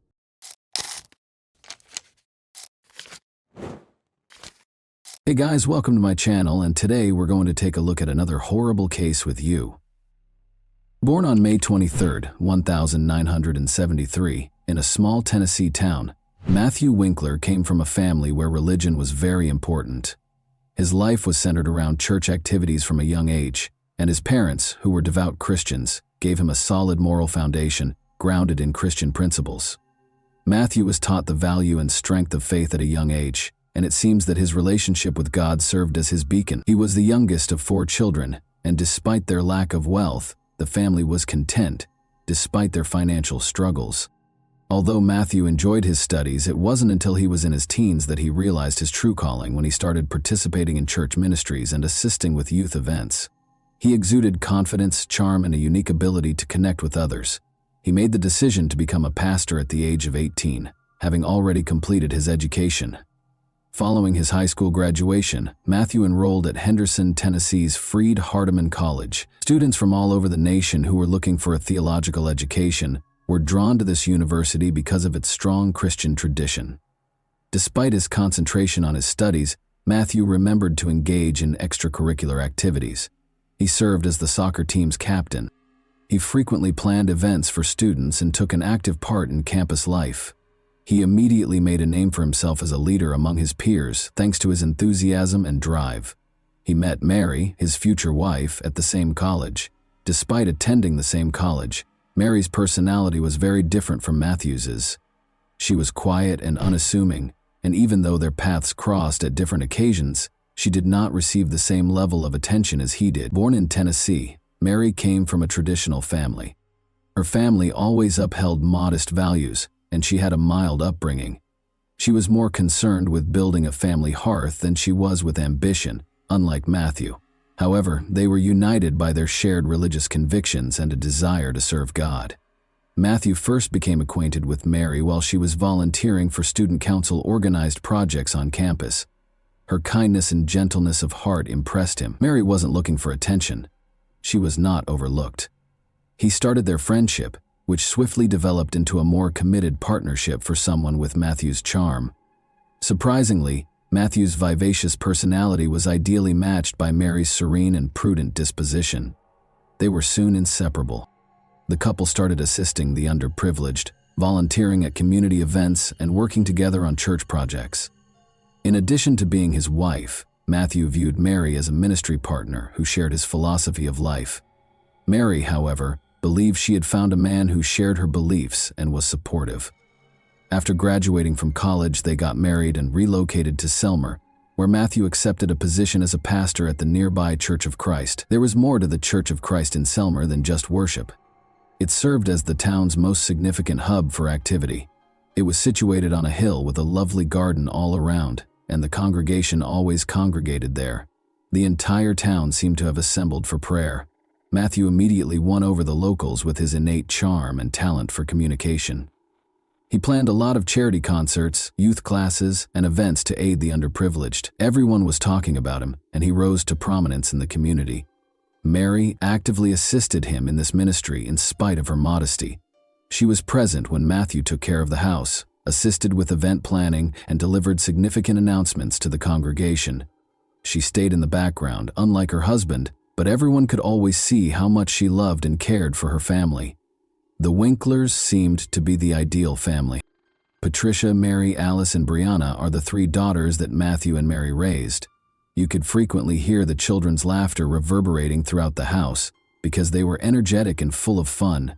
The sisters were close and, even though they were young, already exhibited the same Christian values as their parents, but there was a very bad life going on behind the closed doors of their home. The tension between Matthew and Mary was occasionally apparent to those who knew the family a little better. Although some claimed that Matthew was an overly strict man, the rumors never spread beyond a small circle. Matthew was a man of strong character. In a small town, people hardly ever talked about such things openly, but their children, who were always happy and gregarious, showed no signs of trouble for most of them. The Winklers were still a role model. It started out as a typical spring morning on March 22. As the Christchurch congregation started to assemble for services, the town was just starting to awaken. The air was filled with the aroma of freshly cut grass and coffee poured into thermoses that residents frequently brought to meetings.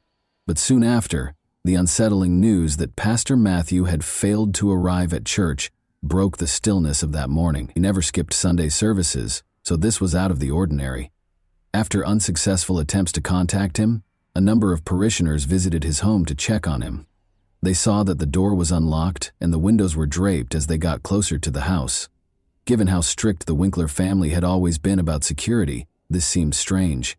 They knew something had gone wrong as soon as they were inside. It was too quiet in the house. A distressing call was placed to emergency number 91 at 9 a.m.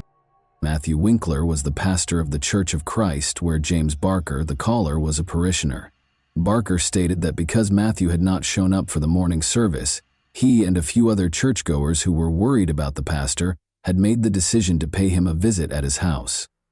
A few minutes after the call, Barker found Matthew's body in his bedroom, and police officers quickly arrived on the scene. In order to avoid interfering with the investigation, Barker and other parishioners had already left the house.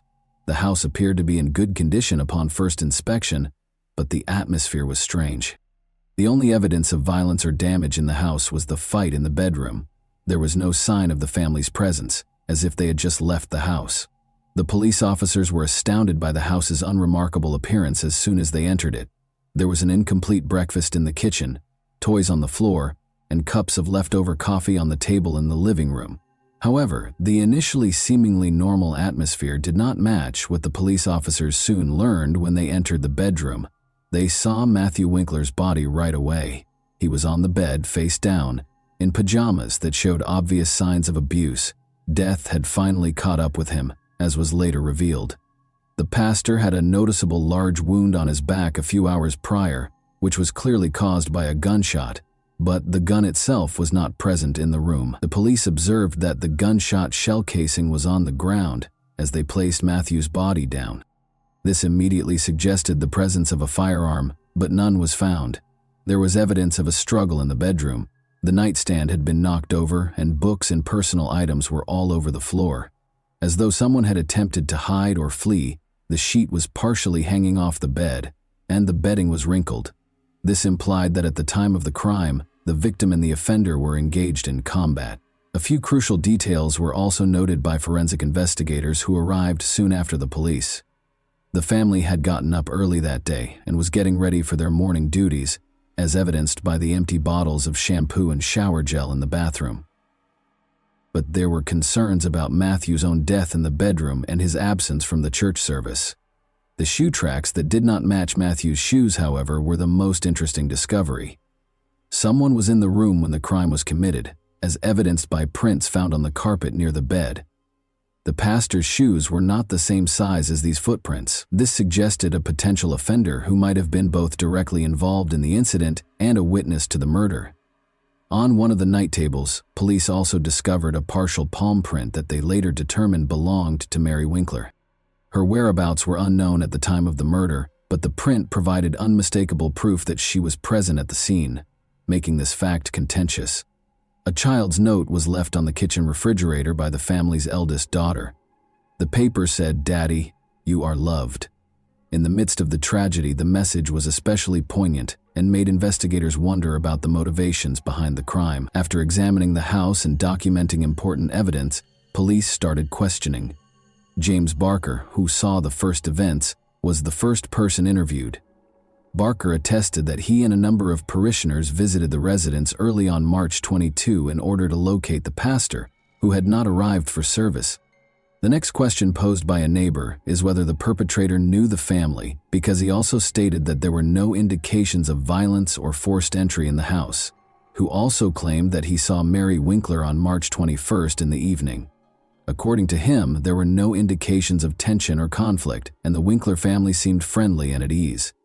The Winkler family was described by numerous witnesses as calm and amiable, so this turned out to be a crucial point. Soon after, the police started interrogating the church employees, who also attested to the absence of any indications of disputes or questionable activities, but it soon became apparent that nobody had any clue as to where Mary and the kids might have gone. The main thing that caught people's attention right away was that Mary and the Winkler kids were nowhere to be found. The family may have been kidnapped or on the run because their car was out of place. This turned into the primary query that investigators were attempting to address. Following the discovery of Matthew's body, a massive search was launched for the Winkler's vehicle, and hotels and gas stations were inspected for possible routes Mary might have taken. When police learned that the Nissan Quest minivan had vanished, they immediately began a manhunt for it. Every patrol team within a few hundred kilometers was told to keep an eye out for vehicles that fit the description. Investigators also asked for surveillance footage from gas stations and major highways. Because Selmer is a small town, there were few options for escape routes, which gave police hope that the missing men would be found soon. The car was seen on a surveillance camera at a gas station in northern Alabama, roughly 200 kilometers from the crime scene, a few hours after the search started. 3 kids were in the backseat of the car, and the driver was a woman, according to the video. Although her motivations were still unknown, this discovery was the first concrete indication that Mary had left the state with the kids. Police started looking through Mary's cell phone's messages and calls while they searched for the car. Cellular carrier's information indicated that her phone was in operation in the Jackson, Alabama area. During the time that the car was spotted, Mary made a number of brief phone calls, none of which were to friends or family. This demonstrated her prudence and desire to avoid leaving an overt trace. Calls made the day before the murder were also examined by investigators. One significant discovery was that Mary had spoken with the bank where the family had a loan about their financial troubles. Based on this information, police theorized that strange financial relationships might have been the driving force behind the crime. Examining Mary's financial activity was another crucial area of attention. The family booked accommodations at a small Jackson motel using their credit card. Police were able to further focus their search as a result, and on March 23, 2006, just over 24 hours after Matthew Winkler's body was found, they went straight to the address that was provided. Mary Winkler and her 3 kids were discovered by police in a motel in Jackson. A tiny room with 2 beds was occupied by the family. Mary opened the door almost instantly when the officers knocked. She didn't appear panicked, but she did look exhausted. She later discovered that she had purchased the toys her 3 daughters were playing with on the way in. There was no opposition to Mary's arrest. After giving him a hug, the woman calmly climbed into the police car. The investigators were taken aback by her actions. She didn't try to escape or defend herself. She merely said, "I knew you would find us." This was a crucial detail because it showed that she was aware that she was going to be arrested. The kids were treated by psychologists at a nearby social assistance center. They looked healthy at first glance, but they were confused and didn't know what was going on. Patricia, the oldest daughter, informed center employees that her mother had asked them to be obedient while they were on a brief vacation. Investigators also spoke with people who knew the Winklers, including Mary. While neighbors characterized the family as amiable and successful, others noted that Mary had recently appeared to be depressed. According to one of her friends, she hardly ever interacted with people outside of her family and church. According to Matthew's church colleagues, he was a strict man, particularly when it came to family matters. This was inconsistent with the public portrayal of their happy marriage. The Winklers had substantial debts, according to officials at the bank where the family's loan was arranged, and a member of the congregation remembered that Mary had appeared distracted and depressed the day before. The bank sent a letter requesting repayment shortly before the tragedy. The family may have become tense as a result of this. The testimony of witnesses and the evidence collected suggested that the couple's relationship was not as perfect as it seemed. According to Mary, Matthew was emotionally harsh and frequently chastised her, but at the time following Mary's wink, there was no proof of physical abuse. Was taken into custody by police at a motel in Jackson Township. Investigators sought to ascertain her involvement in her husband's murder, and she consented to an interview. Despite appearing exhausted and depressed, the woman maintained her composure. She maintained that what happened was an accident, but her confession became the main focus of the case. Mary made it clear right away during her initial interrogation that she had no intention of concealing her role in the incidents. "It was an accident, but I did it." Her voice trembled as she told investigators about Matthew's death, but she responded to inquiries promptly and clearly. Although she acknowledged that she had picked up a shotgun the night of the murder, she maintained that she had no plans to kill her husband. Mary said it was a tense night. She claimed that she and Matthew had argued about money issues that had been accumulating for months. She claimed that Matthew had accused her of mishandling their finances and of keeping bank correspondence about their debt hidden from him. Mary remembered him telling her that I had ruined everything. Following her husband's remarks that evening, Mary disclosed that she felt depressed and humiliated. According to her, Matthew was frequently severe and insisted on complete order in the home. However, his criticism had gotten especially harsh in the last few months. He allegedly discussed that evening how her behavior had put the family in danger of going bankrupt. Following that altercation, Mary acknowledged that she felt confined. She said that in order to get her husband to listen, she took a shotgun. She claims that she only wanted him to stop yelling and had no intention of hurting him. He was standing by the bed when she came up to him, explaining that she had taken the weapon from a closet in the bedroom. I wanted him to see me in a new light. I wished he would stop yelling. I said, she said. Mary said she had no idea how the weapon operated. She claimed she didn't have time to realize anything because it happened so fast. All I can recall is the sound. It was really noisy. She recalled realizing what had happened when she watched Matthew fall onto the bed following the shooting. Mary recalled that she first froze in place after the shooting because she was in shock and unsure of what to do next. She couldn't get close to her husband to check on him. Instead, she hurried to the children's rooms, where they were already asleep, woke them up, hurriedly packed her things and walked out of the house. Mary claimed she was in total shock and was worried that no one would comprehend her when investigators questioned her about why she didn't call the police or an ambulance. With no specific objective in mind, she simply wanted to get as far away as she could, so she climbed into the family minivan and drove off, taking her kids with her. According to her, Mary denied that she was attempting to conceal or get away with it. She claims that she chose to simply leave because she was unsure of what to do. She added that protecting her kids was her first priority. Mary's confession raised a lot of questions, but also provided investigators with a foundation for prosecution.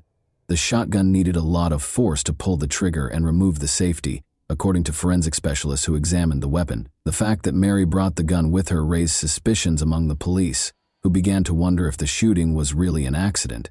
Investigators suspected this was a deliberate choice or an attempt to conceal evidence after the murder. Despite being emotional, Mary's own confession did not rule out a premeditated crime. In an interview with psychologists, Patricia, the family's eldest daughter, claimed to have heard her parents talking loudly the night before the trip. The girl remembered that her mother had later entered the room, woken her up, and informed her that they were leaving, but she did not understand what was being said.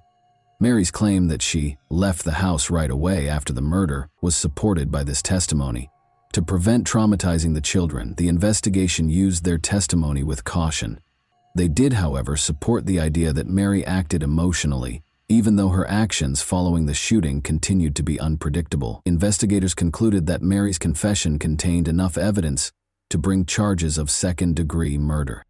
Her acknowledgement that she fired the shot herself, the fingerprints found at the scene, and the fact that the gun was found in the car's trunk were the primary contributing factors. After conducting interviews and compiling evidence, investigators also explained her attempts to escape to another state and her escape with her children, which they viewed as avoidance behavior. Prosecutors intended to present the case in a way that would demonstrate Mary's actions went beyond chance, so she was moved to the county jail to await trial. What was ahead was a trial that would spark extensive public outrage and become a national conversation point not just in Tennessee. The trial had a national impact. In the spring of 2007, Mary Winkler's trial got underway in the Tennessee District Court. The case immediately sparked widespread public interest. Journalists from across the nation attended the hearings, in addition to Selmer residents. On the one hand, Mary was portrayed by the prosecution as a cold-blooded killer. The defense, however, contended that Mary suffered from years of emotional suppression and domestic abuse, which ultimately caused the tragic result. From the outset of the trial, the prosecution adopted a tough posture. Using evidence from forensic experts, prosecutors contended that Mary Winkler killed her husband voluntarily. They presented evidence that Mary's behavior the night of the murder was motivated and purposeful. The necessity of removing the safety and purposefully pulling the trigger on the weapon that fired the shot was one of the main points of contention. According to experts, the shotgun was operational and difficult to fire, so this was not an accident. Prosecutors also emphasized Mary's actions following the murder, including her running from the scene, disappearing with her kids, and trying to escape to another state, all of which suggested that she knew what she had done. In order to demonstrate that Mary's actions were intentional, the prosecution presented surveillance footage of her filling up her car and using a bank card as proof. Prosecutors contended that she fled in an effort to escape accountability rather than phoning the police or an ambulance. According to the prosecution, the couple's relationship tensions stemming from financial difficulties were the driving force behind the crime. The family's significant debts were disclosed by the bank in court documents. The prosecution claims that Mary concealed letters from creditors, which sparked a dispute the night of the murder. Prosecutors tried to show that the woman's decision to divorce her husband was ultimately prompted by this circumstance because they felt he controlled her and put psychological pressure on her. Mary's choice to hide the weapon in the car trunk following the murder caught the attention of the prosecution. Prosecutors emphasized throughout the trial that a person who unintentionally fired a shot would not have taken such actions, and that this was not only an attempt to conceal evidence, but also another sign that her actions were conscious. In contrast, Mary's defense centered on her emotional state and the aspects of her family life that might have contributed to the tragedy. Mary acted rashly under intense stress and fear, according to the defense lawyers. They attempted to demonstrate that the flight was the product of shock and panic, and that the shooting was an accident. The assertion that Mary had been experiencing emotional and psychological distress served as the primary defense. She told the court for years that her husband dominated every part of her life, frequently criticized her, and made decisions for the whole family. Mary's lawyers claimed that these situations made her feel scared and powerless, which ultimately caused her to lose it during her testimony. Mary stated that she took the shotgun that evening to persuade her husband to listen to her and cease the abuse, not to murder him. She maintained that the shooting was unintentional. Mary could have acted under the influence of stress and emotional distress, according to a psychologist the defense brought to the trial. The expert pointed out that people frequently do things they wouldn't normally do when they're depressed and afraid. Her actions following the murder were another area of focus for the attorneys. They maintained that she did not intentionally try to hide the crime when she fled. Mary's instinctive defense was to leave the scene of the tragedy with her children because she was afraid that no one would understand her. Mary appeared depressed long before the tragedy, according to defense witnesses, some of whom were close friends of Mary. They recalled that she seldom expressed her emotions, but occasionally brought up the fact that her husband could be too strict. These testimonies enhanced the overall picture of the family's relationship, even though they were insufficient to prove abuse. The jury deliberated for several hours before rendering a decision. Mary Winkler's manslaughter conviction was upheld. Although her behavior following the shooting suggested responsibility for what transpired, the court believed there was not enough evidence to consider her actions fully conscious. Due to a scheduling conflict with one of the attorneys on June 8, 2007, the sentencing phase was postponed from its original start date of May 18, 2007. A judge in Tennessee sent a yease on the manslaughter charge. Mary Winkler received a sentence of 210 days in prison. According to her record, she had already completed 5 months of that time, and the judge permitted her to spend up to 60 days in a Tennessee mental health facility. And that wraps up today's chilling story. If you enjoyed this video, don't forget to like and subscribe so you never miss a new upload. Also, let me know in the comments what part of this story shocked you the most. Thank you for watching, and I'll see you in the next video.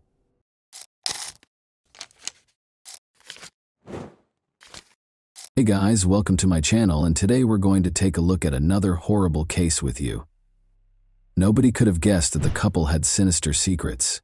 She was an accomplished judge, and he was a successful lawyer. But a terrible thing happened. What began as a tale of love turned into an unimaginable tragedy. The Circuit House colony was quiet on a typical Kanpur evening. However, a mystery that would soon upend the life of Pratibha Gautam, a respected judge who had only moved to the neighborhood a few months earlier, was hidden behind the walls of one apartment in a government-provided residence. Pratibha, a civil judge at the local court, was renowned for her honesty and equity. She had gained the respect of her neighbors and the confidence of her co-workers by being modest but resolute. Before one fateful evening altered everything, it appeared that nothing could disrupt the rhythm of her life. Manu Abhishek Rajan, her husband and a lawyer, started a lengthy journey from Delhi to Kanpur on October 8, 2016. Despite their undeniable love, the couple's relationship was strained by the demands of their careers, and they had only been married for less than a year. While working at the Tis Hazari court in Delhi, Abhishek often stayed behind to spend as much time as possible with his wife. As he drove this evening, he thought about their reunion and looked forward to the weekend they would spend together. Despite the long drive, Abhishek, who was used to such trips, made every effort to communicate with his wife. He tried calling her several times, but no one picked up. He initially thought she was working or enjoying some well-earned relaxation, but he became more uneasy as he approached Kanpur. Why didn't she answer? Why is there no sound? When the first light filled Kanpur's streets on the morning of October 9, Abhishek finally made it to the Circuit House colony and parked outside their apartment. He tried calling her again, but the silence on the other end made him even more worried. As he caught his breath, he hurried to the door after getting out of his car and pressed the doorbell. However, there was only a spooky silence within. Again and again he rang, then knocked, softly at first, then more urgently as panic set in. Since the door was locked from the inside, Pratibha ought to be at home. Abhishek became aware that something was seriously amiss. He made the tough choice to break in with a heavy heart. The door flew open after a series of hard blows. The lock gave way, and Abhishek stepped inside while holding his breath. He was paralyzed by what he saw in the living room. His wife was hanging from the ceiling fan. The air was heavy with an unpleasant smell. Her skin was darkened with dried blood, and her wrists were cut. Abhishek's entire world fell apart in that moment. Everything else became inconsequential. He walked cautiously toward her. The rope gave way when he touched her, and Pratibha's body dropped to the ground. Fear and sadness tightened his chest. He stood over her, finding it difficult to believe what he was seeing. Then, as if in a daze, he knew he had to do something. Ignoring the neighbors' shocked looks, Abhishek ran out of the apartment. He got into his vehicle and drove quickly in the direction of Kanpur Kant, the closest police station. With a trembling voice, he reported that his wife had probably committed suicide. The officer sent a team to the scene right away after listening carefully without interjecting. This signaled the start of an inquiry aimed at answering the numerous mysteries surrounding Pratibha Gautam's last hours. What had become of this powerful woman? Why had her life ended in such a terrible way? There was a spooky silence in the Circuit House colony as officers pushed their way into the apartment. They were shocked by the scene at once. The body on the ground was different from what Abhishek had first said. He claimed to have discovered his wife hanging from the ceiling fan. He clarified that he had taken her down in an attempt to assist in his panic. However, the bloodstains on the furniture and floor only strengthened their suspicions, and this particular detail raised more questions. Senior officers and forensic specialists soon showed up to start gathering evidence. While Abhishek watched, his hands shaking and his face displaying a mixture of shock and fear, they took pictures and collected tangible evidence. Neighbors were beginning to congregate outside, whispering and glancing nervously at each other about what might have happened in the judge's house. The small Uttar Pradeshi town of Orai is where Pratibha Gautam was born. Her mother taught her and her younger sister to be independent and persistent, and she grew up in a middle-class family with a father who worked at a bank. Early on, Pratibha showed an interest in law, and she relocated to Lucknow to attend university after high school. There, she not only graduated with honors, but also made the decision to become a lawyer. Her desire to become a judge eventually led her to Delhi, where she enrolled in graduate school. The pivotal moment in her life occurred in Delhi. She met Manu Abhishek Rajan, a young, ambitious lawyer who shared her desire for career advancement. Abhishek was born into a powerful family. His father, Judge Suresh Chandra Rajan, had a long career that included positions at the CBI and NGT, among other prestigious organizations. What started out as straightforward discussions between Pratibha and Abhishek regarding exam stress and career obstacles quickly developed into something more. Through long walks around the city, study sessions, and library visits, their friendship developed into a romantic partnership, and they soon made the decision to get married. But not everything went as planned. When Pratibha informed her parents that she intended to wed Abhishek, they reacted negatively. Since Abhishek was only an attorney, they felt that he was unfit to be their daughter's partner and that their daughter should have a higher status. Their objections were exacerbated by the caste differences. Nevertheless, the couple decided to fight for their future together because their love was stronger than what society expected. They both made the decision to apply for the junior judge exam in 2013. Pratibha gave her all to the preparation, attending specialized classes, studying at night, and taking practice exams. Her diligence paid off. She started training after passing the competitive exam. Sadly, Abhishek failed the test. Although it was a major setback, he decided to keep going and pursue a career in law, concentrating on criminal cases. They continued to have a solid relationship in spite of the disappointment. Pratibha Gautam began working as an associate civil judge in Kanpur in 2015. She soon proved she was capable of handling the responsibilities and demands of the position, which called for complete dedication. She quickly gained the respect of her peers in the local court due to her fairness and strong work ethic. Abhishek Rajan, meanwhile, pursued his legal career at Delhi's Tis Hazari Court, where his professionalism and tenacity won praise from peers. On January 29, 2016, they took a risky move. They got married in secret at Delhi's Arya Samaj temple. This was a planned move to take charge of their future rather than an act of impulsive behavior. They chose not to tell them since they were aware that neither family would be happy about their union. Only a few close friends who assisted in planning the event attended the low-key ceremony. They kept their marriage a secret from their families until shortly after it was formally registered. The couple made an effort to patch things up with their family after the wedding. Pratibha was eventually accepted as a daughter-in-law by Abhishek's family, who also showed interest in her life. Pratibha's family, however, was adamant in their disapproval. They were unable to forgive her for selecting a partner whose background and status they considered inappropriate. 2 months after the wedding, on April 23rd, Pratibha and Abhishek announced their union with a reception in Delhi. The celebration was lively and joyful, but it was clouded by Pratibha's parents' absence. It wasn't until after the wedding that her parents learned about it. They refused to accept Pratibha's decision and remained aloof, despite her repeated attempts to make amends. Pratibha found this difficult and hoped that their feelings would eventually soften, but that time never arrived. Abhishek and Pratibha ultimately made the decision to relocate to Kanpur.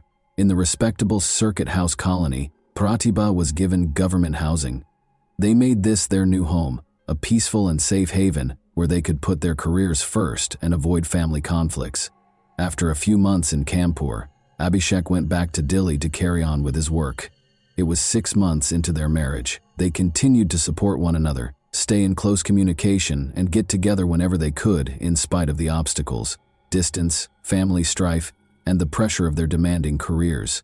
Pratibha and Abhishek treasured every second they had together, planning, dreaming, and having faith that their love would triumph over all challenges. When Abhishek got to Kanpur early on October 9 to see Pratibha, he discovered her dead in their apartment. Given that Pratibha was a judge and the police unit arrived quickly, her death was not only a personal tragedy, but also a challenge to the system as a whole. Officers started going through the apartment very carefully and recording any possible evidence. Beside Pratibha's body was the scarf that had been around her neck. Investigators had a lot of questions about the cuts on her arms. Why did the scene seem so strange? And what had actually happened in that room? Shaking from shock and sorrow, Abhishek gave his first statement, explaining how he had discovered Pratibha. She was suspended when he walked in, he said, and he pulled her down until her body hit the floor. Even a preliminary review seemed extremely suspicious, but the police in this case ordered a forensic examination to ascertain the precise cause and time of death. Suspension and wrist cuts, together as a means of self-harm, didn't seem likely. Details that weren't consistent with typical cases were observed by investigators. 3 separate marks in a linear pattern indicated intentional force, and the neck injuries were deep. An O-shaped mark left by the scarf was a noticeable detail in most suspension cases, Although the neck mark typically takes the shape of a V or U, a circular mark might suggest that the patient was compressed while they were in a supine position. The idea that the scene was staged to imply self-harm was raised by this discovery. The 14 deep cuts on Pratibha's arms, 6 on the right and 8 on the left, told a different tale. The cuts were parallel and exact, as if they had been made carefully and without hurry. The police had reason to question the situation's simplicity because this did not fit the typical profile. But the tragedy's news spread swiftly. Camera crews and reporters started congregating outside Pratibha's house. When he heard of her death, her father was devastated. He was so distraught and perplexed by what might have happened to their daughter that he and his wife left right away for Kanpur. A local hospital took Pratibha's body for an autopsy, but there were problems with the procedure. Colleagues and community members criticized the temporary transportation of a judge's body. Her body was left in a corner of the hallway until the examination could start, which sparked criticism from the public and raised concerns about how the police handled the case. Late at night, medical professionals conducted the autopsy and attempted to solve the tragic and intricate puzzle. Abhishek frequently described how he discovered his wife in that depressing condition, but it became evident that something was amiss when the forensic team showed up. He brought up the ceiling fan, which was questioned.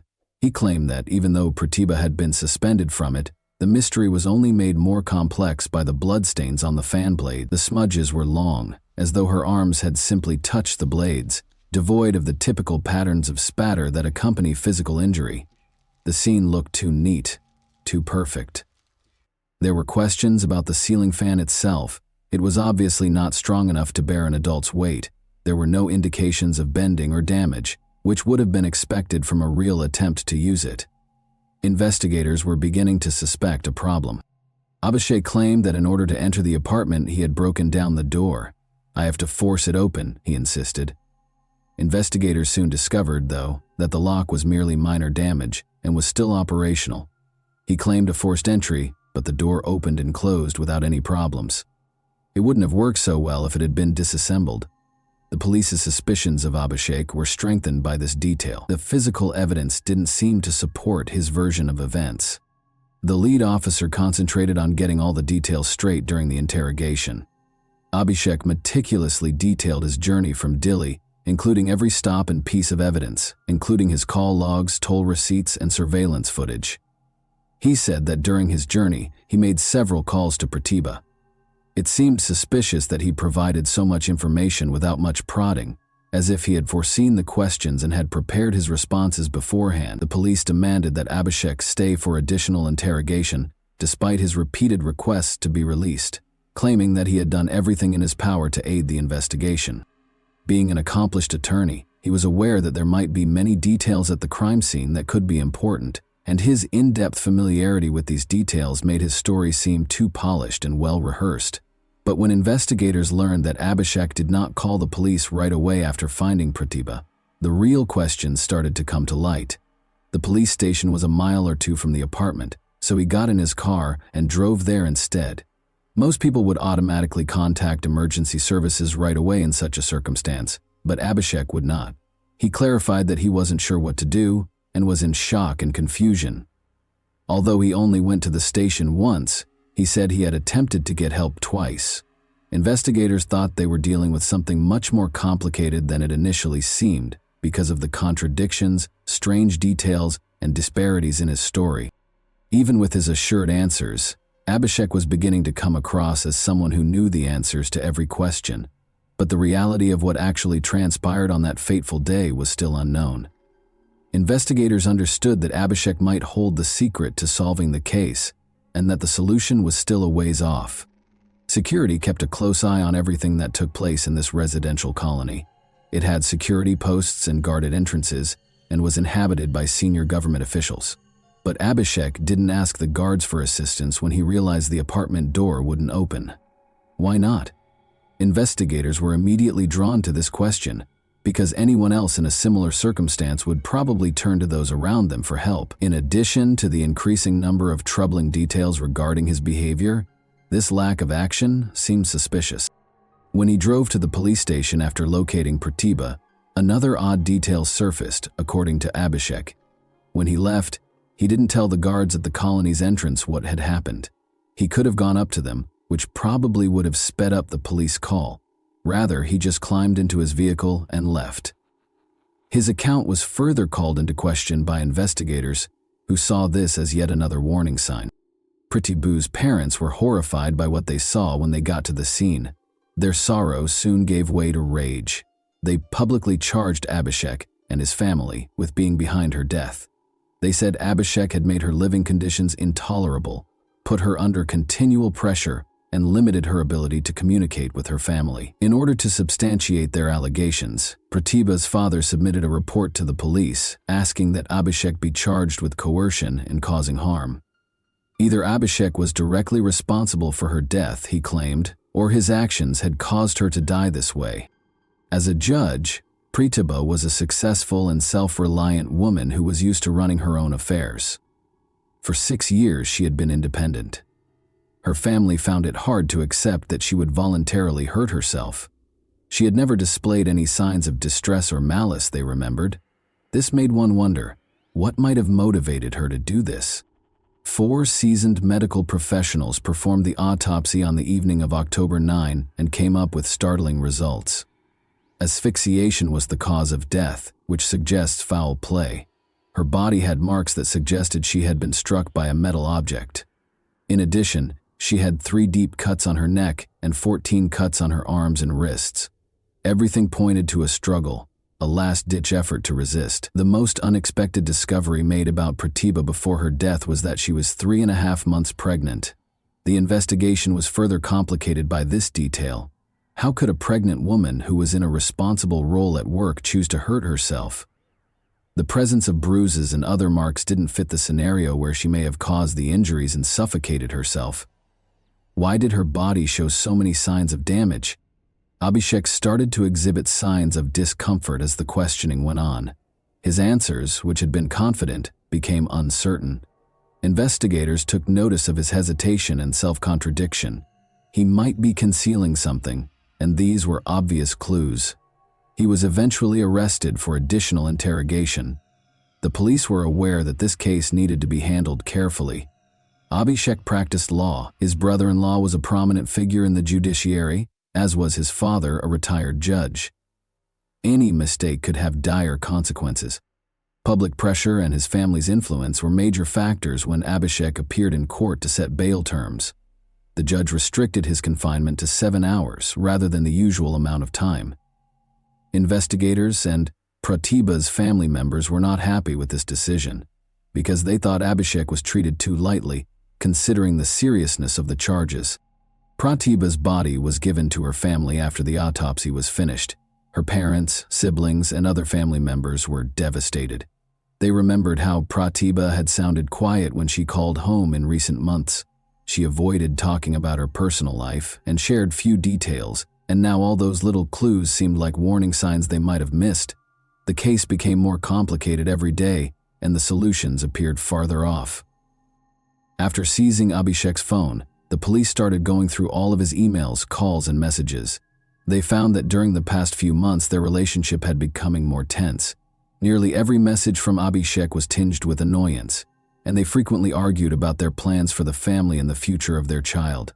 Although no one was yet certain of the extent to which these sinister undertones would spread, this increased the investigators' suspicions. Abhishek had to endure hours of interrogation while the investigators watched him. With every new question and piece of evidence, the pressure increased and his burden grew heavier. Abhishek finally broke down and said the words that changed everything one day. When he was so tired and on the verge of an emotional collapse, he admitted it. The words were a painful, unwilling admission that came reluctantly, as if drawn from deep within. It was shocking and horrifying to hear him admit his part in Pratibha's demise. Abhishek disclosed that his thoughts and feelings were distorted by years of internalized jealousy and resentment. It all began when he failed the exam and continued to practice law, while Pratibha earned her place as a judge. This status difference turned into a major source of internal conflict.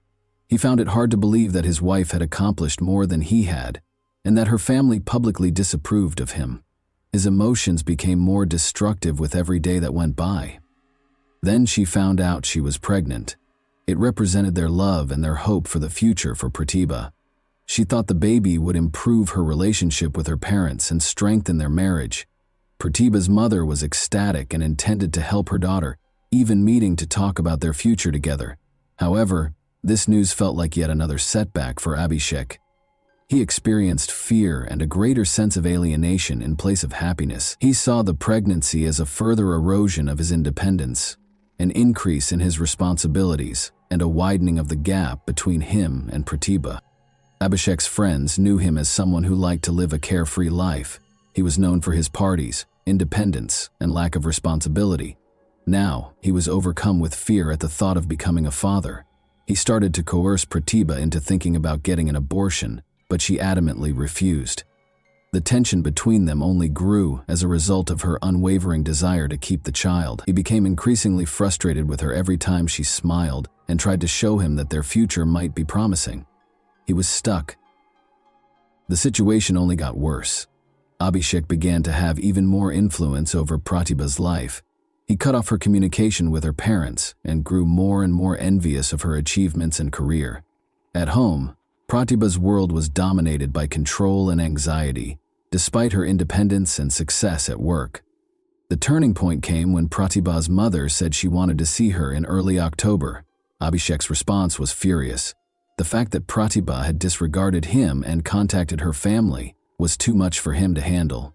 He insisted that she cease all correspondence, but Pratibha refused to back down. She vowed to stand up for her rights, keep her child, and refuse to compromise. For Abhishek, those words were the last straw. His fear of losing control, his sense of failure, and his jealousy all came to a head. Her strength and independence were too much for him to handle anymore. On that fateful day, things got out of hand. Now that he was seated across from the investigators, Abhishek talked about his anxieties, his overwhelming jealousy, and how he couldn't tolerate her independence and success. The investigators, however, believed there was more to the story even after his admission.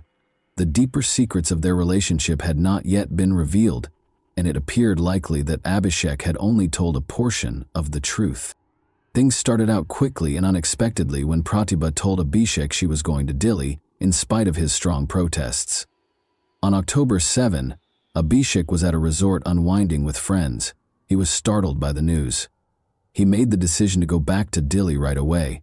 He left his friends behind, gave up his break, and went home. Pratibha reached Delhi by train on October 8. In the hopes that a face-to-face discussion would improve their relationship, she was met by an irate and agitated Abhishek. He loaded her into the car, and as they drove, the tension increased and turned into a furious dispute.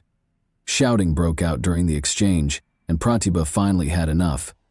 Declaring she was going back to Kanpur, she got out of the car in the middle of the road and started to walk away. Abhishek's eyes were burning with rage as he watched her. "Do as you please," he yelled after her. However, his feelings overcame him after a short while, and he chose to follow her. It took Abhishek about 9 hours to drive to Kanpur during the night and arrive at Pratibha's apartment in the posh Circuit House colony. On the morning of October 9, it was around 5 or 5:30 in the morning. Since most neighbors kept to themselves and the colony was known for its security, he had some leeway to act undetected. The tension that had grown over the previous few months exploded when Abhishek walked into the apartment. He started slapping a stick at Pratibha. She tried to stop him, but he persisted. As the blows did not satisfy his rage, he cut her arms, body, and neck with a blade. Despite her best efforts, Pratibha lost consciousness and fell to the ground.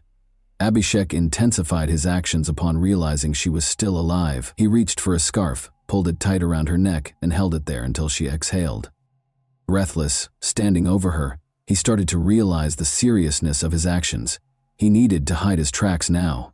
He tried to hang Pratibha from the ceiling fan to make it appear as though she had committed suicide, but the fan was not strong enough to support the weight.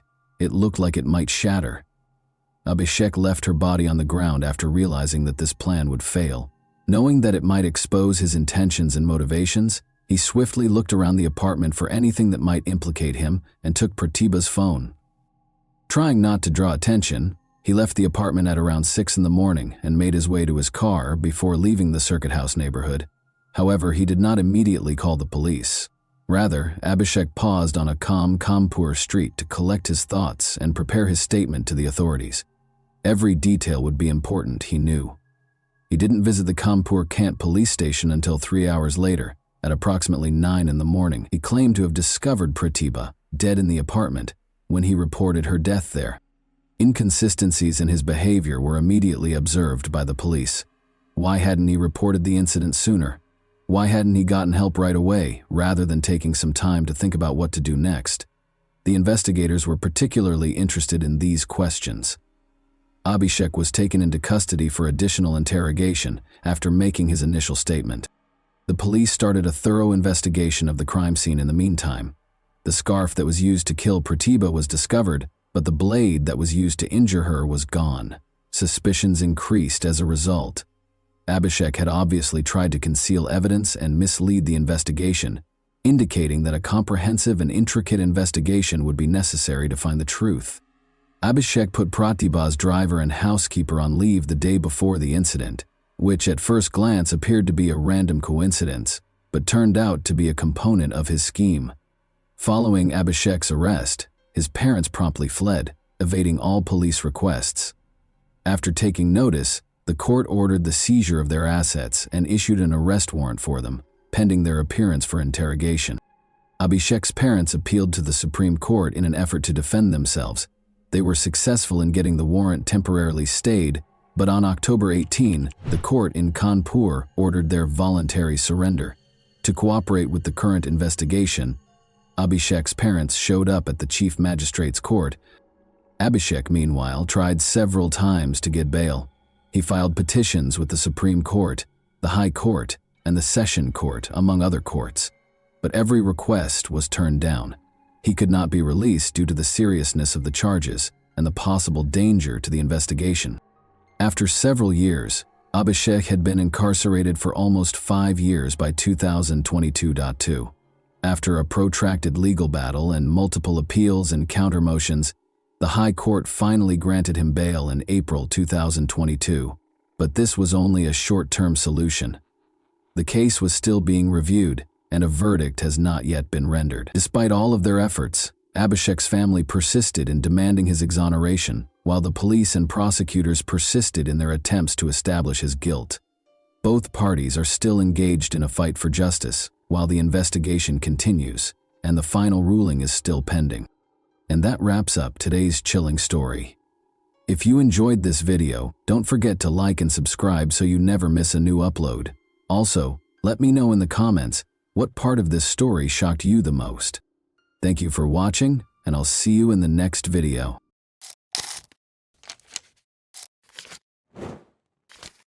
Hey guys, welcome to my channel, and today we're going to take a look at another horrible case with you.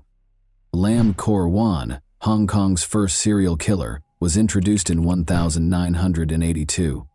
He worked as a taxi driver, but at night he was known as the Rainy Night Butcher and the Jars Killer. Over the course of 7 months, he killed 4 young women, concealing their bodies beneath his family's couch and preserving their body parts in jars. Every murder was more graphic than the one before it. They all appeared in unsettling movies, from suffocation to the amputation of body parts. What perverse ideas motivated this man, and who was he? How did these women end up as his gullible victims?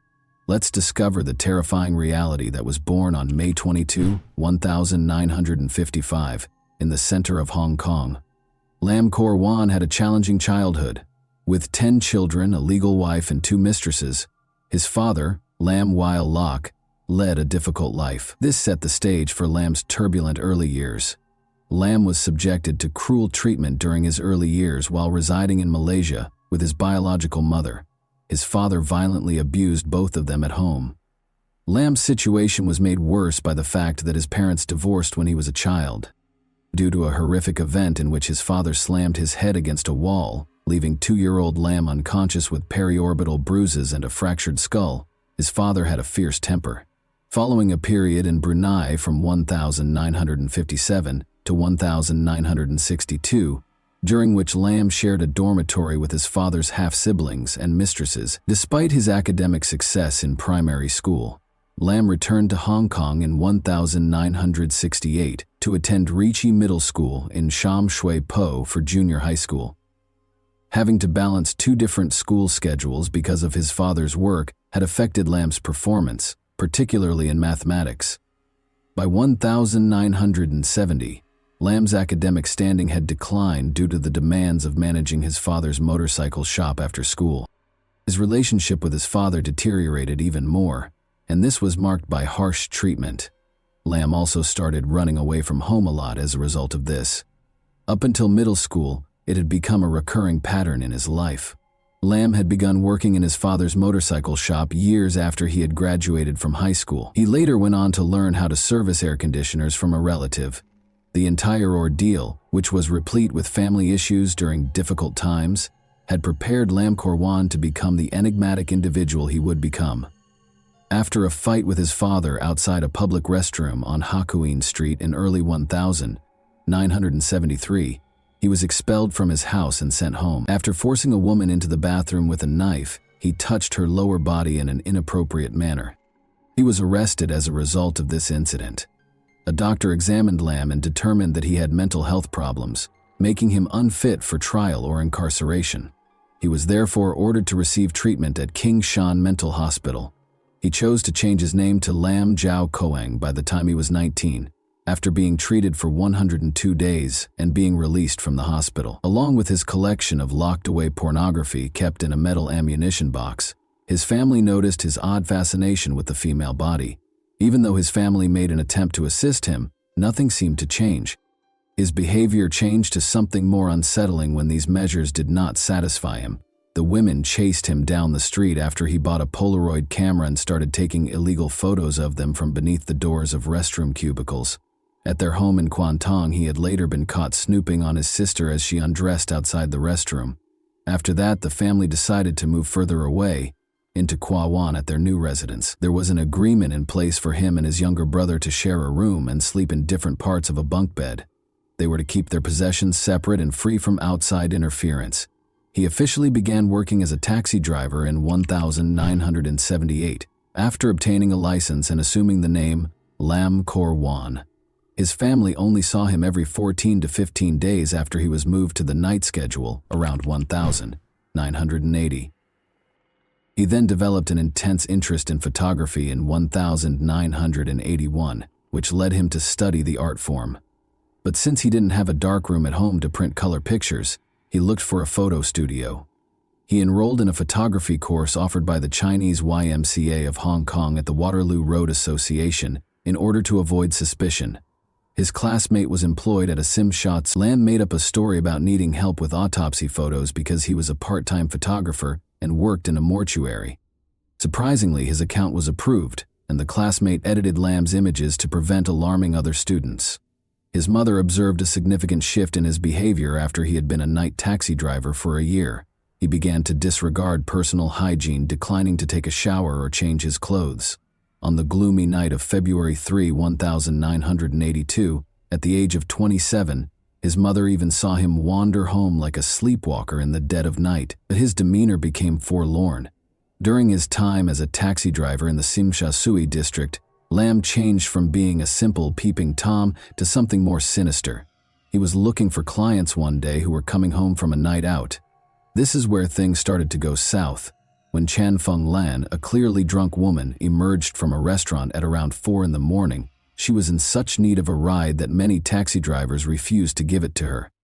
Lam, apparently unfazed by this, accepted her into his taxi and consented to drive her home. The inebriated woman asked to stop halfway through the trip, and when Lam braked close to a gas station, she opened the door to throw up. Uncertain of where she was, she asked Lam to return in the opposite direction after this disturbing incident. Later, Lammy admitted that he had considered killing her, but something inside of him snapped and he decided he had had enough after being initially disgusted by her vomiting. He went into a garage in the Simsha Sui neighborhood, circled to the passenger door, and strangled the young lady with an electric cable. He drove to his house at 5 in the morning when he usually finished work and parked in front of the building as usual. The night watchman slept on a cot in the entry hall and did not wake up, so he concealed the body in a big bag and carried it across the pavement into his apartment building while the street was empty. After Lamb died, he went into the apartment as quietly as he could and spent several hours hiding the body beneath the sofa. Lamb waited for his family to depart after breakfast while feigning to be asleep in his bed. He woke up and began preparing his room after his brother and parents had left the apartment. Lamb purchased a power saw from the street using 500 yuan that he had stolen from the victim's wallet. To ensure that even the baseboards were adequately protected, he covered the floor with plastic. He began to dismember the innocent woman's body after placing it on the plastic. Despite his best efforts, he was unable to avoid leaving any blood traces, and some of it splashed onto the walls. He continued to dismember the victim's body for hours, taking pictures and videos of the entire procedure before naming the videotape a serious secret. After chopping her body into 7 parts, he wrapped paper around her head, limbs, and torso before sealing it in a plastic bag. The fact that he preserved the private parts in a Tupperware container with rice wine was the most unsettling aspect. In order to remove any traces of the horror that had transpired, he meticulously cleaned the crime scene, scrubbing the walls and floor and rolling up the plastic sheet. He drove to the new areas, making multiple trips to carry the body parts to his taxi while avoiding attention from onlookers who were confident he had removed any traces of the unsettling act. He stopped when he discovered an empty area on the banks of the Xingmun River, close to Shatin. He was determined to find a remote location to dispose of the body. He removed the packages from his trunk one by one and tossed them into the river, making sure no one was looking. The bundles were carried to the sea by the murky waters. The limbs floated from Lucky Plaza to the Bel Air Gardens area after being washed down by the intense rain. Lamb had heard the terrifying news on the radio more than a week after the horrible deed. A limb had been found on the shores of the Xingmun River. More body parts were unearthed in the following days, leaving the police to piece together the tragic puzzle. To determine the approximate time the body was dumped into the river, investigators looked at tidal patterns. Interestingly, one arm had a unique tattoo of a heart with a knife through it, which was uncommon for women at the time. They arrived at this conclusion. Recognizing the victim, it was Chan Fenglan, age 21. The police encountered regrettable difficulties even after issuing a public call for witnesses. Neither the taxi driver nor Chan Fenglan's companions had seen the license plate. Lamb didn't learn of the body part's discovery for over a week. The police had determined that the body belonged to Chan Fenglan, a Simsha nightclub hostess and mother of 2. Chan's night out with her sister and friends, her taxi ride home, and the terrible fate she met at the hands of Lamb Corps 1 were all revealed in the grim details. Sui. The next murder was carefully planned, but the murder had been opportunistic. He was determined to be more prepared because he was a perfectionist. His goal was surgical accuracy. He therefore chose to use professional tools rather than a power saw. In the end, he bought specialized surgical instruments and multiple bottles of formaldehyde after studying knives, blades, and scissors in great detail. Formaldehyde was a colorless, pungent chemical that was used for disinfection and preservation. Lamb had claimed another victim on May 29, 1982, 3 days after acquiring his equipment. He was able to capture his second target, a bar employee. This time, he picked Chan Wan-kit calmly and used an electric cable to strangle her before bringing her home. He waited in bed as usual for his family to get off work before beginning the grisly task of dismembering the body. Lamb had carefully prepared the room in accordance with his plan after thinking about what to do for days. After setting a sizable tray underneath the body to keep blood off the floor, he took out his video camera. Investigators later reviewed the video and found that he had carefully dissected the body while placing the tray beneath the family's parakeet cage. When Lamb had finished chopping it into pieces, he displayed remarkable skill. As Lamb considered a secure location for the body's disposal, he once more took photos of the various body parts. After numerous nighttime excursions, he eventually discovered the ideal location. He placed the body parts in a large plastic bag and put it in the trunk of his taxi this time. He drove through the tunnel to the selected location, Hong Kong Island, early in the morning. A 20-minute drive east of the city center was Tai Hang Road, a residential neighborhood with a lot of trees. Following his parking in a secret area of the road, the heavy bag became difficult for him to carry out of the trunk. As he watched it roll down the slope into a muddy ravine, he carried it a short distance up to the railing and threw the body over it. Lamb had been thinking about what had happened that night all the time in the days that followed, not because he was sorry or regretful, but because he wanted to become a better person.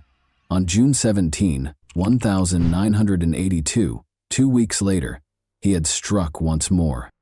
Leong Saw Wan, a 29-year-old nightclub cleaner, had left work at 4 a.m. and was in Lamb's taxi shortly after she met her terrible end.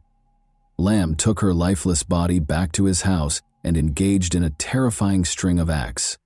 He recorded his horrifying deeds, titling the recording Operation Rainy Night. Lamb used the selfie feature on his camcorder, which was resting on the bunk bed, to record the dismemberment procedure, displaying an unnerving amount of detail in contrast to his earlier action.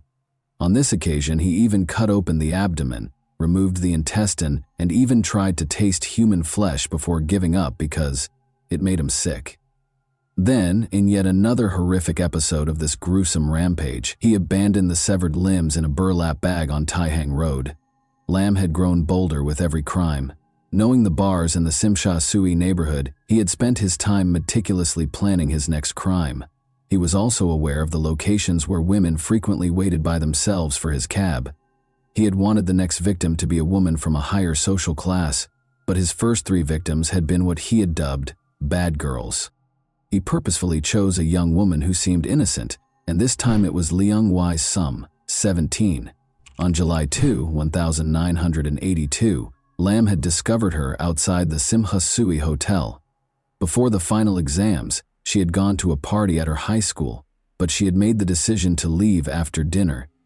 Her high school friends had gotten her a cab to make sure she would get home safely. Lamb parked his car and guided her to a remote road.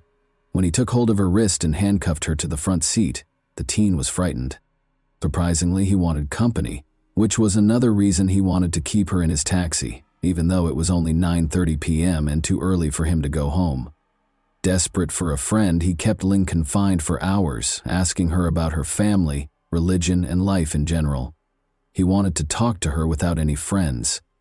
Lamb was generally enjoying her company, but that didn't stop him from carrying out his gruesome scheme. Lamb began strangling the teenager with the electric cable after she fell asleep at around 4 in the morning.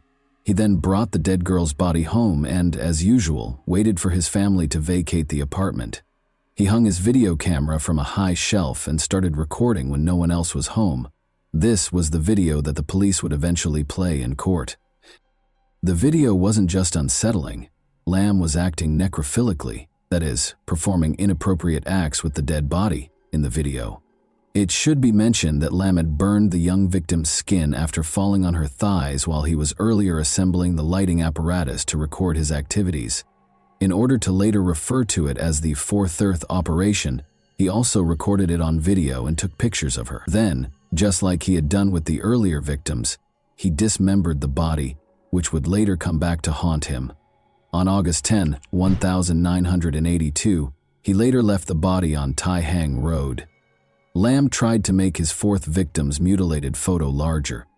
As it happened, Lamb's friend had to move Lamb's negatives to the Mongkok branch for magnification because the enlarger at his friend's Photoshop was broken. Suspicious as he was, the branch's photo editors discovered disturbing details in the developed photos during the manual enlargement process, suggesting a possible connection to the dismemberment of a human body. A picture of a severed breast and a burn mark on the victim's thigh were among the features that prompted the shop supervisor to call the police. The Kowloon Regional Homicide Squad was given the case by the police after they received the report.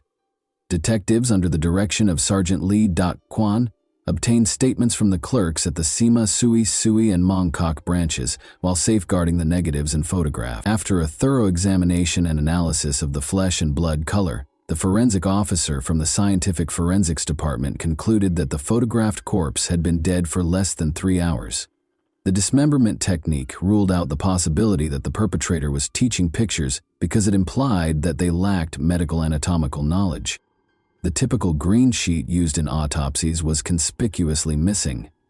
Additionally, forensic specialists verified that the images were taken directly from a real body rather than from printed materials. In one picture, A tiny drop of water also reflected half the face of a girl who looked like Leong Wai Sum, who had disappeared on July 2. The police decided to make an arrest after concluding that Ling had been murdered, based on the results of the Scientific Forensics Division and medical examiner. Sergeant Lee had led the team in an ambush at the photo shop early on August 17. He asked the clerk to mix a Lam set of 13 photos with a few other pictures and encouraged him to talk to Lam about the pictures, where they were taken, and why they were being enlarged. The goal was to document the discussion and collect supporting documentation. Lam arrived by taxi to pick up the pictures at about 6 o'clock in the evening. Following his friend's request, he carefully examined each picture and clarified that the enlarged images would be used for courtroom presentations, especially so jurors could see the contents more clearly. Lam said that he worked in mortuaries on a regular basis.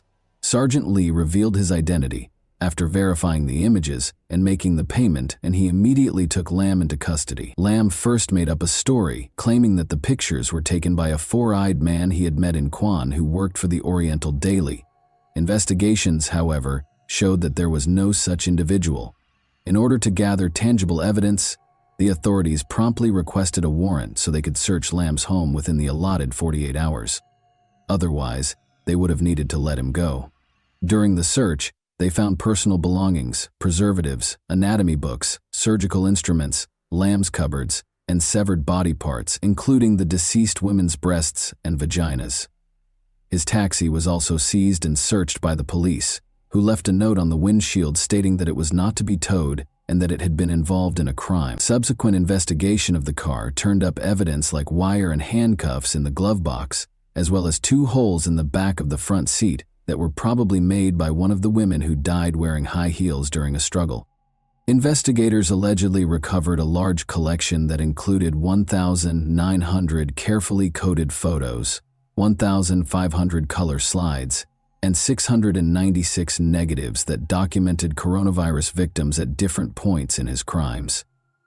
His thorough documentation greatly facilitated the police inquiry.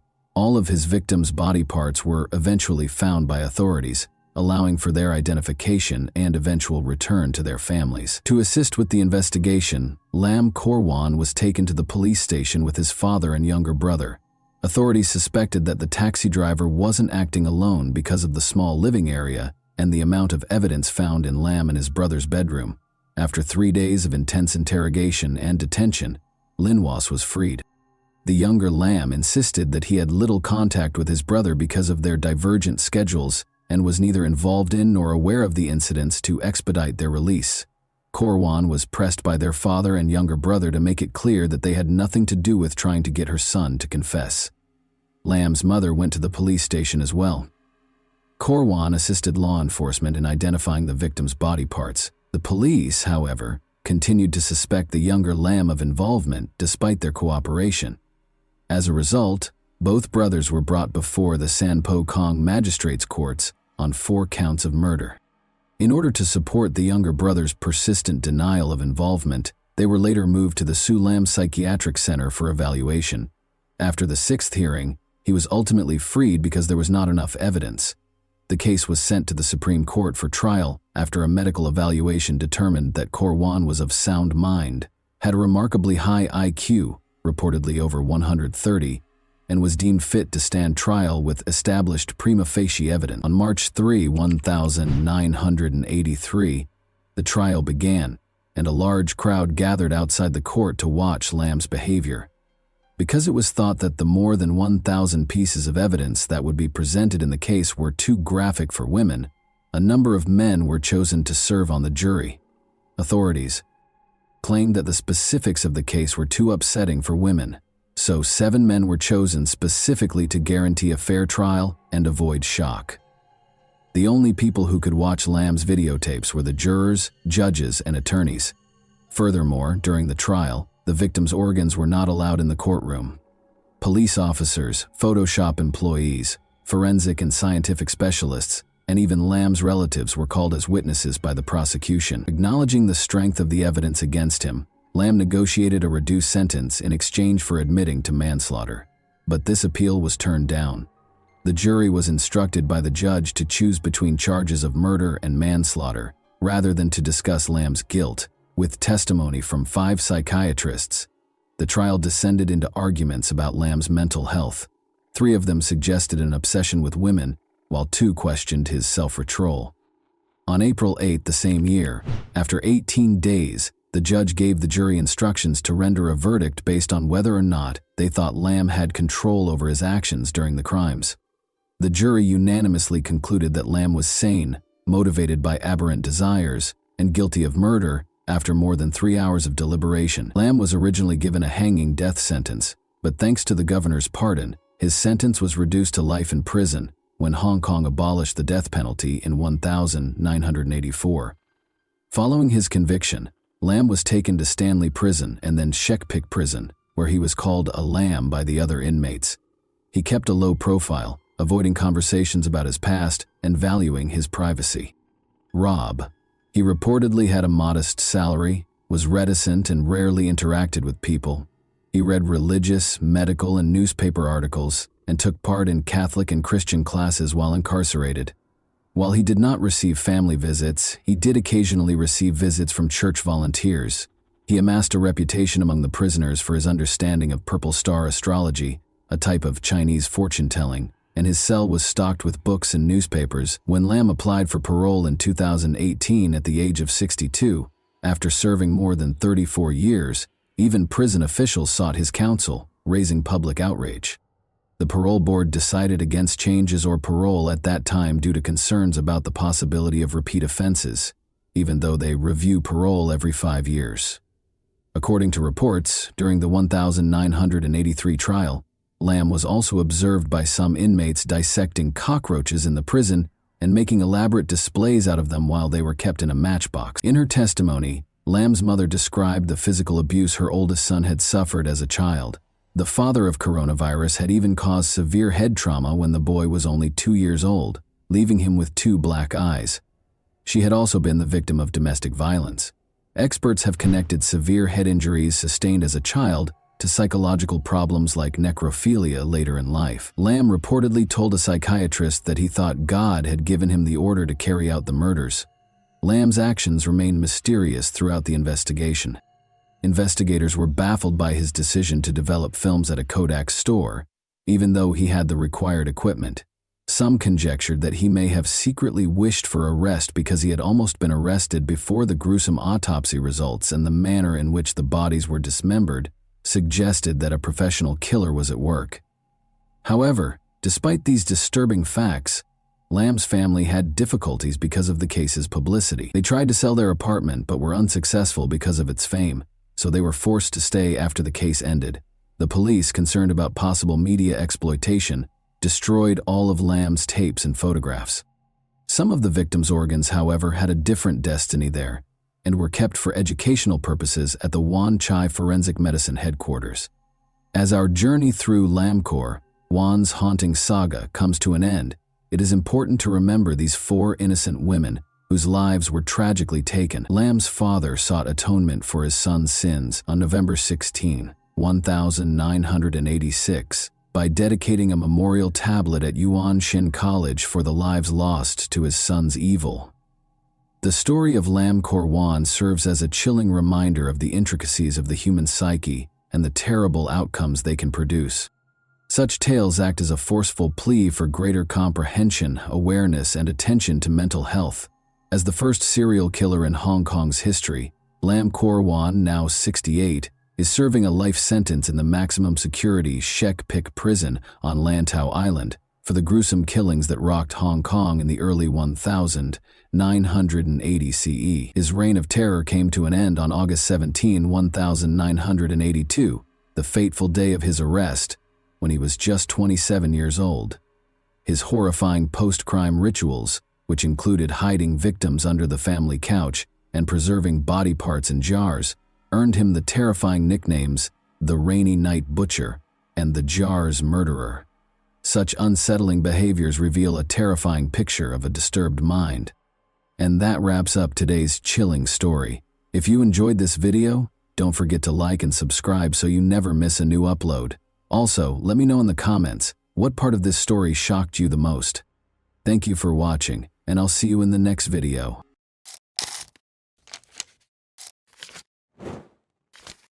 Hey guys, welcome to my channel, and today we're going to take a look at another horrible case with you. Lori Eisenberg called the Idaho authorities in February 2018 with a distressing message. She said she was sailing on Lake Coeur d'Alene with her husband, Larry Eisenberg, when he suddenly fell into the water. But after the body was recovered, a medical examination revealed a different picture, which made authorities believe that a more intricate and nuanced story was involved. Born in 1950, Larry Eisenberg earned a degree in forestry from the College of Idaho. He worked in forest cultivation, maintenance, and harvesting. He started working in the woodworking industry after completing his college education. He spent his entire life striving for success because he enjoyed working hard. In 1974, Larry married his first wife, with whom he had 2 children. But after the kids grew up, the couple got divorced. He soon met Lori Barnes, who was born in 1953. Lori's life used to be extremely impoverished. On occasion, her family even had to stay the night on farms that were deserted. She got married in 1973 at the age of 19, and the couple divorced in 1996, but they had 6 daughters together.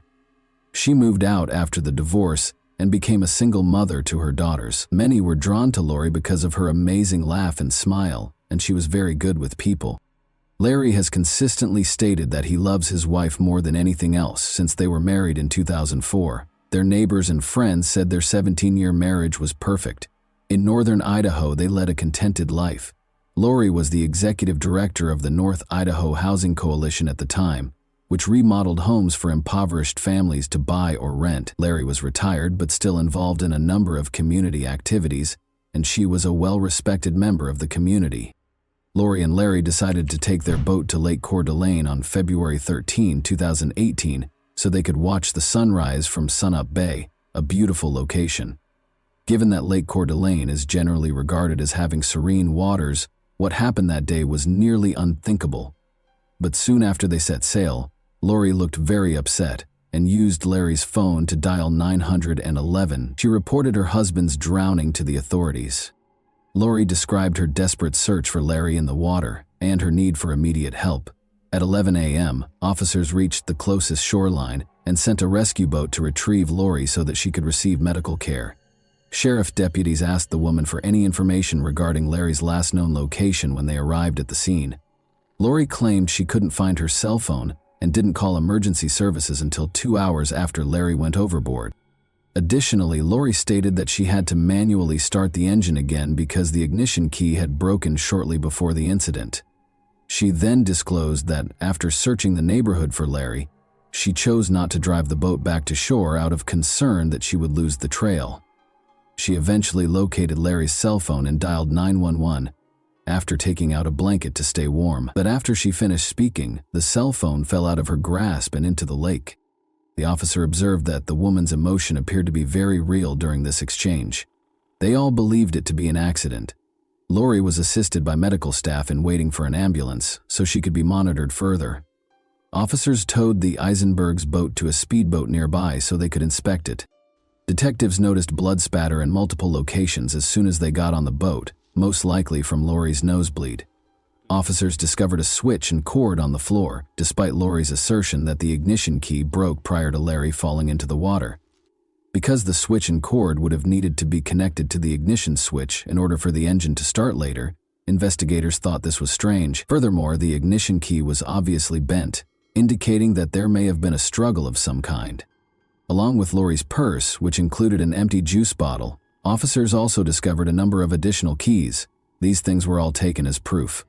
Lori's cell phone was discovered by a deputy sheriff during an examination of the vehicle the Eisenbergs used to tow the boat.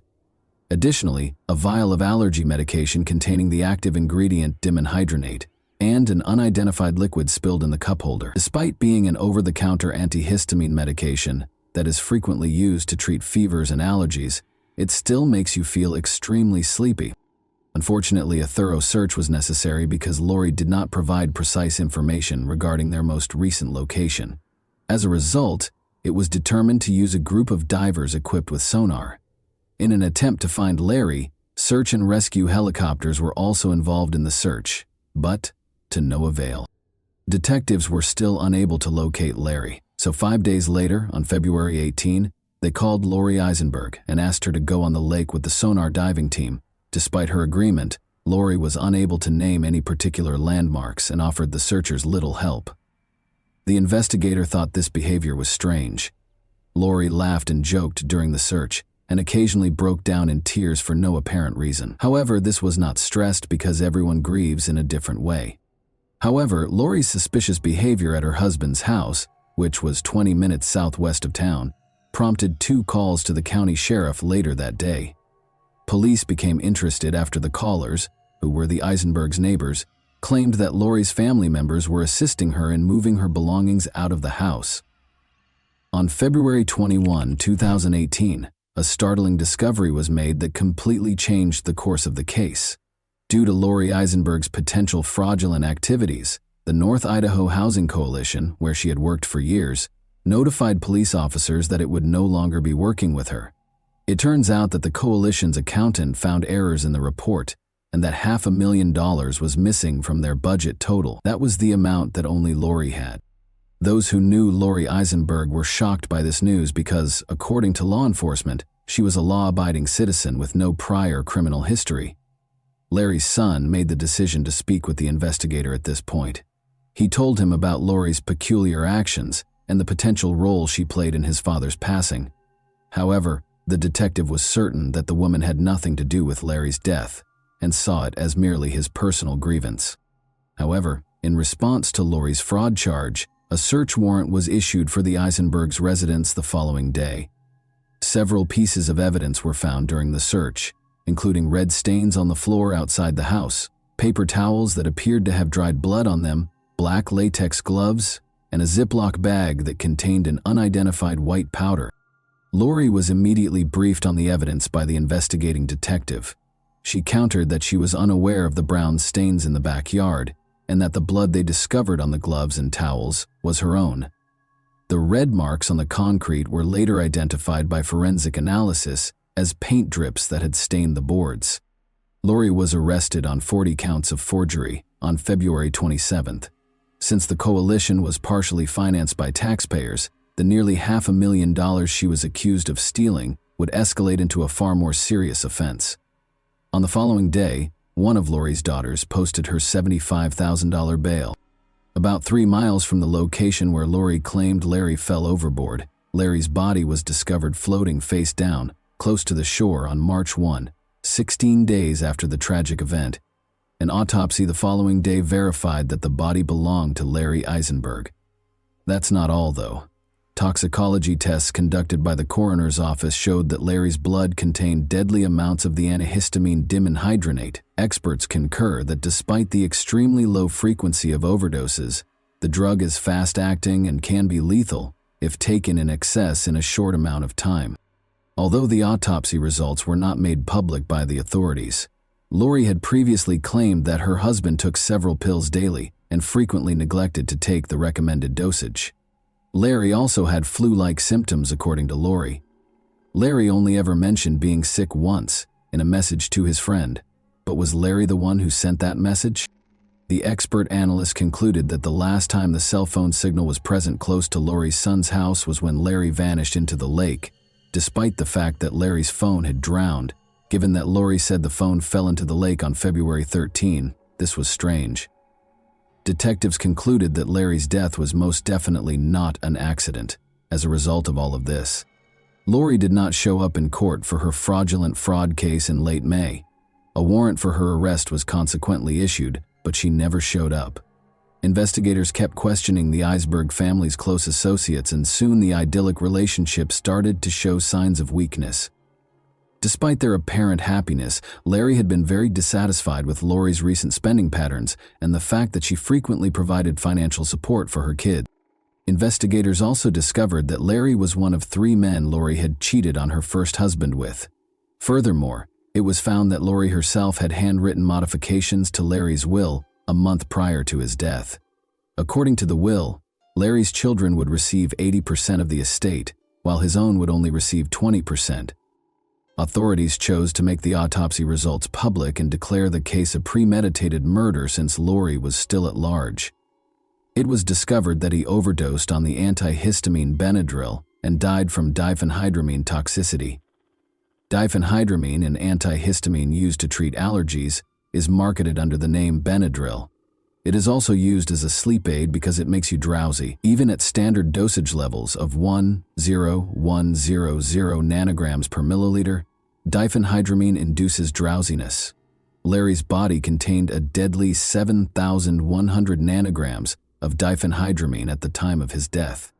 Larry's doctor was questioned by police to see if they saw any indications of a stroke or other medical irregularities, but the doctors said Larry was in perfect health.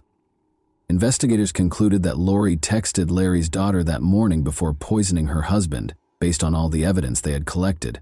Subsequently, she added the pills to the man's juice. Larry became ill and went overboard near the coast. They also conjectured that before dialing 911, Lori purposefully steered the boat further away from the location. The entire Eisenberg family was uninsured. What was the motive? That was the only question left. It was probably coming to pass that Lori would inherit their shared house in the event of Larry's death, which she could then sell to raise the money she needed to pay for the money she had stolen. Additionally, according to friends, Larry had no idea what Lori was doing at the Idaho Housing Coalition. 2 months after going missing, Lori finally made an appearance at the sheriff's office by herself in July. Until the fraud case was tried in court, investigators were eager to discuss her alleged murder of her husband. Eisenberg consented to enter a guilty plea to 3 counts of wire fraud and 1 count of federal program theft in November 2018. She also consented to make restitution of about $580,000. Eisenberg was found guilty of embezzling over $500,000 and given a 5-year prison sentence. In addition, Lori's daughters entered guilty pleas to individual conspiracy charges. Each of them received a $50,000 fine and a house arrest sentence. Even though that case was resolved, another one was still pending. Lori was questioned about Larry's death once more right after the sentencing. Detectives questioned her directly about whether or not she had killed her husband during that interrogation. Lori behaved apprehensively throughout this interrogation. Her foot started tapping, which is a sign of tension and anxiety. After that, she was informed of the autopsy's findings. The detectives persisted in pressing her with additional compromising evidence, even though she denied any involvement in her husband's death. She eventually demanded an attorney and refused to answer any more questions. Lori Eisenberg was charged by a grand jury with first-degree murder by poisoning, a capital offense, 2 years after her husband's body was discovered floating in Lake Coeur d'Alene. The COVID-19 pandemic caused her trial to be repeatedly postponed. In order to maintain her innocence and admit that she would probably be found guilty if the case went to trial, Eisenberg entered an Alford plea to a lesser charge of second-degree homicide, after initially being charged with first-degree homicide by use of poison. She entered a guilty plea to the lesser charge of second-degree murder in February 2021. Larry's daughter, Jessica McPherson, said she thought the plea agreement, which spared Eisenberg from acknowledging guilt, was a betrayal of her father's family. "The manner in which I lost my father," Lori Eisenberg, "has left a hole in my soul that I will never be able to fill. And for 3 years, that hole has just continued to get deeper and deeper at the web of lies, deceit, and manipulation that have continued to expand," Jessica McPherson said.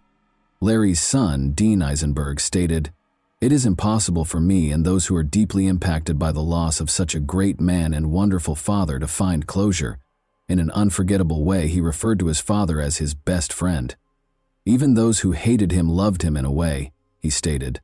As her stepson talked about the man she confessed to poisoning, Lori Eisenberg wiped her eyes with a tissue. He spoke of a decent, industrious man who cherished his family, especially his wife. "I can only hope she did what she did to save him the embarrassment of finding out what his soulmate had done behind his back," said Dean Eisenberg. Lori's daughter, Amber Barnes, claimed that her mother controlled the household. "Larry dedicated his life to Lori. He loved her, he trusted her, and she killed him," Barnes stated. The pain felt by everyone who lamented Larry's passing was exacerbated by Lori's plea to Alford. "She deserves to be held accountable for her actions and be seen for who she really is," Amber Barnes stated. She saw Lori Eisenberg as a father figure and a great-grandfather who would give her children bear hugs and stroke their hair while telling them he loved them. Our family lost 2 people that day on the lake. We lost Larry, the grandpa we loved, and we lost Lori, the mother and grandma that we loved, trusted, and thought that we knew. Lori shattered our lives when she took Larry's life, but it didn't stop there, Amber Barnes stated. Before the judge sentenced Lori Eisenberg, she spoke to the court for over 45 minutes. She claimed that she started stealing from the coalition because she was having financial difficulties with her daughters, one of whom she had expelled from her house when she was 15. She claimed that she felt unable to express to her husband her desire to support her daughters financially. She emphasizes that they lacked health and dental insurance. I saw my precious little grandchildren suffering because their mothers were not able to have a double-income family and not able to provide what they needed, she said. So what do they do when the kids get sick and have to go to the doctor? According to her, I got to the point where I was torn between adhering to the life and Larry's standards of life and being able to do what I thought I had to do. And so I came up with the most stupid, shameful plan ever, and that was to steal money from my employer. Eisenberg killed her husband, according to the prosecution, to avoid the additional humiliation of losing half of her assets in a divorce. Eisenberg, however, told the court that her husband wasn't supposed to consume the poisoned drink that killed him. Eisenberg claimed that she had considered suicide ever since her embezzlement was uncovered. Her words, "I knew my life was over." She claimed that after drinking the drink she had tainted with Benadryl, she intended to drown in Lake Coeur d'Alene, but her husband discovered it while she was asleep on the boat.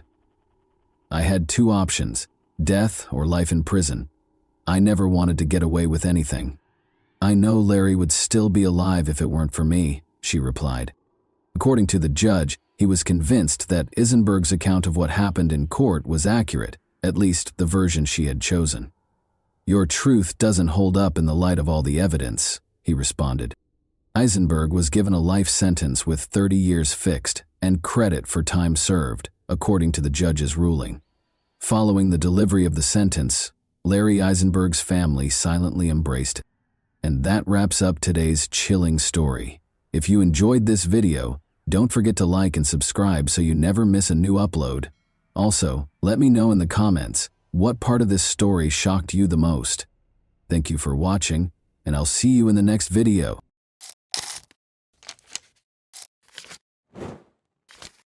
Hey guys, welcome to my channel, and today we're going to take a look at another horrible case with you.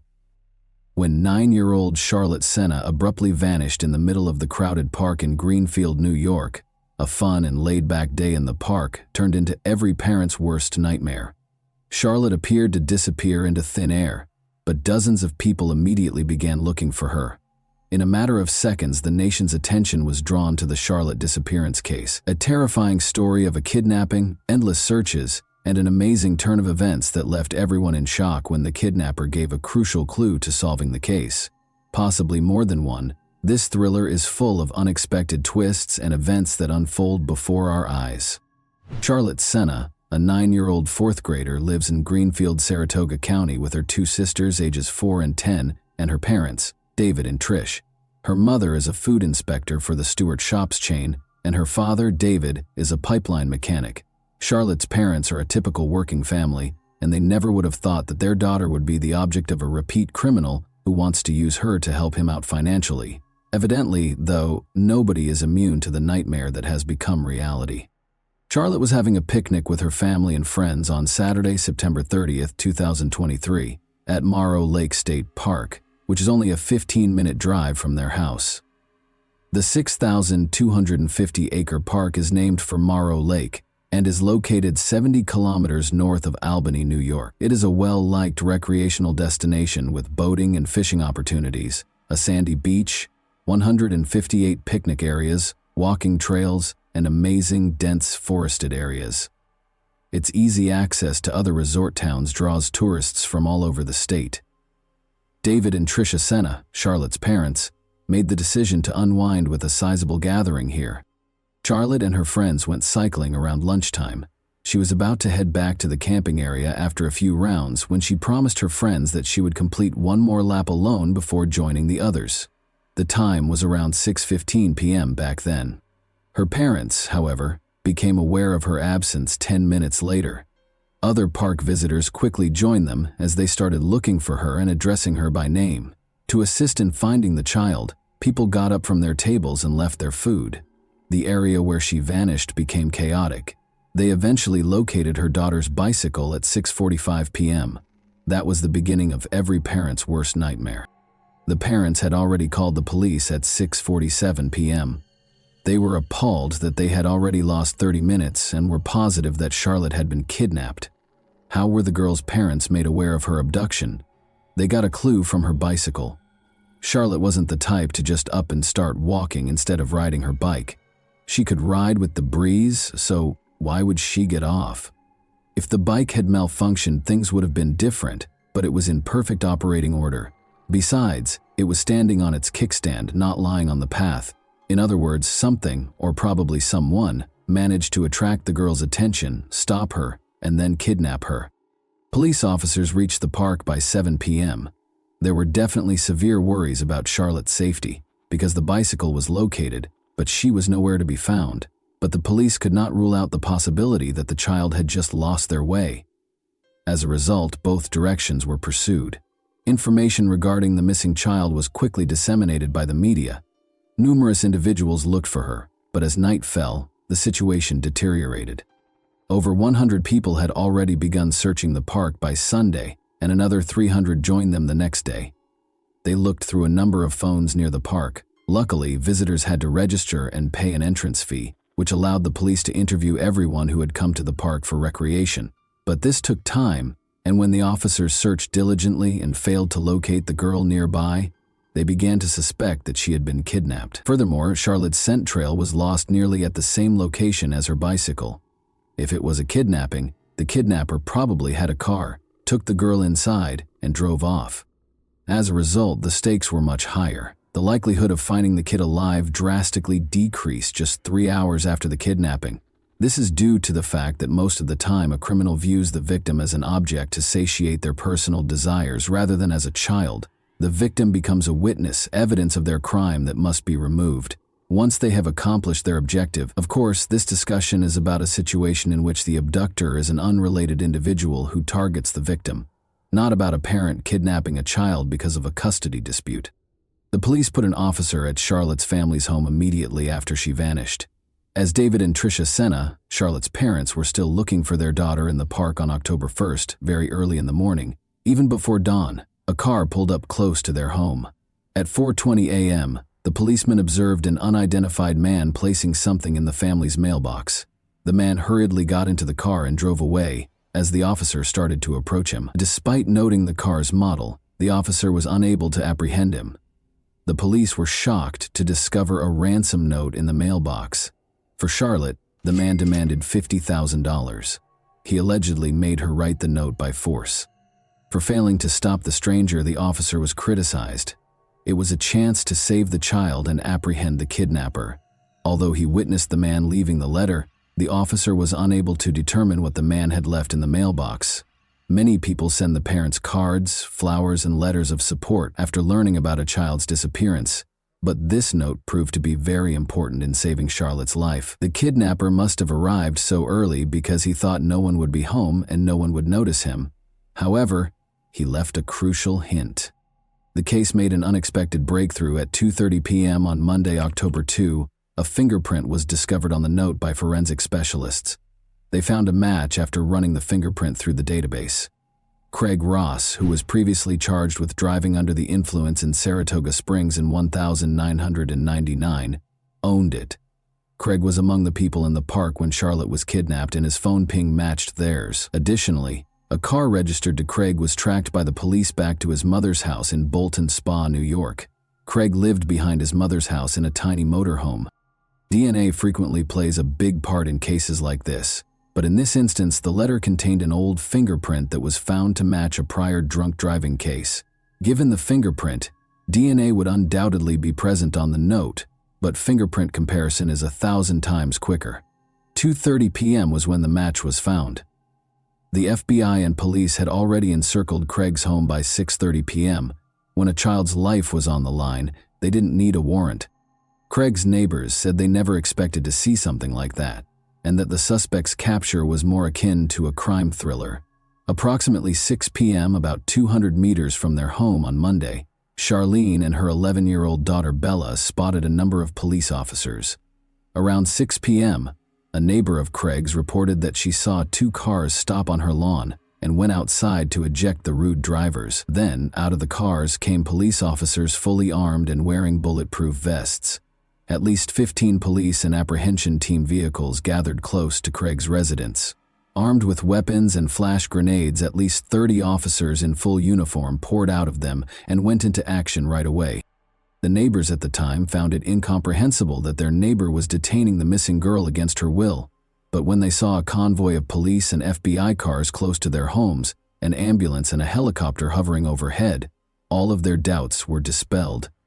When the suspect was apprehended, the neighbors were afraid he would rush them and kidnap them and their kids.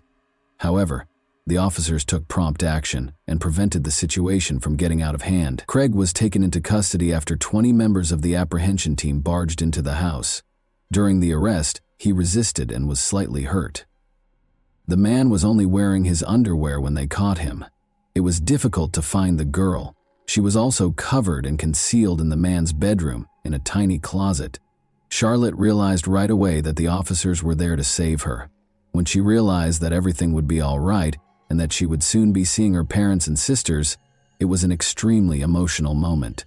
The girl was wearing a sweatshirt that was too big on her, which is interesting. One can only be thankful that Craig's motivation was financial, given that he was wearing his underwear and the girl was wearing a sweatshirt.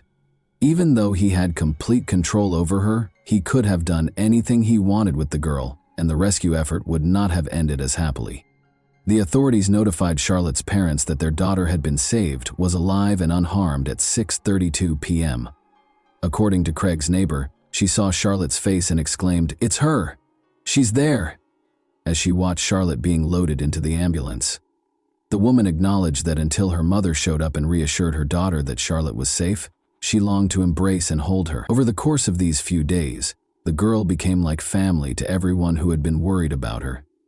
Everyone, including the police officers, prayed for her and hoped she would return home safely. As everyone saw the successful operation to free kidnapped Charlotte, they all exhaled, celebrated, gave each other pats on the back, and congratulated one another.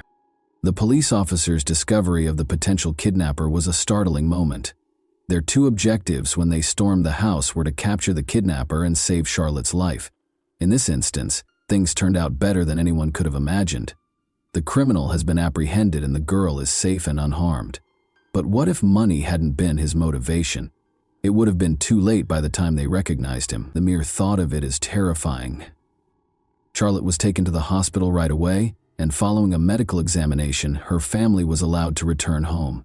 Charlotte is in excellent health, aside from the evident shock following the kidnapping.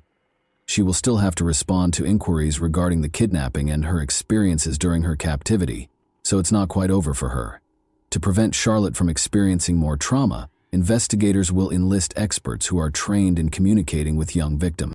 A significant development in the 3-day search for the girl was revealed to the media at a press conference on October 2. Craig, 47, faced first-degree kidnapping charges on October 3rd, the very next day. He had previously dealt with the police. First of all, he was arrested for driving while intoxicated in 1,999. His fingerprints were taken at that time and added to the police database, allowing the authorities to connect him to Charlotte's kidnapping. After he was arrested for second-degree stalking in 2016, his girlfriend sought a restraining order against him a year later, after he tried to strangle her by grabbing her by the neck. The police were looking into his involvement in violence against his 12-year-old relative just 1 month prior to Charlotte's abduction, but the case was closed. According to reports, the man, who has multiple sclerosis, moved into a trailer on his mother's property. Due to missed payments, his condition became so bad that he was unable to stay in his previous home in Porter's Corners, New York. Craig has an 11-year-old daughter and 2 grown children. He is characterized by his neighbors as a reclusive individual. They did, however, occasionally catch him working in his home's yard and interacting with his daughter, who is 11 years old and lives with him most days of the week. In reference to the man's older children, Craig's son said he doesn't want to get involved with his father, doesn't want to hear anything about him, and finds his behavior disgusting. Craig is currently detained without the possibility of bail on a first-degree kidnapping charge. He will be represented in court by a free attorney who has been given to him. Although the motive for the kidnapping is not officially stated, based on the ransom note, it is reasonable to assume that money was a major factor, even though the police are not very forthcoming with information. Craig's former girlfriend, Amanda Priest, had a lot to say. According to her, Craig hated his job and was constantly looking for people he could trust to help him. Amanda is certain that money was the driving force, but it's interesting to note that Craig appeared to have targeted Charlotte in particular, rather than just any child. The problem stems from an incident in which Patrick Senna, Charlotte's grandfather, sued Greenfield after a sledding accident in 1998. The $2 million settlement he received was well known among Saratoga's citizens. Given this knowledge, Craig may have been monitoring the family to learn more about their residence, regular locations, and other details. This is exactly why Craig kidnapped the man's granddaughter and demanded a ransom, Amanda claims, in an attempt to obtain funds to help him out financially. Amanda also mentioned that Craig had covered his trailer's windows with tarps not long ago. She is certain that everything was carefully planned as a result. He kept an eye on the family, observed them, was aware of Charlotte's routine, probably followed them from their house to the park, and waited for a chance to see the girl by herself. Investigators are looking into whether the suspect in Charlotte Senna's case is connected to any other crimes, such as the kidnapping and killing of 18-year-old Jennifer Hammond and 19-year-old Christina White.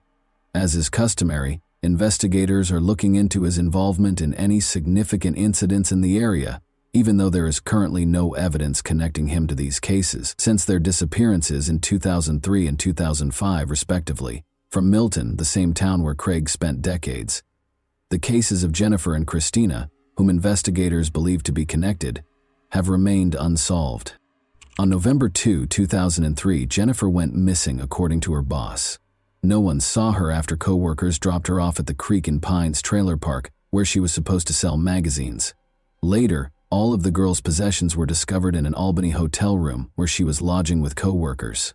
After Christina's family last saw her in the evening on June 30, 2005, 2 years later her disappearance came to light. 5 kilometers from her home, witnesses reported to investigators that they saw her strolling down a road.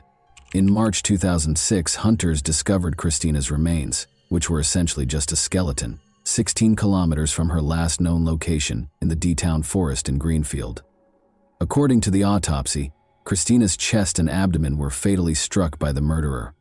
In October 2009, Jennifer's remains were discovered a few kilometers away. Although the cause of her death is unknown, investigators concluded that considering the location of their kidnapping and the location of their bodies, the girls were most likely murdered by the same individual. According to criminal profiler John Kelly, who was familiar with the area and probably liked red-hamed girls, Craig Ross presumably abducted Charlotte, but we know that the best predictor of present or future behavior is past behavior. Therefore, it's always important to find out if a person has committed abductions in the past. There may be a connection because Craig's path from the park to his house apparently goes through wooded areas connected to these 2 unsolved murders.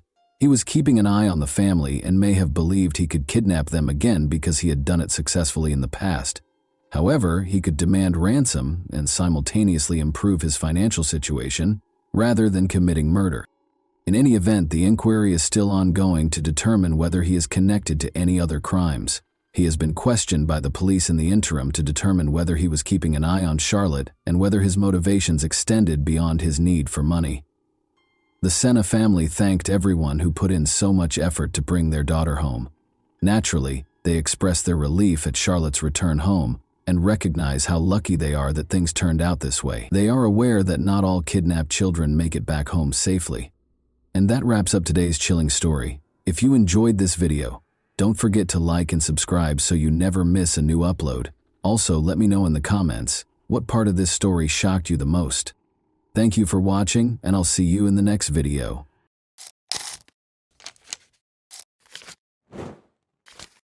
Hey guys, welcome to my channel, and today we're going to take a look at another horrible case with you. It was a very pleasant evening for the Solis family on Friday, April 20, 2012. Their 6-year-old sister, young Isabel, was present at a baseball game between Rebecca and Sergio's 2 sons. The family went home after the game, which lasted until 10 o'clock. Rebecca braided the girl's hair to save time before work the following morning, when she was scheduled to play baseball. After saying goodnight to his daughter, Sergio departed at 11 o'clock. Isabel frequently slept in her brother's room, even though she had her own bedroom. This night, however, she remained by herself. Becky and the boys soon fell asleep, and Sergio dozed off on the couch as he watched a baseball game that he had previously recorded. The man woke up at 5 and walked slowly to the bedroom. When he went to sleep beside his wife, the house was calm and quiet. Rebecca left for work at the medical center 2 hours later. The woman heard nothing and saw nothing out of the ordinary in the house. She left for work without visiting her daughter's room. Isabel wasn't in her bed when Sergio went to get her up for the game at about 8 in the morning. No one answered when he asked his sons if they had seen their sister. He called for Isabel and searched the house with the boys, but she didn't answer. Then, at the age of 14, Sergio Jr. saw that his sister's room had an open window and that the protective screen was on the ground in the yard.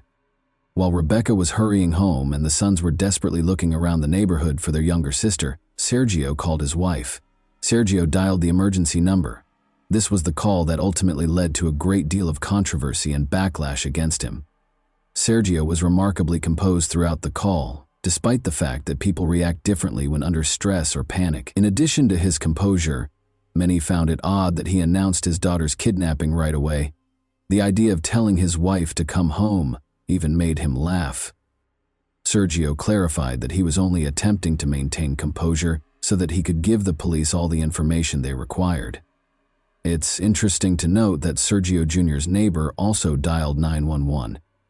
He was obviously upset and trembling, unlike his father, but he also said right away that his sister had been abducted and that they would not be able to locate her. Rebecca, who had also been in a state of panic and despair upon arriving at her house, was then given the phone. She was able to provide a detailed account of the attire her daughter was wearing prior to going missing. In fact, the girl's bedroom window had a protective screen on the ground in the yard when the officers arrived. It had a big hole in it, like it had been made with a tool. Soft toys that were always lying in the room beneath the girl's window were now strewn about. Isabel's shoe prints, which were found on the electrical box beneath the family's high fence and on the alley behind the house, were found on the floor next to blood. When he kidnapped the girl, the criminal most likely climbed over it. The police conducted extensive door-to-door searches, dismissing the possibility that the 6-year-old girl had escaped because they thought the case was one of kidnapping. Around 6:30 a.m., Alicia Stardevant, the Solis family's neighbor, reported being awakened by a noise. The girl's room is right across the fence from her bedroom. Alicia claimed to have heard the barking of the Solis family's dogs as well as her own. She heard men's voices outside of them, as if they were coming from her side of the fence rather than the Solis family's house. However, she ignored the fact that it was already becoming light outside and went back to sleep. The men didn't whisper or lower their voices, according to Alicia, and she didn't even consider the possibility that there was a small child present. Only locals were permitted to pass through the checkpoint that the police had set up around the Solis family's home. Since children are typically killed within 100 meters of the scene of the kidnapping, the search initially concentrated on a small area surrounding the house. After that, they interviewed residents and broadened the search area to include multiple apartment complexes. Officers used underwater cameras and sonars to examine the lakes and ponds, the local garbage dump, and the stadium where Isabel's baseball game was scheduled to take place. The Solis family's house was searched by forensic specialists and search dogs, and border guards handed out pictures of Isabel. There is a significant likelihood that children who disappear in Arizona wind up on the Mexican border. Furthermore, 16 criminals who had harmed women and children resided close to the family's residence in 2012. At the time, they were all questioned and turned away. There was a theory that someone had followed the family after spotting Isabel playing with her brothers in the evening and kidnapped the girl from the house at night. Officers followed this lead by looking up the registration numbers of every vehicle in the parking lot. The family's home was close to surveillance cameras, which revealed an exceptionally bustling nightlife. A car belonging to a private security firm pulled up in the alleyway close to the house at 2:36 a.m. 10 minutes later, 2 more cars were spotted in the parking lot. All of a sudden, there were a lot of people walking around the house, some of them curious about the trash cans. A car sped around the corner next to the trash can an hour before the 911 call, but during the 10 hours of filming, the girl did not show up anywhere. However, when the police searched the house, they found something intriguing. Inscriptions were discovered by the officers on Isabel's wardrobe doorframe. Rebecca said she was unaware of the inscriptions, which were written in a child's handwriting and contained phrases like "bad father," "I don't love father," and "bad day." Nevertheless, the police chose to thoroughly question Isabel's family. According to one of the sons, their father got violent, cursed, and struck him twice after drinking. Concerned about the Solis sons, investigators invited Child Protection Services staff because, as it turned out, the agency had been called to the family's residence multiple times. One of the boys left a glass in the detergent while doing the dishes in January 2012. Sergio reprimanded his son for his error and drank water from that glass. The boy told his friends about the incident the following day, and someone's parents called Child Protection Services, despite Rebecca's insistence that they laughed about it. In any case, Sergio willingly left the house in May 2012 at their request, despite Rebecca's assertion that her husband was a great father and that all questions would be addressed when Isabel got home. Sergio was able to return home to his wife and sons after the incident was quickly resolved, but the family was disappointed that the investigation produced no findings. The police kept focusing on them, Sergio in particular, even though they were never named as suspects. "It feels like the investigation never went beyond this house," the man later said. "That is the reason it is so distressing." They therefore engaged private investigator Jerry Snyder to look into Isabel's kidnapping objectively, and he suspected Rebecca's cousin Justin Master Mourinho. Initially, Justin spoke to reporters and conducted interviews as a spokesperson for the family. However, 2 weeks after Isabel vanished, he sent his car to Florida, hired the top attorney, and departed without responding to inquiries from the police or media. The private investigator found such behavior odd. Furthermore, Justin still had the key to the house after living there for a long time with the Solis family. According to one version, Justin might owe someone money because he had previously spent the night in Isabel's room.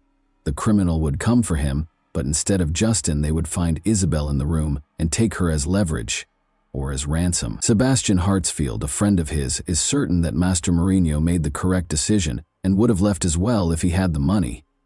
The problem is that Justin was fed up with the public's and media's invasive attention.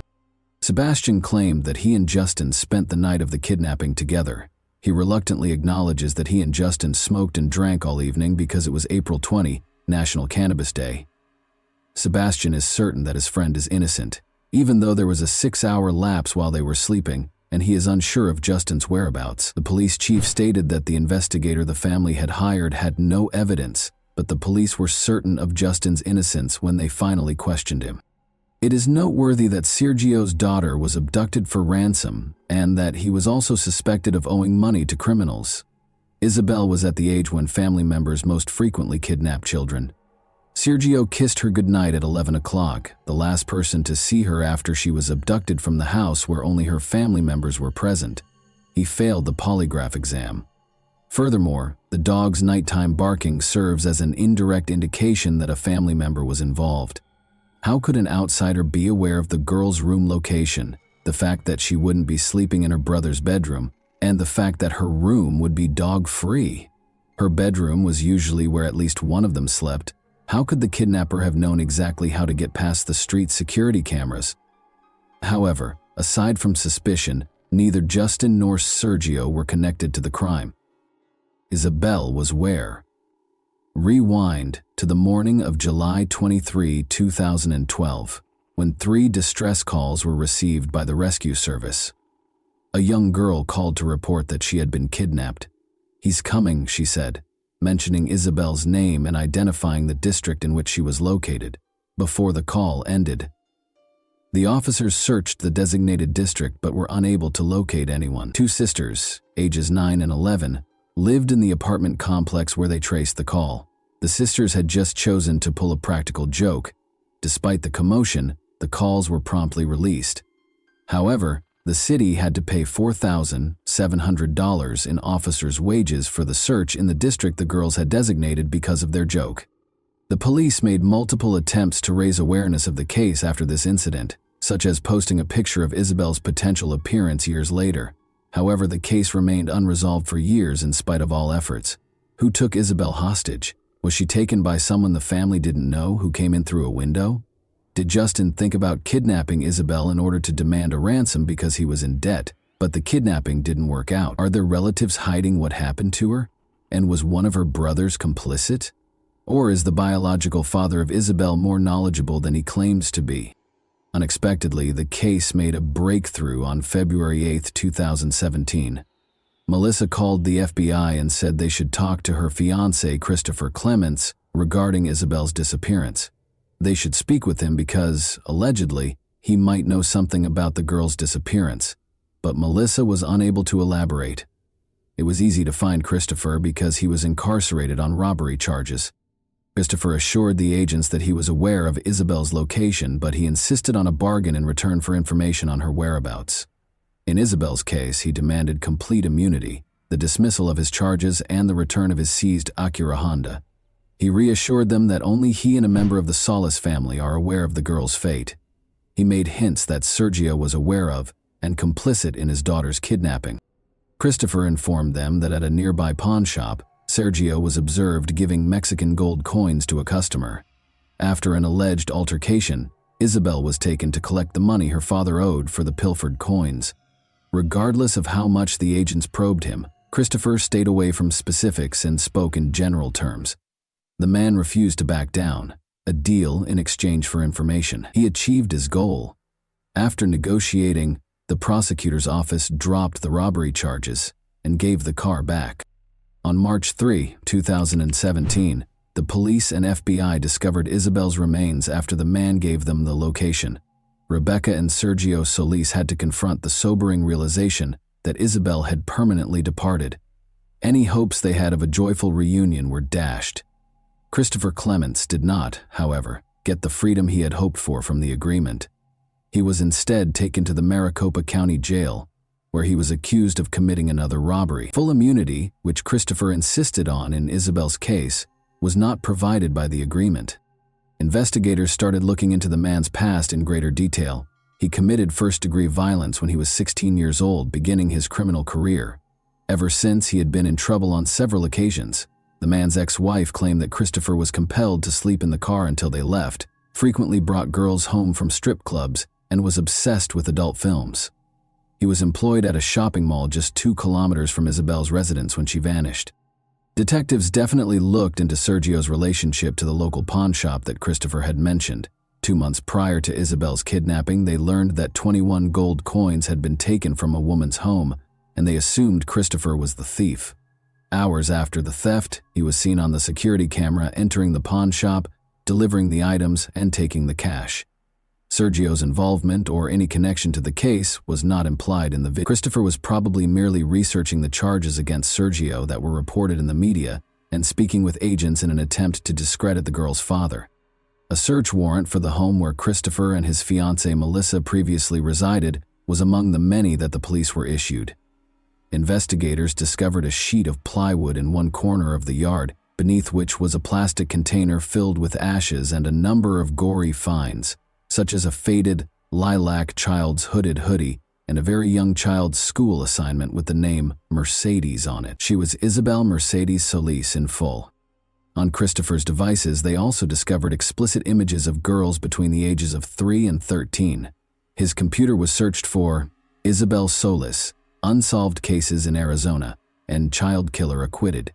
According to a former acquaintance, Christopher discussed the Isabel case and hinted that there might be evidence in his car's trunk. Thus, its return was essential. The vehicle, a Honda Acura, was reportedly given back to the man in return for details regarding Isabel's location.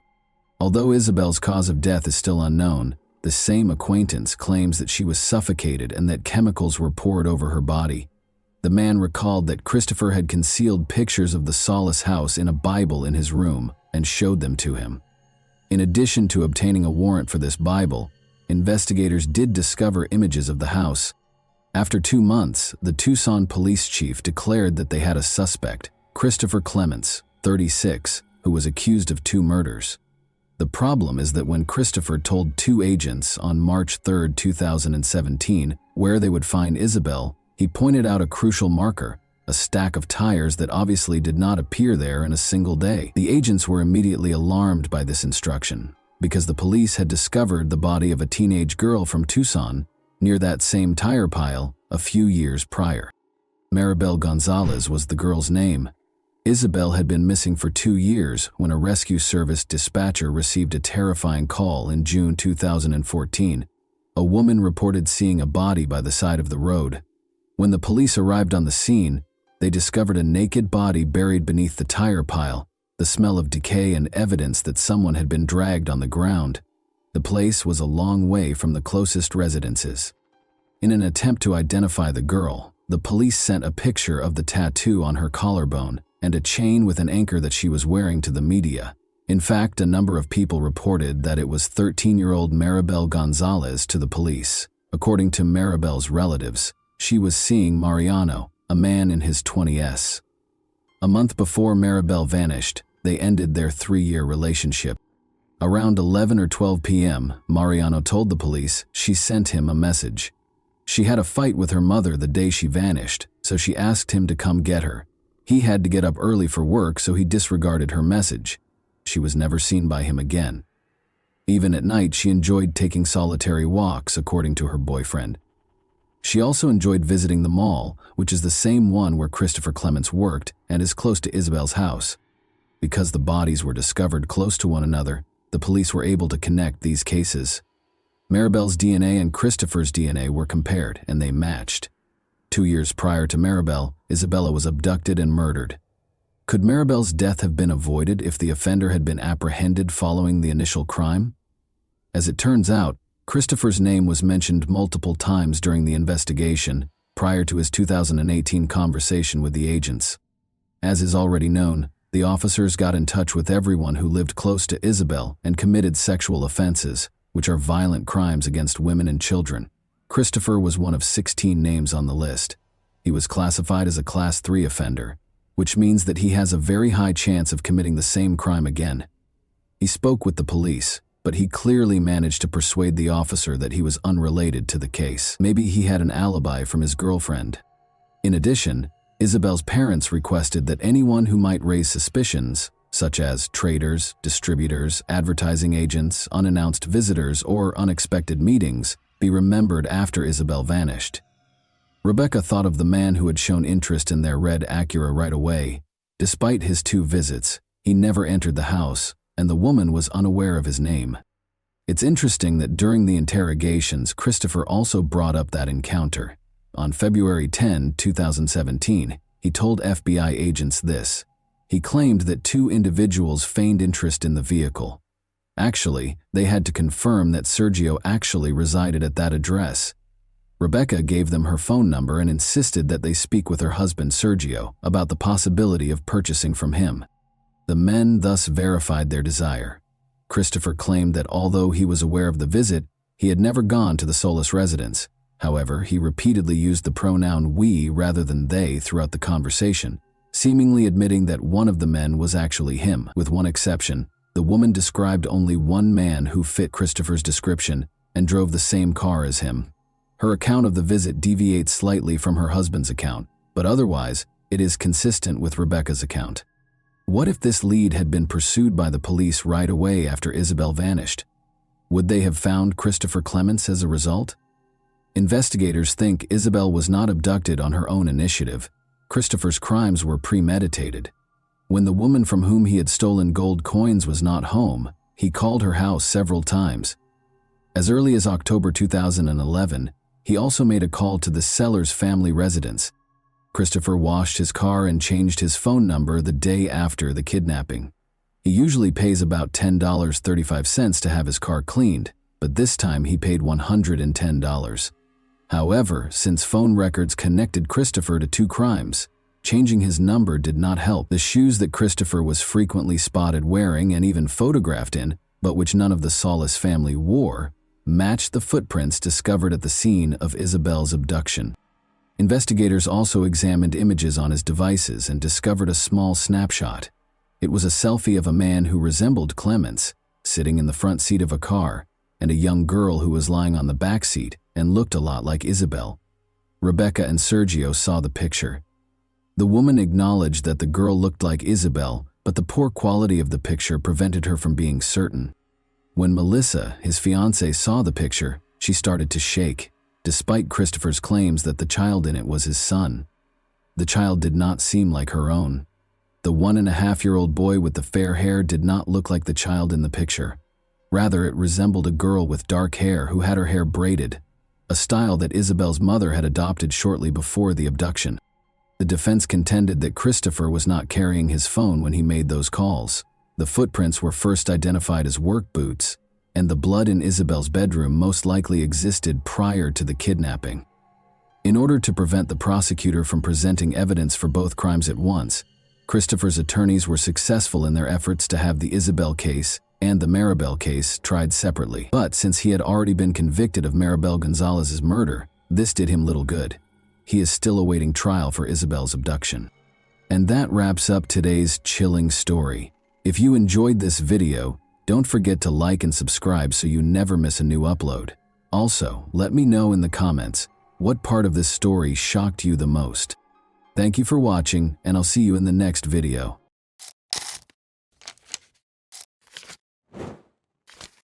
Hey guys, welcome to my channel, and today we're going to take a look at another horrible case with you. Carrie Swenson never would have thought that biathlon would become her life's work, but she most likely learned to ski before she could walk. This sport just didn't exist before for women. Women were finally permitted to compete in biathlons in 1983. The USA squad competed in the first Women's World Championship in Chamonix, France, but did not qualify for the first Women's European Cup, even though many of them had undergone years of intense training. Carrie Swenson, a 22-year-old American, began with the customary 10-kilometer race. She came in 5th place, directly behind the Soviet athletes, who were regarded as the sport's unbeatable leaders. She finished 13th in the 5-kilometer sprint, the best among her teammates. But the relay was where the team, and Carrie personally, truly triumphed. Carrie and her teammates became the first American medalists, while the Americans finished in 3rd place. Following the conclusion of the biathlon season, Carrie went back to Montana and organized the summer of her dreams. She worked at Lone Mountain Ranch, a well-known tourist ranch, and ran trails in the backcountry in her spare time. Carrie let the night air into her bedroom by opening the window. She had earned her microbiology degree from Montana State University that morning. Her parents celebrated her graduation and her brother Paul's 21st birthday with a party after the ceremony. Just the summer before, they had relocated to the Lone Mountain Ranch in the Big Sky region to practice and take in the mountains, just like they had as kids. She had dreamed since she was 5 years old that she would leave to pursue her dream of studying veterinary medicine after one more year of competitions. Unaware that her dreams would soon be dashed by the self-centered schemes of two recluses, Carrie turned off the light in her room and contentedly fell asleep. Carrie was unaware of the two men's conversation that was going on in the mountains a few kilometers away.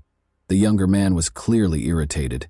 Though he felt lonely in the mountains and yearned for female companionship, he generally enjoyed living away from people and their rules. "Do you recall the plans we talked about to find a woman for ourselves, Dad?" After giving his 18-year-old son a close examination, the father questioned, "Do you believe the time has come?" The son confidently nodded in response. Carrie ran around Old Ray's Lake on Sunday, July 15th. Bob Sharp, the proprietor of the snack bar where she worked, had informed her that he had spotted a grizzly bear nearby, and she was keen to see one for herself, so she decided to take this route. Carrie ran pretty fast as usual, paying attention to her breathing. She only realized there were two men in front of her at the last second. The strangers appeared disheveled. The younger one had a knife and a pistol in his hands, and neither of them was grinning. The hunting season was long over, but there were still rifles lying by a tree. The men made it clear to Carrie that they had no good intentions without taking their eyes off her. Regretfully, she saw them too late to turn around and flee. An adrenaline rush brought on by fear caused Carrie to run even faster, attempting to get past the strangers as fast as she could. But her plan didn't work. On the trail, the older man leapt directly in front of her and took hold of her wrist. He took hold of her other hand before she could respond. Unable to escape their hold, Carrie chose to keep her composure and use her cunning. She was scared by the wild expression in the older man's eyes. Remain composed. Avoid upsetting them, she thought. She pleaded, "Please, let me go." "No, we don't often see attractive girls like you. We would like to speak with you. What is your name?" He held Carrie even closer as he asked. He started questioning her about who she lived with, whether she was married, and other things. Carrie tried to scream, but the man quickly silenced her after realizing she wouldn't be easily freed. After letting go of her left hand, the stranger hit her in the face and tied her up with a rope. The men promised to hold her for 4 or 5 days before releasing her if she didn't enjoy living in the mountains. But she could tell by their smirks that they were more likely to exploit her weakness and end up killing her. She kept telling herself, "It's just a nightmare," hoping to wake up at any second. However, she knew it wasn't a dream because of the throbbing pain in her face and wrist. Carrie attempted to reason with them by stating that her friends and family would find her. The older man retaliated by threatening to shoot anyone who attempted to save her. In order to avoid being seen, the men rushed on, hoping to get deeper into the forest and away from the lake. All Carrie could do was let them pull her along on the rope. In order to make sure she wouldn't run in the wrong direction when she had the opportunity to flee, she covertly memorized the area while feigning submissiveness. As though kidnapping girls were a daily occurrence for the men, they strolled alongside each other, engaging in casual conversation. They talked about how they felt about the mountains, laws, and society. The elderly man voiced his displeasure with the way the area had developed, especially the fact that farmers were permitted to graze their animals on his property. He assured the younger man that he could acquire all life's necessities without going back to school or abiding by social norms. Carrie came to the conclusion that her captors were probably mentally ill as a result of these discussions. Carrie requested water and said she needed to rest in an effort to slow their pace. They decided to take a rest. As they got closer to a swamp, Carrie was horrified to see the older man start drinking from it. She attempted to alert him to the harmful bacteria found in the swamp, but he dismissed her worries, claiming to have never heard of it before. She also took a few sips, reluctantly. She observed that when she pretended not to be afraid of the kidnappers, they acted less violently. Carefully, Carrie began asking them how long they had been residing there without being aware of the risks associated with drinking water from the nearby swamp. They responded that although they had lived in the mountains for 12 years, they were still relatively new to the area. Carrie felt even more uneasy when the younger man smirked and added that they were in dire need of female companionship. Then they went on their journey. In an attempt to leave hints for her loved ones who would be looking for her, Carrie tried to step on soft ground and break twigs. Sadly, the older man saw her attempts and stopped them. Carrie, however, obstinately continued to make marks, and the older man continued to erase them because she had nothing to lose. They went on in this manner, and Carrie noticed that no one had yet begun searching for her when she looked at her watch. Only 4 o'clock in the afternoon had arrived. Alan Goldstein, Carrie's friend and co-worker who instructed visitors in shooting at the ranch, started to question why her run was taking so long. He was worried that she might not have been able to return home by herself because she might have run into a bear or twisted her ankle. Carrie was being led farther and farther from the ranch by the strangers in the meantime. They asked her whether she could walk 60 kilometers in a day. After talking about how far they needed to go, she declined to respond. It was impossible for her to tell her captors that she could run 50 kilometers in hilly terrain while training. They might go more slowly if they believed she was weaker than she actually was. Now she was certain they would not allow her to survive. Not today. Not in 4 or 5 days. They wouldn't give up their valuable independence for her. Carrie kept studying the men quietly. They were remarkably similar to one another in addition to having a similar philosophy. Her suspicion that they were father and son grew. Carrie was aware that people would soon begin searching for her, but nothing had scared her more than the idea of her parents or friends becoming the victims of her captors. Making an escape was one way to avoid this. She changed her strategy after pleading failed. "Change your tactics when you're losing," her tennis coach would often say. "When you have the chance to alter your approach, why keep playing a losing game?" Before deciding to take a night's rest at around 5 o'clock, the men chained her to a tree, drastically reducing her chances of escaping. Carrie was the centerpiece of the feast that the black flies and mosquitoes were enjoying. She was tired, thirsty, hungry, and afraid for her life. Now chained close to the tree, she saw a number of rocks, one of which might be used to break a chain link. It was time to try the new tactic. At night, Carrie made the decision to become intolerable. "Hey, standing by the tree is getting old to me," she insisted. "Leave the chain loose so I can sit down." Despite their confused expressions, the men let her sit. She tried to reach for the rock in private, her eyes closed as though she were sleeping. Sadly, the younger man saw her attempt and took away every rock within her reach. She kept acting rude and demanding feminine products at around 8 p.m. because she was freezing and the mosquitoes were driving her crazy. The older man began discussing how they had many of his ex-wife's belongings in the underground cave where they lived after the younger man, whom the older one called Dan, gave her a shirt and socks. He continued by saying that those caves were very comfortable and that they would never be discovered there. In the distance, Carrie heard a voice. Regretfully, her captors also heard it. A plane appeared in the sky at the same time. Carrie was unaware that the plane was looking for her, but the men were startled and put out the campfire right away. It is obvious that they were surprised that someone would look for the hostage so quickly.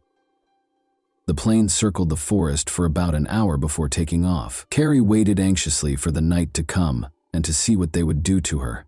But as they sat quietly by the smoldering fire, they left her alone. When night fell, they lay in one sleeping bag and gave her the other. Carrie's coworkers became increasingly concerned as the sun started to set. They began looking for her 2 hours after she was expected to arrive at work. Carrie's friends and family split up into 4 groups and were each given a specific area to search. In order to get assistance flying over the forest, Carrie's father, Rob Swenson, contacted a friend who was a pilot.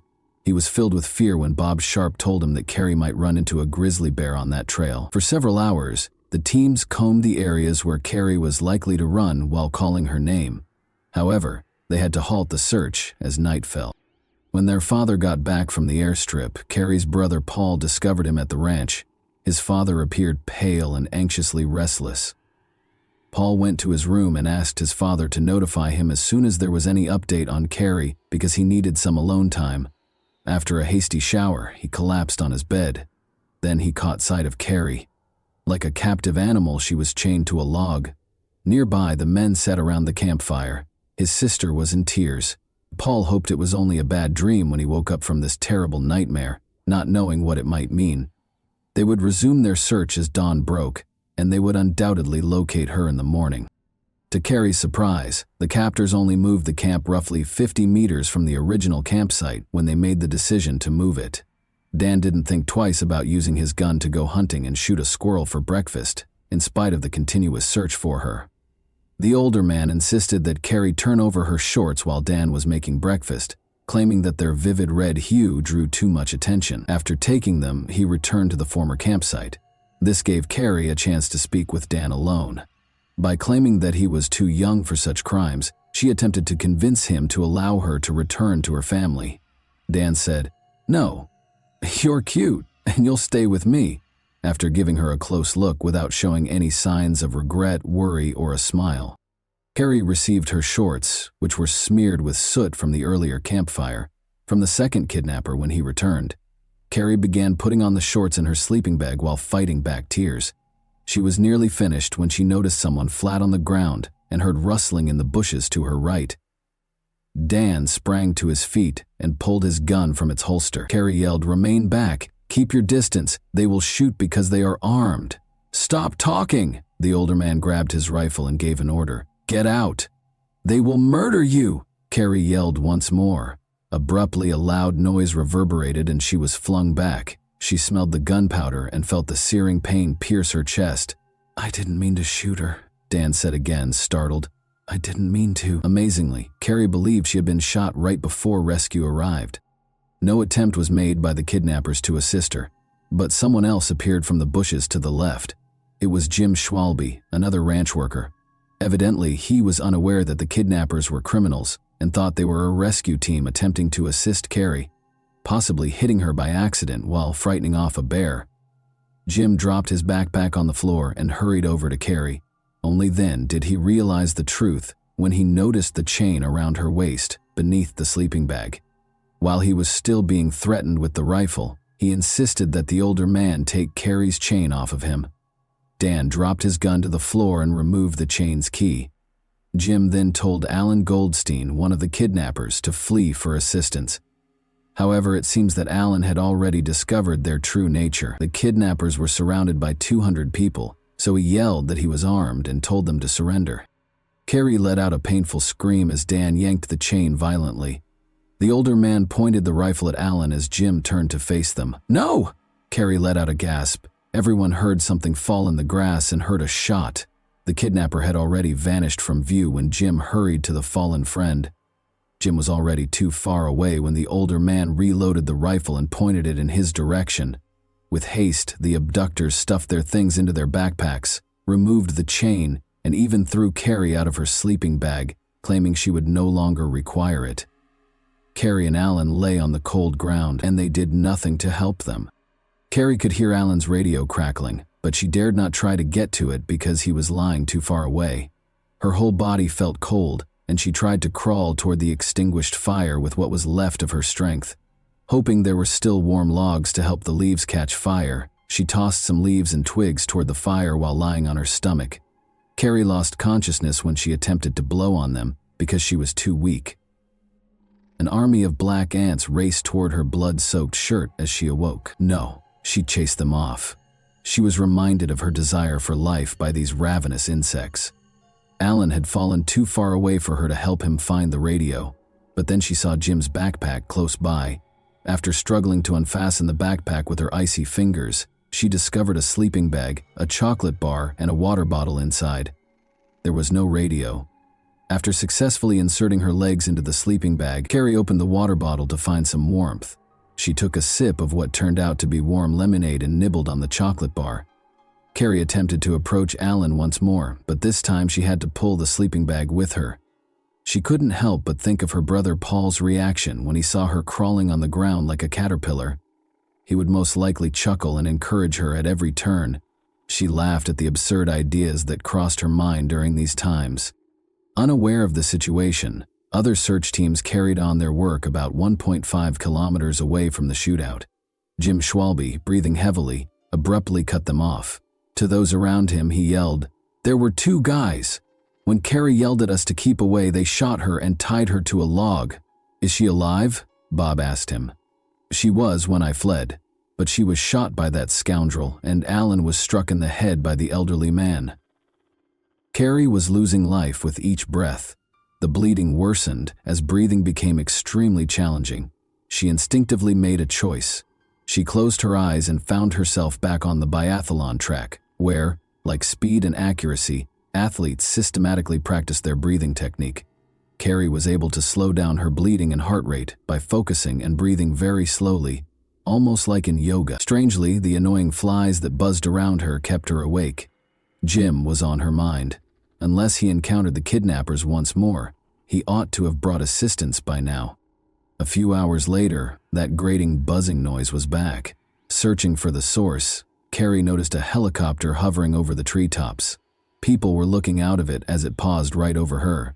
"Please, locate us as soon as possible," she begged in silence. She heard the sound of a radio and the crack of branches as the helicopter took off. "Aid!" With all the strength she had left, she let out a cry. "She's right here," someone yelled. "We located her. Carrie, are you all right? Do you hear me?" "Yes," she said in response to a man's question. All she could do was smile, wishing she could yell, scream, or thank them for finding her. It was difficult to see what was coming next because her eyelids felt heavy, like they were made of lead. The police worked tirelessly to track down Carrie's kidnappers while she was being transported to the hospital. They had no idea that it would mark the start of a months-long search. The two fugitives are the only ones who are familiar with the hundreds of kilometers of local mountains and forests. For 5.5 months, the kidnappers were able to successfully elude the police, and the media romanticized their image, portraying Dan as a handsome prince and the other man as a strict and affectionate father. A local businessman even expressed interest in selling T-shirts featuring their pictures. The victims of their crimes were ignored by the journalists in the interim. Then, roughly 2 weeks prior to Christmas, Sheriff Johnny Franz got a surprise tip. In the woods on his ranch, one of his family members spotted smoke. Franz knew every inch of that ranch, having grown up there. The radio had sporadic signals in the mountains. It was dark, and the criminals might vanish at any time. The sheriff, however, hurried to their camp. Years later, he joked, "Why did I go there alone? Because that's what I was paid for." He came as fast as he could on a snowmobile, found the father and son, and was aiming for them. Without hesitation, the father drew his rifle and vowed to shoot. The sheriff responded by threatening to shoot his son twice. To get the father to listen, he had to use the boy's influence. The sheriff persuaded them that they could at last take a shower, eat healthily, and warm up. The sheriff had complete control of the situation in a matter of minutes. Dan and his father, Don Nichols, were taken into custody and charged with kidnapping. Don was also accused of killing Alan Goldstein. It was disclosed during the trial that the men had plotted the abduction for a number of years. About 5 or 6 years ago, Don Nichols bought a chain for his future bride because Dan wouldn't live in the mountains without a woman, and not all girls would accept their lifestyle. Carrie was meant to be the mother of his son's future children, and he had aspirations of starting his own clan and living apart from society. Don was released in 2017 after receiving an 85-year prison sentence. Dan only spent 6 of the 20 years he was sentenced to in prison. With his marriage, education, and decision to assist those with disabilities, it appeared that the young man had changed his life. He was, however, arrested once more in 2012 in relation to illicit substances. After spending 8 days in the hospital, Carrie started pushing the limits of her physical capabilities and conquering pain to hasten her recuperation as soon as she was released. Carrie recovered sufficiently by 1986 to compete in triathlons in Oslo, Norway. Despite her 4th-place finish, the 3rd-place finisher acknowledged her abilities by inviting her to join her on the podium. Although it might have appeared to others that she was completely recovered, Carrie was aware that the injury and kidnapping had left a permanent mark that would never go away. During intense physical exertion, she still felt pain from scar tissue and the bullet shrapnel that was still embedded in her body, affecting nearby nerves. She therefore made the decision to give up competitive sports and concentrate on becoming a veterinarian, moving to Colorado to pursue her studies. Carrie Swenson, who has loved the outdoors since she was a young child, is a veterinarian in Bozeman, Montana, and still enjoys it today. She has turned into a harsh critic of the media's coverage of the kidnapping and hardly ever discusses what happened. She felt that the romanticization of the murderers and kidnappers as rugged mountain men skilled in wilderness survival was particularly inappropriate. Additionally, she thought that the media greatly minimized the emotional trauma of the kidnapping by making it seem more romantic than it actually was in the hands of the mountain people. The Nicholses may have lived in the mountains at times, but they couldn't survive there. At least, not without theft and robbery. Often leaving the woods for months and buying modern equipment, in the end they were so easy to catch because they froze, starved, and grew tired of mountain life. "They are no true mountain men," Carrie wrote in a 2012 article for the local newspaper after Dan was arrested once more. And that wraps up today's chilling story. If you enjoyed this video, don't forget to like and subscribe so you never miss a new upload. Also, let me know in the comments, what part of this story shocked you the most? Thank you for watching, and I'll see you in the next video.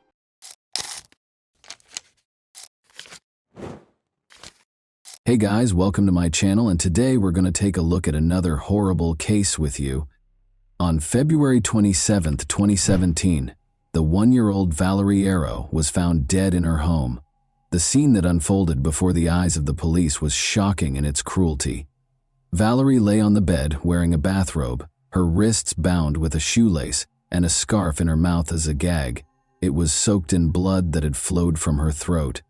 The room's floor was covered with the torn underwear of the girl, ripped in half. One obvious injury on her body was a strangulation mark on her neck. The police had even more to ponder after the autopsy. The toxicological analysis revealed that Valerie had been under the influence of multiple substances, and 2 scarves were discovered deep in her throat. They were so numerous that they might have killed her on their own. In addition, Valerie's backpack was discovered in the trash a few days prior by a building worker, where the girl resided. Her papers, an ashtray, cigarette butts, a glass, shoes, apartment keys, and a blood-stained bedside lamp were all found inside. After compiling this data, the investigators came to the conclusion that the girl had committed suicide on her own volition. The matter was resolved. Naturally, Valerie's family was not pleased with this conclusion and made vain attempts to convince the police to look into the case as a murder. A girl named Law Martin's wallet and documents were discovered by hikers on the Fenway Trail 11 months later. The same day, they found the dead body of a 19-year-old girl in Bon Roppers Roquette in a canal about 20 kilometers away. She had taken off her socks and was completely nude. Law, who had been absent for 2 days, was there. According to the autopsy, the girl was strangled to death, but before she passed away, she had been sexually assaulted both vaginally and anally, using what appeared to be a baseball bat. The forensic specialist also discovered a torn spleen, which suggests a very powerful abdominal blow, like a kick. Despite starting an investigation, the police were unable to find any solid leads. Furthermore, nobody ever thought to link the two cases together, of course. After 7 years, the morning of February 11, 1997, arrived. In Toulouse, firefighters broke into a 4th-floor apartment in a multi-story building at 9 in the morning. They found a 29-year-old woman named Martin Matten's charred and lifeless body inside. Martin was on the bed, face down. There was a magazine from an automatic pistol on the floor and a ripped and blood-stained bra in the bathroom. Blood was all over the carpet and the bathtub, and a light bulb that had been unscrewed was lying on the floor. The firefighters came to the conclusion that there were 2 fires, 2 obvious attempts at intentional arson in the living room by the armchair and in the bedroom. After weighing all of the available evidence, the investigating police inspector came to the conclusion that Martin's death was caused by a choice she made. Emily Espies, then 21 years old, went into a Toulouse bar 10 days later, on February 26, 1997. She wanted to grab a drink with her friends in the afternoon. She met Patrice, a nice and attractive man in the bar. Because he gave Emily and her friends illegal drugs, he had his own method of luring girls. The rest of the day and the next morning were spent with Patrice and Emily. The young man asked Emily to accompany him to a concert that he was planning to attend that evening. He invited her and she accepted. They did, however, meet up with Patrice's friend Eve, whom he had been living with for a while prior to the concert. The young people in the group shared a meal and some beverages. After that, Patrice and Emily headed to the concert in Patrice's car, arriving at around 1:30 a.m. While Patrice spent more time drinking beer at the bar, Emily danced a lot. Emily asked her new acquaintance to drive her home at around 2 in the morning because she was exhausted from not sleeping for 2 days. The tired girl fell asleep right away, before she had even had a chance to sit in the car. She was lying on the back seat of the car when she woke up, even though it felt like only a moment had gone by. Emily opened her eyes and was shocked to see that she was being choked by Patrice, a buffer with protruding eyes. He was no longer the nice guy she'd spent the entire day with. How someone could spend a whole day with such a nice guy and then, in just 1 minute, transform into a monster who was now strangling her, was beyond Emily's comprehension. Emily made an effort to resist. She tried to rip Patrice's hair, screamed and scratched him. Emily passed out after he repeatedly hit her face and told her to stop talking. She woke up without her underwear a few minutes later. She must have been violated by his attempt. Given the likelihood of her death, Emily made the decision to either pretend to be dead or speak to him. In an attempt to defuse the situation and maintain her composure, she decided to speak with Patrice. She reiterated that she understood everything, that excessive drinking causes such things, that everything was okay, and that she would keep it a secret. Patrice asked her to please him after stopping the car. Emily declined. He then accompanied her to the back seat, proceeded to undress her, and again violated her. Emily tried to maintain her composure. She kept conversing with him, downplaying the damage he had done to her. Patrice suddenly started crying and expressed regret for his actions. "You have 10 years of my life in your hands," he told Emily. He must have been sincere, because Emily didn't think he was such a great actor. She felt hope once more. Emily soothed her tormentor and attacker. Her only concern was to survive this nightmare, so she spoke softly to him. She asked him to drive her home after she was able to calm Patrice down. When he refused, They went to Patrice's friend Eve's place.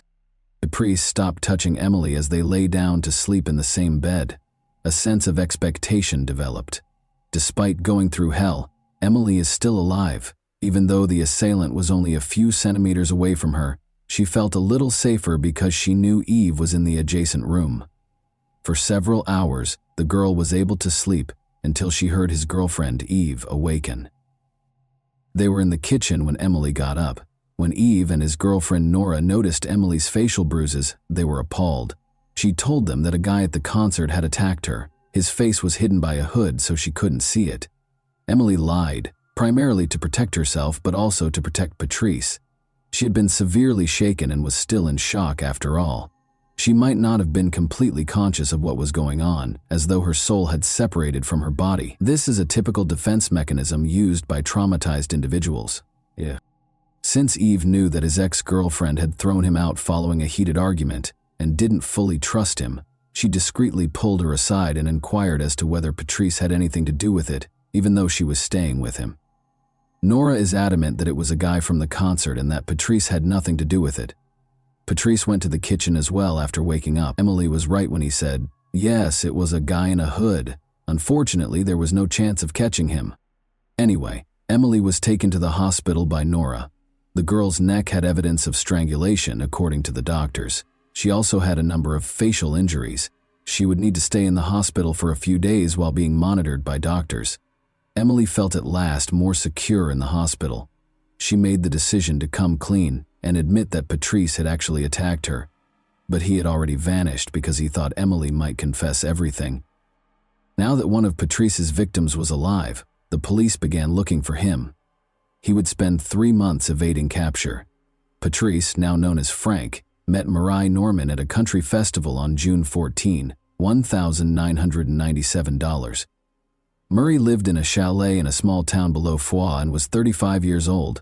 When the young man complained about having nowhere to stay, Murray felt sorry for him and offered to let him live with her in return for some housework. In addition, Murray decided that Frank would take care of the house while she visited her parents on the 20th.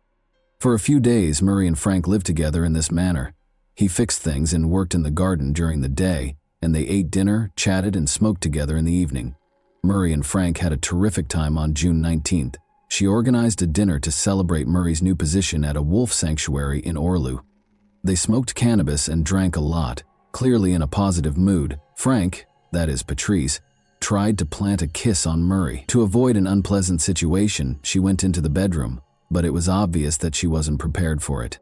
But then the man hit her against the wall, grabbed her by the head, and followed her into the room. Despite feeling lightheaded, Murray was able to escape his hold. Patrice then grabbed a chair and struck his victim, who had collapsed on the bed and was no longer conscious. He repeatedly attacked her viciously. He began choking her with his bare hands after this brought her back to consciousness. However, Murray was still breathing when he let go of her throat. Patrice then gagged her and tied her wrists and ankles. He then carried Murray's body to the first floor and started cleaning up to get rid of any remaining blood. To hide the bloodstains, he applied blue paint to the blue carpet. The top layer of blood-stained wooden furniture was removed with an angled grinder. The murderer washed his own clothes in the washing machine and set fire to sheets and clothing in the garden. He then buried Murray in her own garden after digging a hole in the garden and covering the victim's body with a blanket. He stole some valuable items that could be sold, such as the angle grinder, and 5,000 francs in cash the next evening before departing the chalet. He left the following note on the table to try to dispel suspicion. "Murray, I don't know where you are. I finished my work and am leaving." Patrice was traveling to Spain in Murray's vehicle on June 20, 1997. In addition, it was his 29th birthday. Patrice arrived in the southern Spanish city of Alicante a few days later. He met Isabelle and Valerie, 2 French girls there. The young people soon became friends and spent days together, going for walks, eating meals, and tanning on the beach. The girls' holiday came to an end, and it was time for them to head back to Paris.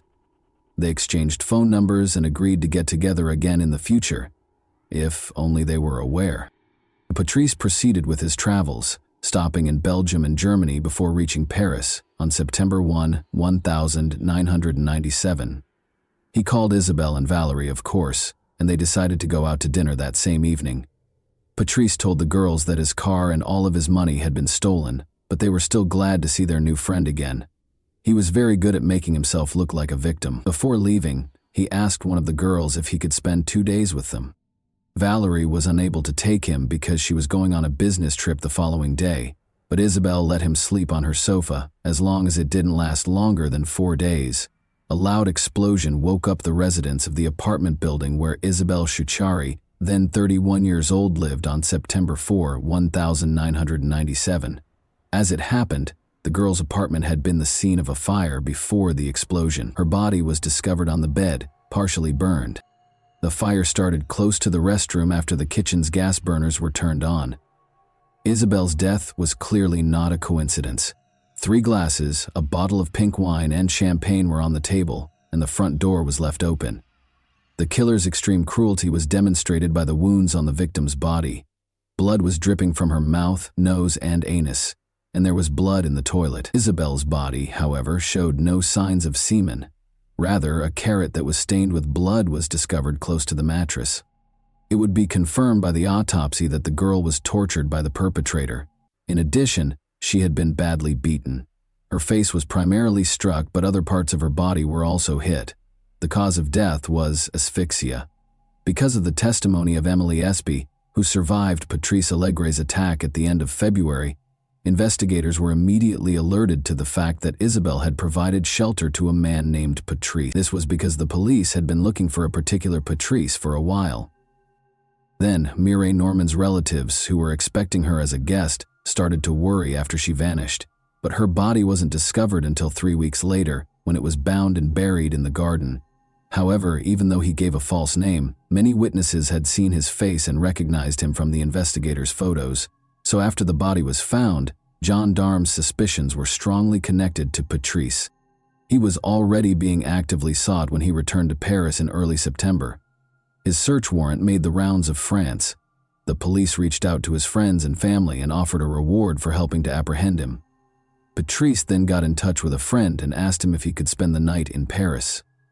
At that point, the investigators saw a chance to capture him. They requested that this man give Patrice a call back and point him in the direction of a prime capture site in Châtenay-Malabry. At 5:10 p.m. on September 5, 1997, Patrice went inside the house where the police were already concealed. He didn't fight being arrested. He even appeared relieved to be arrested, as if he were sick of hiding, according to some witnesses. Unexpectedly, the public paid little attention to the serial killer's arrest. Since the investigators were initially unable to connect the various cases, it could be that the media failed to report that a serial killer was on the loose. However, it was also because the car accident and Princess Diana's death in Paris on August 31, 1997, took center stage in the news. Consequently, there was little media coverage of Patrice's arrest. It didn't garner much media attention. Patrice voluntarily cooperated when he was being questioned. He gave a detailed account of his crimes and admitted to them. He described them in the present tense as though reliving them, but with a totally detached expression, which made it terrifying. Patrice was taken into custody in connection with the assault on Emily Espy and the killings of Isabel Chichari and Mireille Norman. But he used a different name when Patrice mentioned Mireille Norman, the girl who let him stay in her chalet in return for helping out in the garden. The investigators wondered why he had given her the name Martine. They gradually came to understand that he was mistakenly thinking she was another of his victims. Investigators offered Patrice champagne, oysters, foie gras, and more outdoor walks in exchange for disclosing information about his other victims, because they knew he had a penchant for luxuries.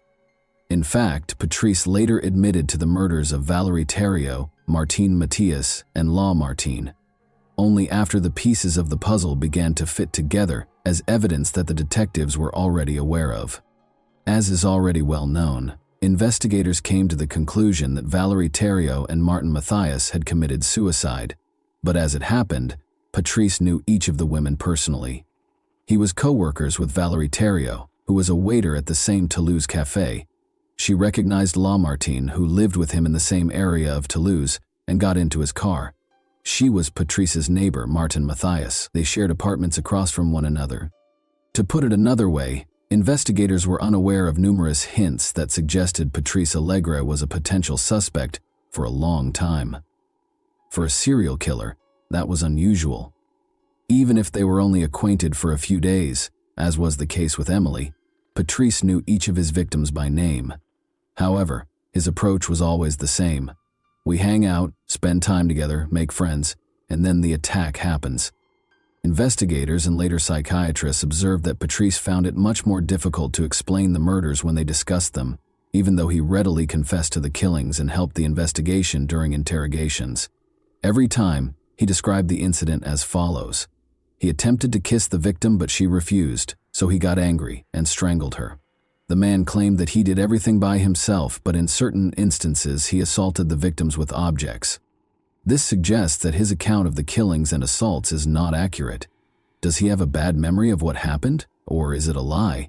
It's difficult to say, but it calls into question his confession anyhow. Let's take Martin Mathias's case as an example. Patrice remembers that in early February 1997, he met her at McDonald's. After he asked to sit at her table, they struck up a conversation and discovered that boxing was a common interest. Patrice had previously trained under French boxing champion Martin Mathias. Patrice claims that Martin invited him to join her for a drink a few days later and agreed to meet with him again, and this meeting was when everything went wrong. This version isn't entirely supported by the autopsy, though. Despite not drinking, toxicological analysis showed that she had alcohol and chloroform in her system.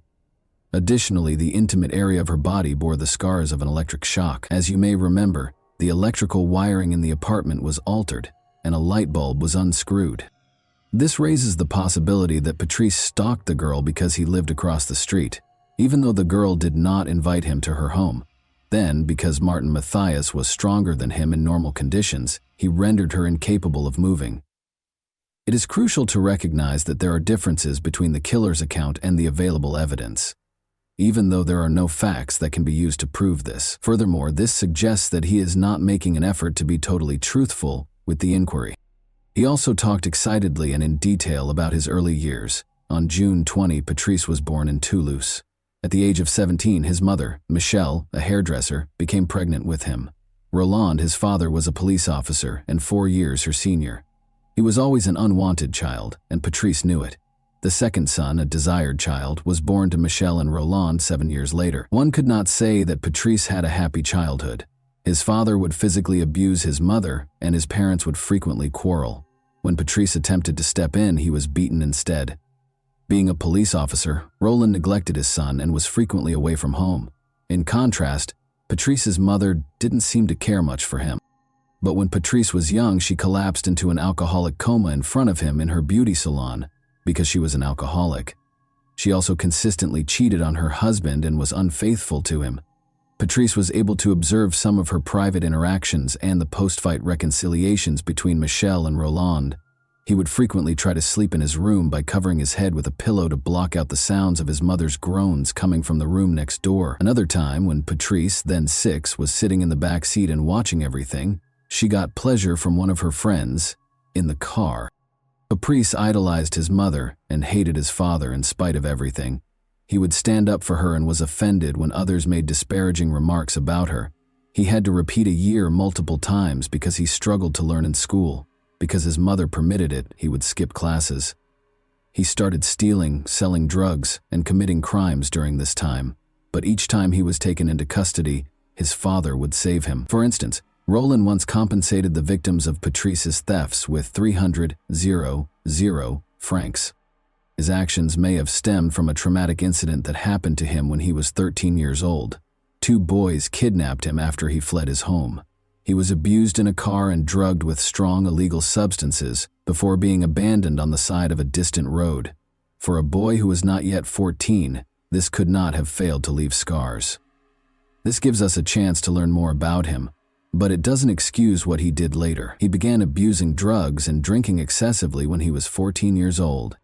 The issue was that under the influence of drugs, Patrice, who was characterized as charming when sober, underwent a radical transformation. He became so genuinely aggressive that his friends, who were aware of it, were terrified of him. Patrice once became furious when someone made a negative comment about his younger brother while he was intoxicated at a bar. After leaving, he came back to the bar brandishing a weapon, held it to the victim's head, and squeezed the trigger. The gun miraculously failed to discharge, and Patrice was captured. His first and last murder might have been this one. At the age of 17, Patrice Allegre attacked a girl for the first time. Everything was going well when he first met the girl at a party. They went to a park, where the girl pushed Patrice away when he tried to approach her. It should be clear to you by now that rejections made him furious. He apologized, took the girl home, and immediately stopped choking her.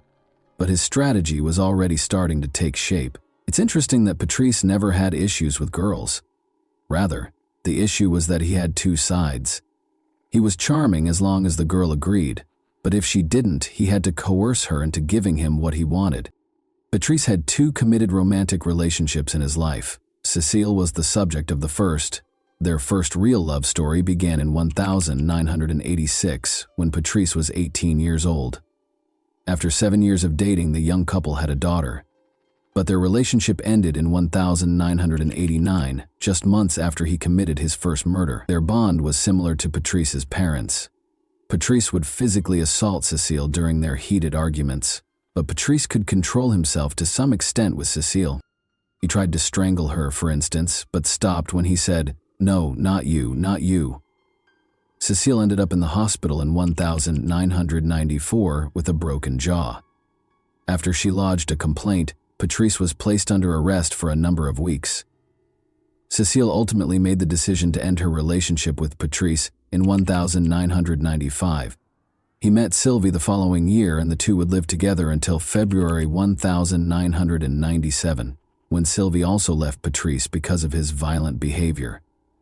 At that exact moment, Patrice attacked Émilie after moving into his friend Yves's home. On February 11, 2002, Patrice's trial got underway in Toulouse. He was charged with 5 murders, 1 attempted murder, and 6 violent crimes. Numerous errors made by the police during Valérie Thériault and Martin Mathias's investigation, which led them to conclude it was a suicide, were brought up during the trial. Given that his father was one of them, there were even rumors that the police were shielding Patrice. It was only a conspiracy theory, though. Psychiatrists examined Patrice's case, which was uncommon for criminal cases in France. His divergent views on his father and mother were among the most intriguing features. He vilified his father while exalting his mother. He even told his mother that they ought to murder his father when he was 13 years old. In spite of this, Patrice's father, Roland Allegre, showed up in court, took the witness stand, and looked his son in the eyes while declaring his love for him, in spite of everything he had done. He compared his crimes to those of his father, and Patrice's response was, "Well, I don't love you, I hate you. I should have killed you, as I told Mom. Then I wouldn't have caused so much harm." But he never once put the blame for anything on his mother. Psychiatrists think that the trauma from his mother's private adventures had a big impact on him. As a child, he was terrified by his mother's groans, but as an adult, he developed into a powerful man who tormented women by stifling their groans, the very essence of these women. It's interesting to note that he never attacked while his victims were unconscious. Émilie, who was fortunate enough to wake up and speak to him, was the first victim to calm him down and persuade him not to kill her. Émilie regained her human face when she woke up, but it seemed as though he could render girls unconscious and do whatever he wanted with them. He himself stated, "I have a memory lapse. I remember choking her, then she came to and I apologized. It brought me to my senses. I'm ashamed of what I did. I don't know what to say." It's also intriguing why, despite the apparent attraction between the young people, girls abruptly turned him down. The psychologist believes that he unintentionally caused the women to reject him. As is typical of killers who have personally experienced violence as children, he desired control over the victim. It was his strange method of taking charge of the circumstance again. Given that he violated each and every one of his victims, it would appear that the motive is simple to determine. It's not that easy, though. He acknowledged that he did not enjoy the attacks, despite the fact that this explanation seems the most obvious. For someone who occasionally has normal relationships and at other times commits horrible murders, he is more than just a sexual maniac. according to a U.S. psychiatrist who examined him. It was far more important to have control over the situation. Essentially, rather than humiliation leading to violence, violence led to humiliation. He was never able to explain why he killed. He spoke enthusiastically with psychiatrists during the trial, hoping they would answer this question for him. Another crucial query was whether Patrice had any additional victims, particularly during the period between 1990 and 1997. That is quite possible, because some of his known victims were not properly investigated. Even though Patrice says he didn't kill anyone else, is he reliable? At first, he only admitted to one violent act and 2 murders. To find out if he might be accountable for any other unsolved crimes, the police assembled a team of experts. They were able to get a clue from Patrice regarding the unresolved murder case of Lynn Garibaldi by promising her champagne and oysters, along with another walk. After looking into 191 unresolved cases since 1984, they were able to locate 2 witnesses who had previously worked as prostitutes in Lynn Garibaldi's case: Crystal Berg, also known to the public as Patricia, and Florencia Caliafi, who was known to the media as Fanny. They all accused Patrice of killing Lynn, but in addition to him, they also accused Marc Barrage, the Toulouse prosecutor, of committing crimes. He allegedly hosted sadomasochistic parties where judges and politicians would have a good time.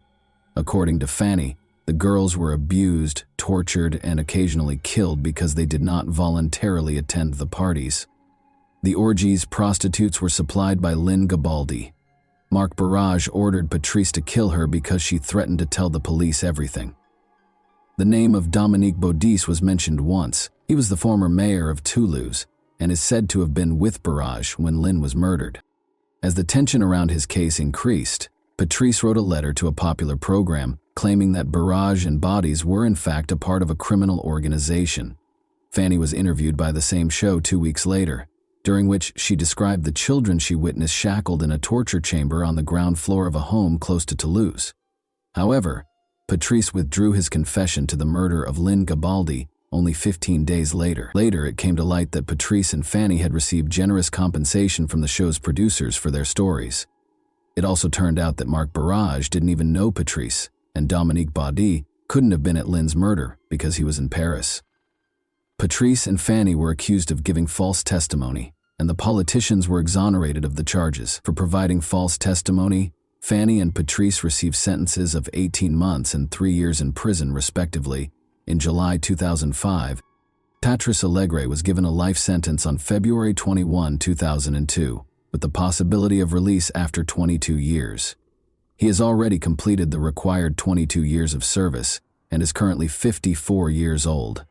He started dating a Canadian psychologist during this period who relocated to France and lived near her prison-dwelling beloved. Patrice must want to see the woman and his daughter when they are not incarcerated. He applied for early release, but he dropped the plan after psychiatrists concluded that he has not been rehabilitated and that he has a very high risk of relapsing despite his best efforts. 9 years after the attack in 2006, Emily, the only survivor of Patrice's assault who testified against her attacker in court, died. Regretfully, she decided to do this herself. That concludes the terrifying tale for today. Please remember to like and subscribe if you liked this video so you don't miss any future uploads. Tell me in the comments what surprised you the most about this story as well. And that wraps up today's chilling story. If you enjoyed this video, don't forget to like and subscribe so you never miss a new upload. Also, let me know in the comments what part of this story shocked you the most. Thank you for watching, and I'll see you in the next video. Bye.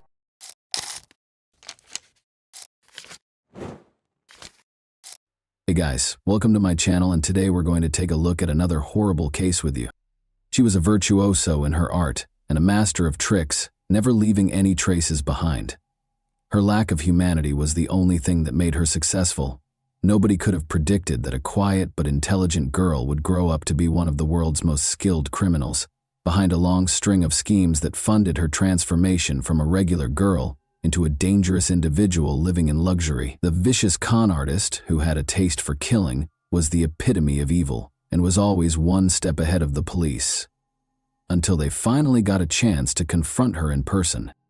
Steve and Jane McGowan, who lived in Florida, received a letter from their sister Beverly, who was 34, on Thursday, July 19, 1990. She wrote that she was leaving them and starting a quest to discover who she was in this world. Beverly went on to say that she planned to leave right away, so she was selling her apartment and resigning from her job. The brother and sister were shocked by what they read in the letter.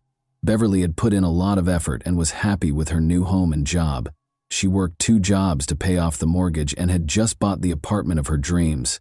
When Jane rushed to the police station to report her sister's disappearance, the letter claimed that Beverly had left on her own initiative, so there was little the authorities could do. Steve and Jane went to Beverly's apartment in Pompano Beach to try to find answers to their questions after discovering notepad sheets at her house with the letter written in her handwriting. They saw right away that Beverly's red Volkswagen Fox was not parked where it usually was. Even though Beverly wasn't in the apartment, it didn't seem like she had moved out permanently.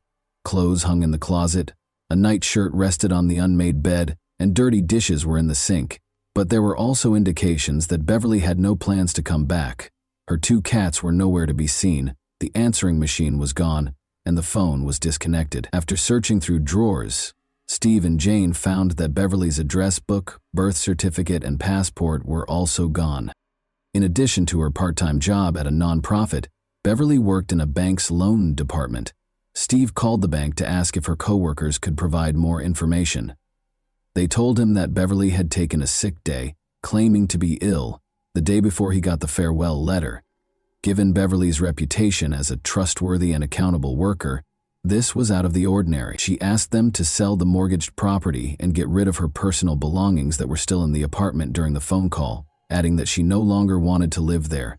In order to confirm her request, Beverly was asked to send a telegram, which she did.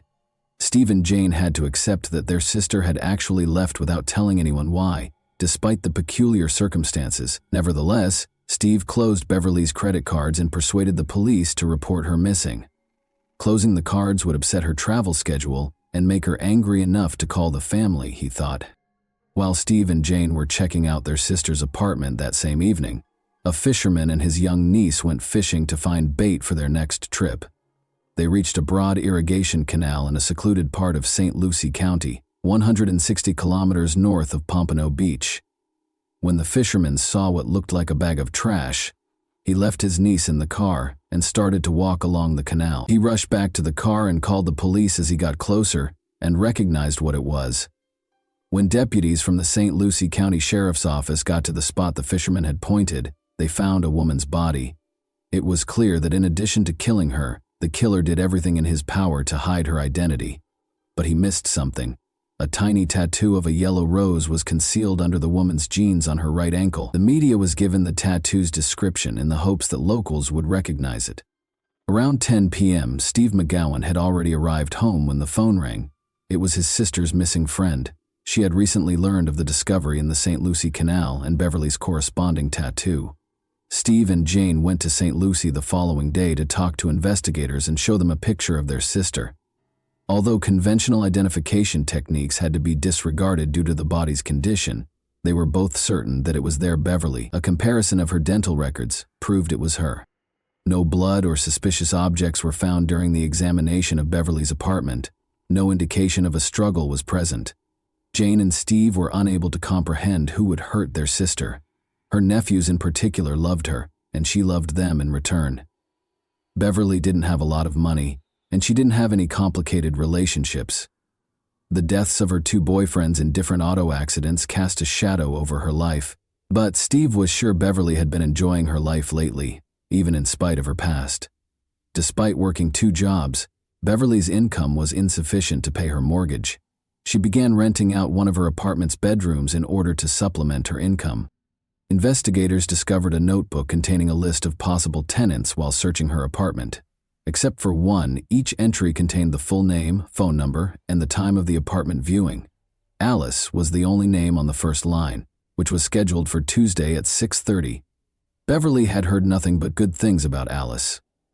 She worked for the famous company IBM, was from London, drove a fancy car, and was immaculately dressed. Due to a temporary transfer to the company's Fort Lauderdale office, Alice had relocated to the area.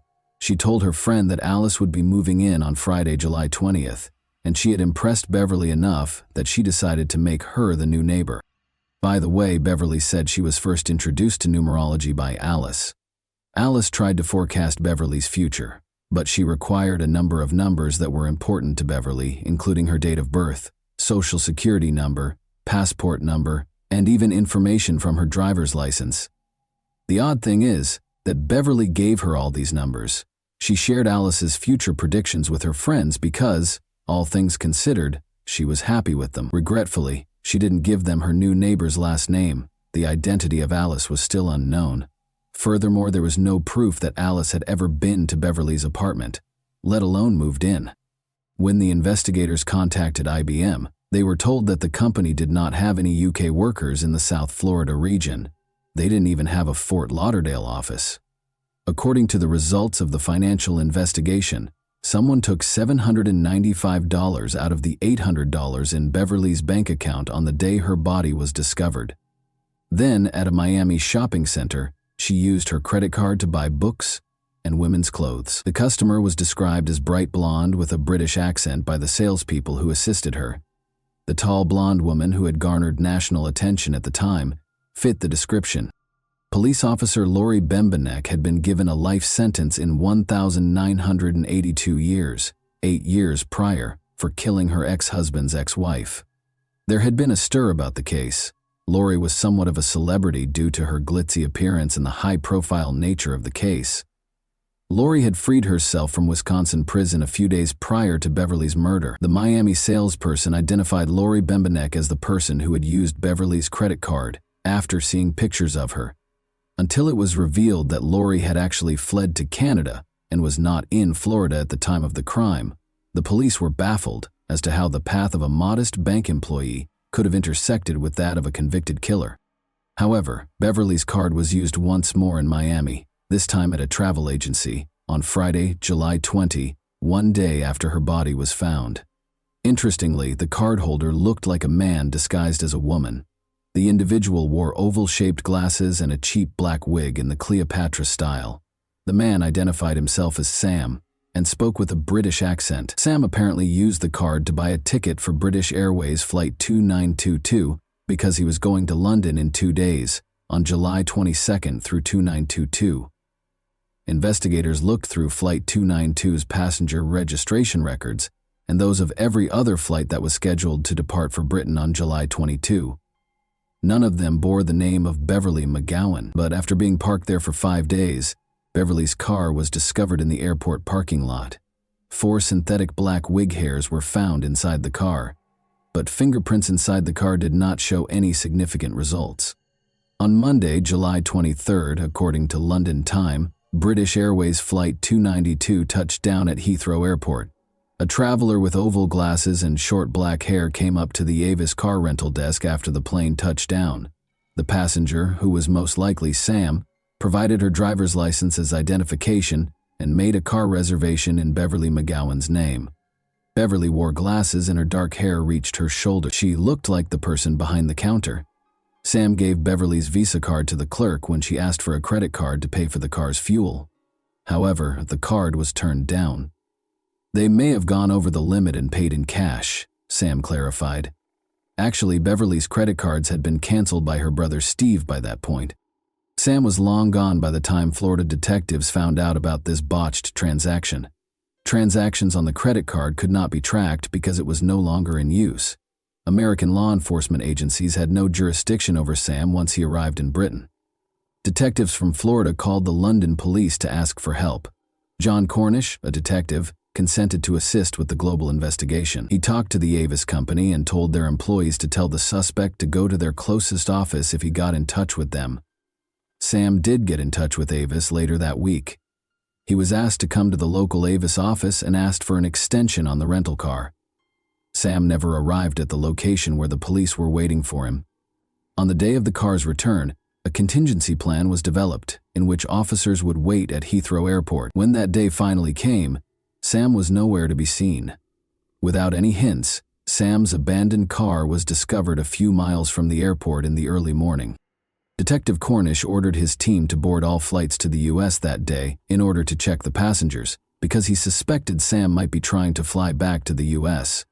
However, this effort was in vain. The chance to capture the criminal was lost on the police. British Airways Flight 292 was the last lead the police had. Sam had purchased a ticket in a different name because he did not board the flight using Beverly's passport. Although it was illegal for investigators to check passengers who did not live in Florida, they made an effort to examine the 248 people on that flight.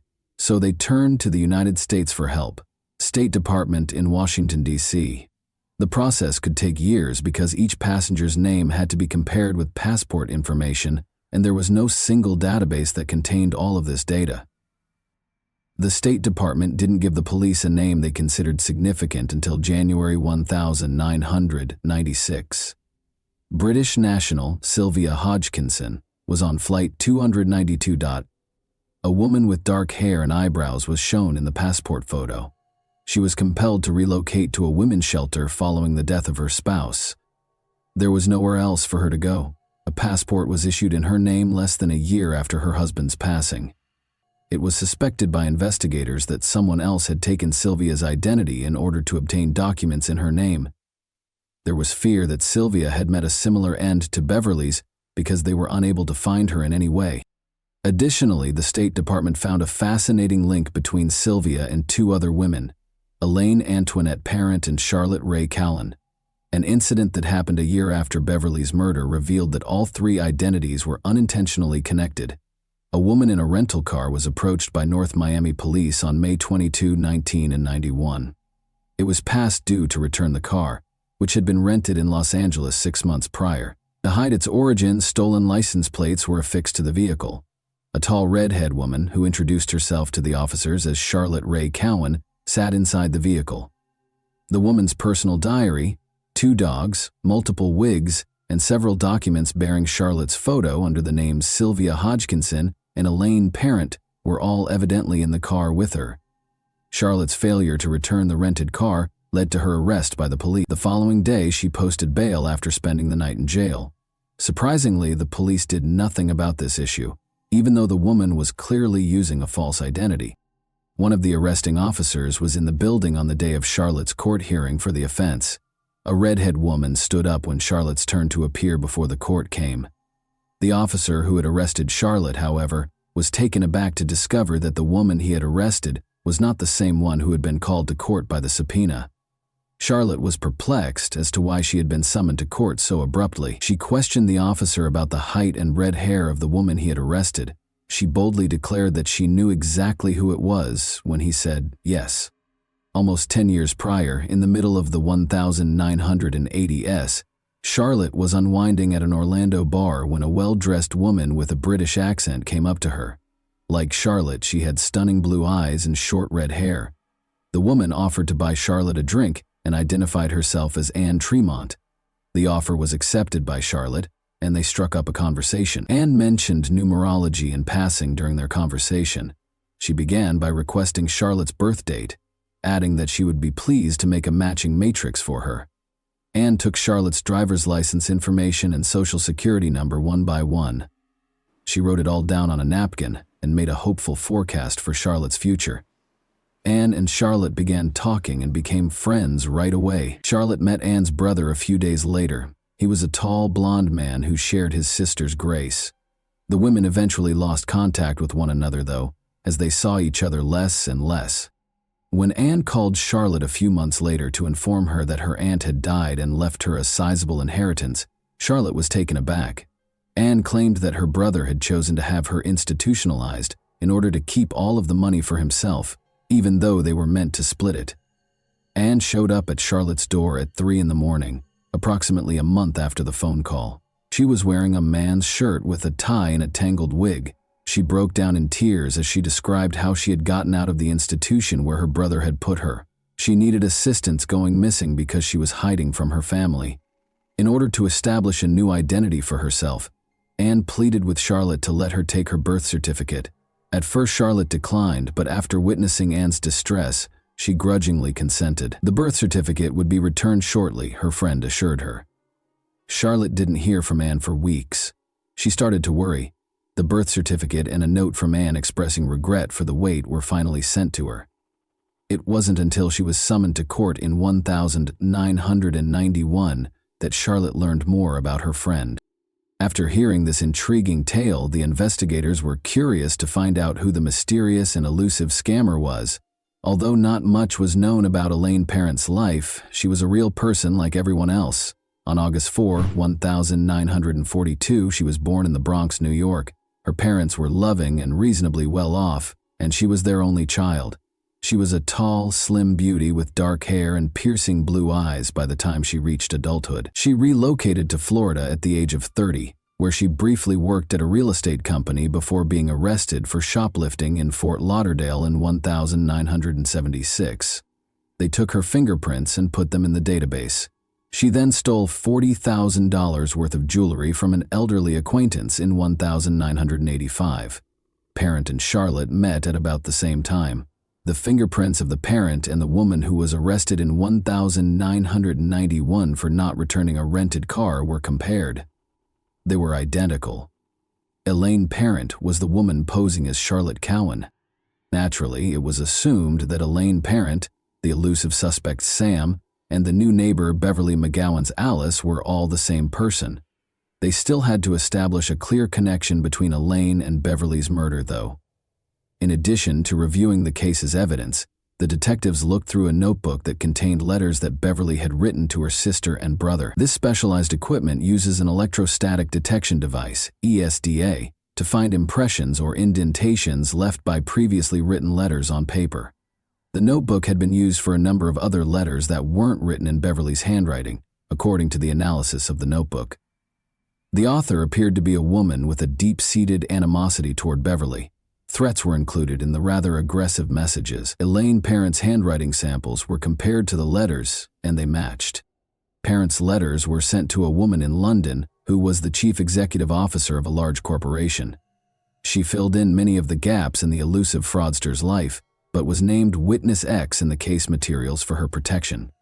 The woman disclosed that she and Elaine became friends right away after meeting during a trip to Miami in the 1980s. Elaine reportedly fled to London in 1985 while the police were looking for her in connection with the jewelry theft, and she asked Witness X if she could stay with her. However, Elaine's unstable and explosive temperament quickly made it clear to the two young women that they couldn't live together. The scammer went back to the United States in 1990, but Witness X was shocked when she left for London at the end of July. She was operating an Avis-rented vehicle. Parent stole two of her old friend's dogs and fled to the United States 3 months after she returned to London. She then tried to extort a ransom for her dogs by sending Witness X threatening letters. Clearly, these were the same dogs that were discovered in her possession when she was arrested in Miami in 1991. The State Department accused Parent of forging her passport by the end of 1996, but they were clueless as to where she might be hiding. Elaine Parent was featured in an episode of the television program America's Most Wanted in 1998. Patricia Evans of St. Petersburg, Florida, was watching television at home when the show started. She instantly recognized Elaine when she saw her photo. Elaine was known to Patricia Nevins, a church employee, as Sandra Little, a blonde. In 1992, Patricia met Sandra Little while she was residing in a St. Petersburg homeless shelter. Sandra lived with Patricia for nearly a year and a half after Patricia let her use her empty bedroom. Sandra sued a restaurant during this time after she hurt herself after slipping there. She prevailed in the case and was compensated, though it is unknown how much. Patricia talked about a number of odd things that happened when she lived with Elaine. She was once informed by Elaine that adopting a new identity was one way to live a dignified life. After that, at a dinner party, Parent indiscriminately cut a guest's hand in order to take a gold bracelet. Elaine's psychiatrist, whom Patricia arranged for Elaine to see, told Patricia that Elaine was a highly intelligent sociopath who would leave Patricia's life as soon as she entered it. When the women parted ways in 1993, this prophecy was realized. An interesting letter was delivered to the St. Lucie County Sheriff's Office after the police made a public plea for the community's assistance in apprehending Elaine. There was a copy of an oil-colored painting inside. It showed Elaine Parent, with pearl earrings and a teal-green swimsuit. She had gray hair that was styled the way her parents usually did. She was shown emerging from a swimming pool. This was printed on the back. "Best wishes, your chameleon." According to psychiatrist Barbara Caven, who had been helping the police with the case, Parent both feared and desperately needed police attention. The painting is very telling. She sent it to the police to taunt them, as if to say, "I'm alive, I'm okay, look for me." Elaine gained international recognition after appearing in the documentary series World's Most Wanted in February 2009. People from all over the world began reporting that they had seen Parent in South Africa, Australia, France, and Turkey. The media referred to her as the most wanted woman in the world. Elaine Parent was featured in another episode of America's Most Wanted in April 2002 and Happy, and 16,000 minors in Russia. After the show, many calls were received from the wealthy Panama City, Florida neighborhood, identifying a woman there as Elaine. The address was visited by 3 police officers. When they reached a small one-story home, they knocked on the door. The door was answered by a brunette middle-aged woman wearing a beige silk pajama set. The officers gave an explanation for their visit to her. Presenting her military ID with her photo on it, the woman identified herself as Darlene Thompson. The officers had seen a picture of Elaine Parent, but she didn't look like her. She was asked to accompany the officers to the station for formalities, even though they knew the neighbors had erred. Darlene consented and asked the officers to hold off while she changed. As the officers waited outside the bedroom, one of them looked over Darlene's identification card and, as a former military man, he saw right away a vital missing stamp that verified the document's legitimacy. She replied that she was getting dressed when the officer knocked on the bedroom door to ask about this. She never emerged, despite the officers waiting for her to do so. When the officers hurried into the bedroom after hearing a gunshot, they discovered Darlene dead. The identity of Darlene and Elaine Parent was formally verified by subsequent fingerprint analysis. Elaine lived in a house that turned out to belong to another woman. She had rented a room to Elaine since August 2001. She is a nice woman who loves to cook, according to the homeowner. Elaine's Florida driver's license, which had her photo on it but the name of the woman she was staying with, was discovered during the house search. She had jotted down details about a man from the nearby town of Lynn Haven, including his credit cards and social security number, in a notebook. Elaine's closet was stocked with men's and women's clothes, as well as wigs. They also found a book on theatrical makeup and another on learning French. Elaine's laptop, which some of her acquaintances claimed she frequently used for work, was never located. When she was arrested more than a decade ago, she had her diary with her because Charlotte Cowan was also missing. The police discovered a flyer featuring a picture of Elaine and the name Antonia Racerman, which is another fascinating aspect of the portrait. It looked as though Elaine had made the flyer herself, and the local police chief later conjectured that she had done it to intimidate someone. The flyer said that she was wanted by the FBI for the murder of a government official at a hotel in Washington, D.C. Many questions remained after Elaine's death. According to the police, she used up to 20 different identities in countries such as the United States, the United Kingdom, Turkey, Israel, France, and South Africa. Although no other victims have been located, some believe she may have committed more murders. There are differing views on whether she worked alone or with an accomplice. Investigator Norma Pfeiffer told the media 3 years before she died, "The brutality of the McGowan murder makes me think that someone capable of this has either done it before or will do it again. She couldn't have run Beverly alone, according to some. And let's not forget about the handsome blonde man she passed off as her brother." According to psychologist Barbara Kerwin, Elaine is a virtuoso in her field, who can read people's souls and identify their weak points with ease. The reason behind her crimes is still entirely unknown, though. Why, given her high IQ, would someone like Elaine decide to commit crimes rather than excel in any other field, especially since her crimes brought her more fame than fortune? Kerwin, however, feels she is aware of the motivation behind Elaine's plots, her own inner demons. Barbara said, "I believe she impulsively stole the identities of others to fill her own emptiness." And that wraps up today's chilling story. If you enjoyed this video, don't forget to like and subscribe so you never miss a new upload. Also, let me know in the comments what part of this story shocked you the most. Thank you for watching, and I'll see you in the next video.